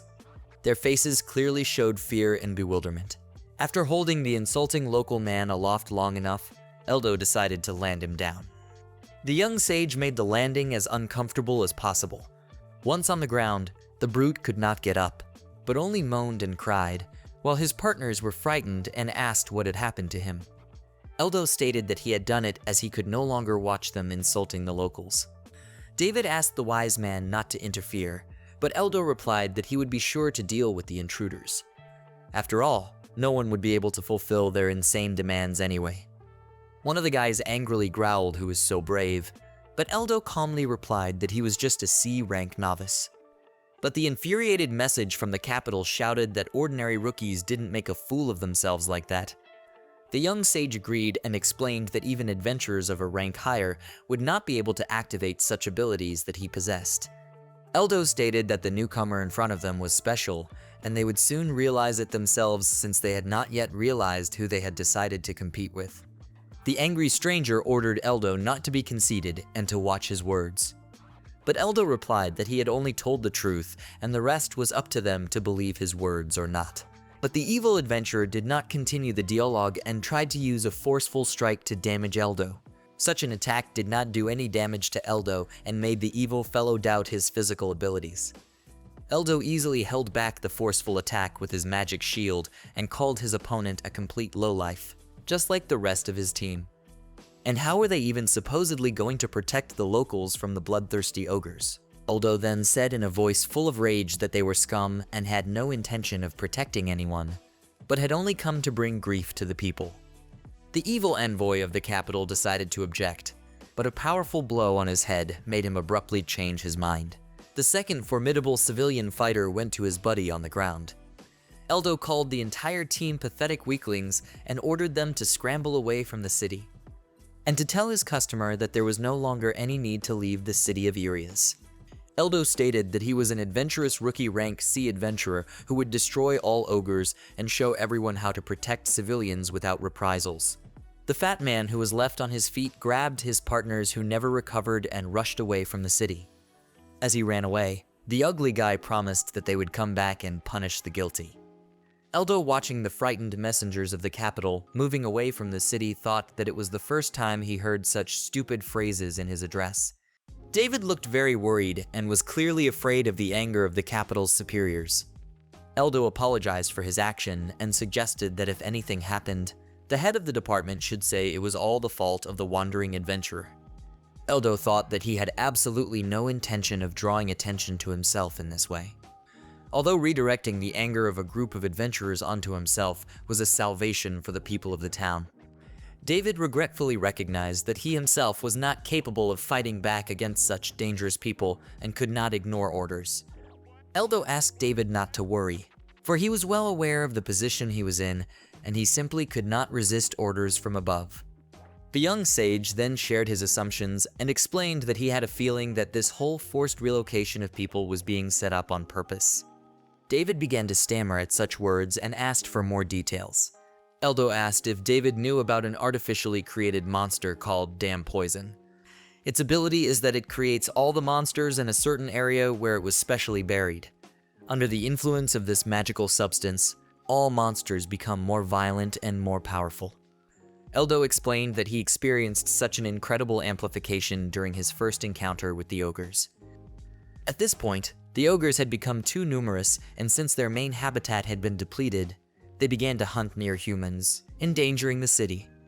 Eldo explained that at the same time as this strange invasion, a plan to forcibly relocate the city's population was being advanced, and so it all pointed to this being a setup. David listened in surprise and asked if it was the capital that organized the whole gruesome situation. But Eldo suggested that it could be anyone, and most likely it was done by Count Magus's opponents. And to make themselves look more convincing, they deliberately presented themselves as envoys of the capital and covered themselves with a false decree.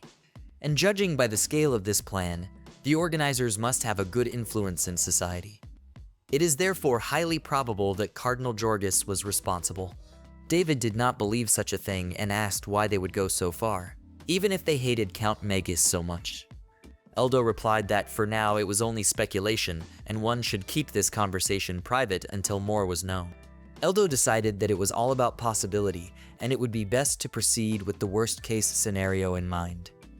The reason for the problem lies in the fact that in the game of WBO, the Devil's Poison was a monster that only the Gardens of Despair knew how to produce.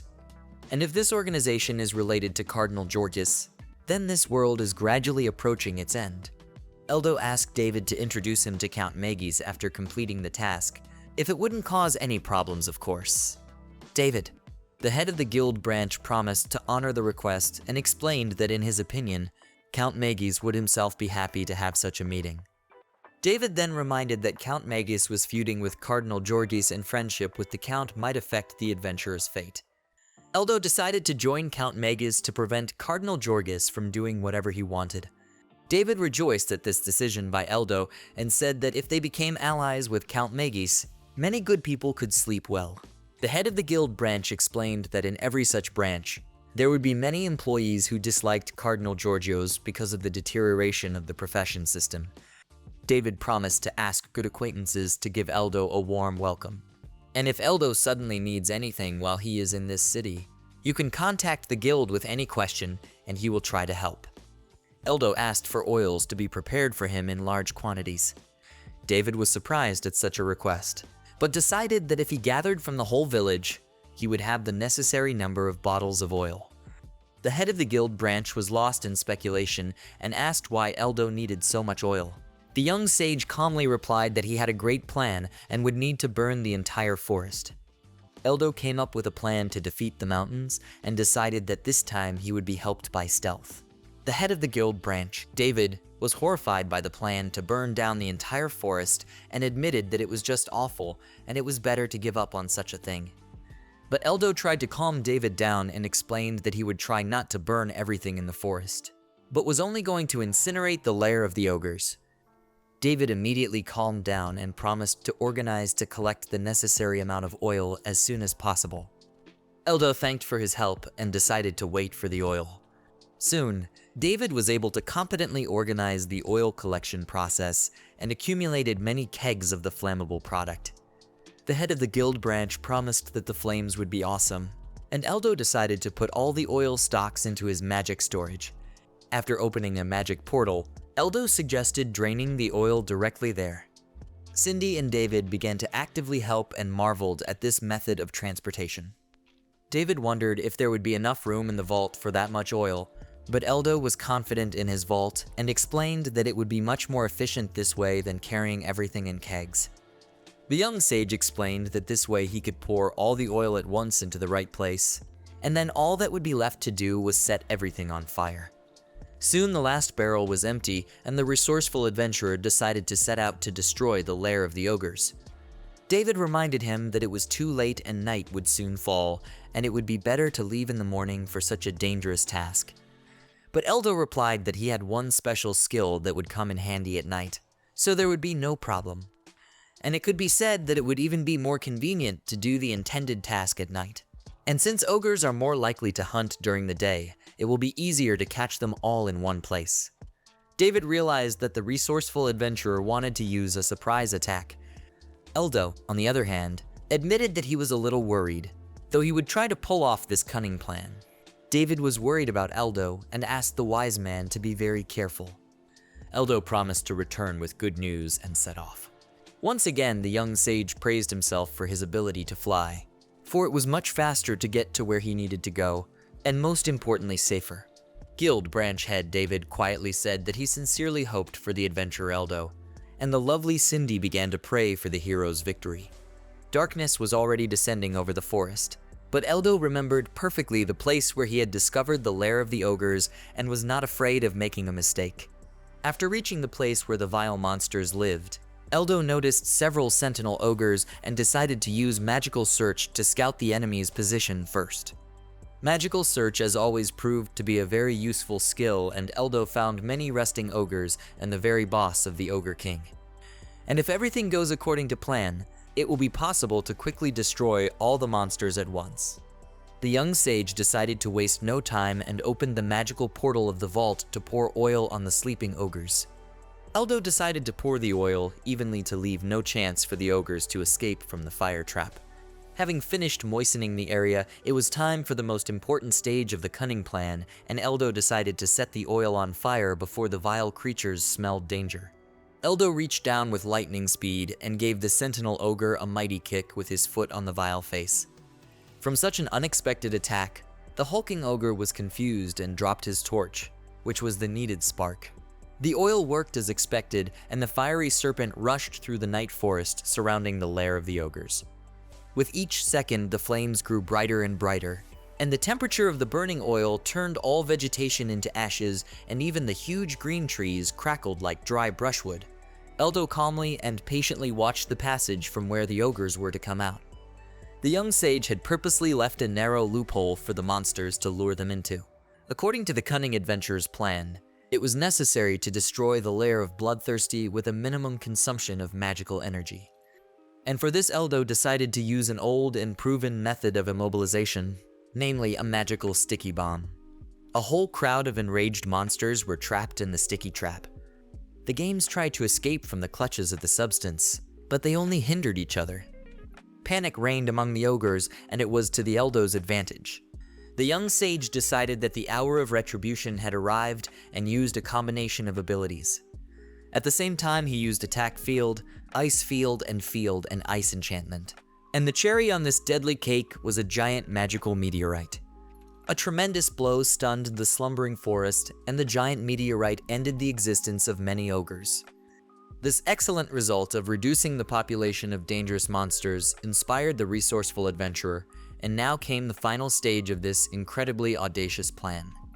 The most important meeting of this exciting evening was scheduled with the boss, the Ogre King himself. This creature instilled fear even in his fellows and caused unpleasant feelings in Eldo. The Ogre King impressed the adventurer not only with his size, but also with his cleverness. The local boss quickly realized that the enemy was out of reach flying high in the sky and decided to fix it with a long tree root, which he easily ripped from the base. Eldo didn't immediately realize what the bloodthirsty opponent was up to, and when he did, it was too late.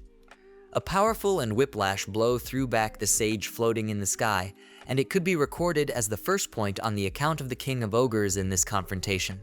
The first apt strike was followed by another, and the next one went there as well. The Ogre King sought to build on his success, but Eldo was not so simple and had already corrected his mistakes of the first minutes of the battle. Eldo moved out of the dangerous attack sector and realized that the cursed boss might not fight the same way as in the VVO game. In the virtual game, this creepy creature usually gains the upper hand over the opponent thanks to brute strength and swift frontal attacks. Also, such a giant is not embarrassed to use all sorts of human weapons. But in this world, it became obvious that surprises could be expected from the King of Ogres, for he demonstrated marvels of resourcefulness. The huge monster decided not to dwell on the initial success and rushed forward, or rather up the steep cliff. At the same time, the King of Ogres supplemented his phenomenal mountaineering skills by throwing huge stones at the hated adventurer who dared to disturb his royal sleep.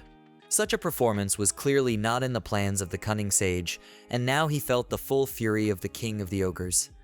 But thanks to his magical shield, Eldo was still able to avoid an unpleasant encounter with huge blocks of stone, although it was becoming increasingly difficult to contain such a deadly downpour. Having reached the maximum available height, the Ogre King growled something obviously uncensored at the young adventurer and decided to continue honing his skills as a stone thrower. Such a one-sided situation bored the young sage, because it became obvious that the stones at the ugly monster will be enough for a long time, and the magic power will run out. That's why Eldo decided to temper the fervor of the Ogre King and sent a magical fireball towards him. But something incredible happened. The deadly fireball, which should have tipped the scales in favor of the young sage, had no effect on the Ogre King. Unless, of course, one counted the slight irritation that made the monster itch as if it had been bitten by a mosquito.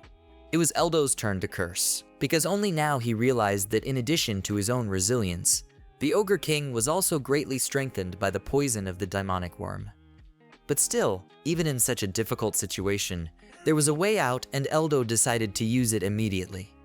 The young sage decided to act unconventionally and try to outwit the monster with the advantage in magic. Meanwhile, the Ogre King continued to exercise his throwing skills and sent more and more blocks of stone towards the daring adventurer. But Eldo was waiting for his best chance for a swift attack, and it was important to choose the right moment between the throws of the cursed monster, which was clearly not going to stop. Still, without giving up hope for a positive result, Eldo decided that there was no time to waste and no time to waste magical power, and so it was time to launch the attack. With the ability of magical windrunning, the young sage rushed straight into the clutches of his ferocious opponent. Such insolence Ogre King clearly did not expect, and did not even immediately realize that the daring adventurer landed on his face. But Eldo wasted no time in holding back gagging from the horrible stench that was a faithful companion of ogres, prepared for the decisive step. The open, horrible, stinking mouth of the ferocious monster became the main target of Eldo, and the adventurer with a precise shot directed the magical explosion there.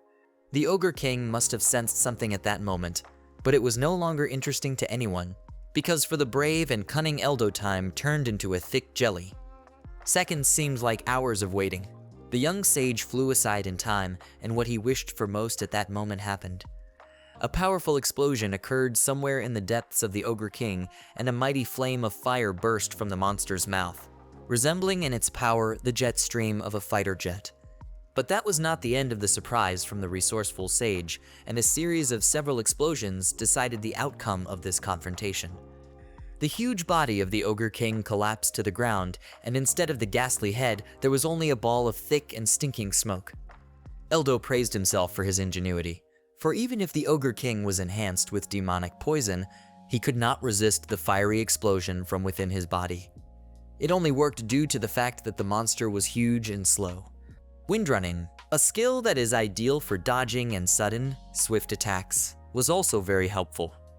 However, such a dash, and thus the direction of movement, was very easy to anticipate.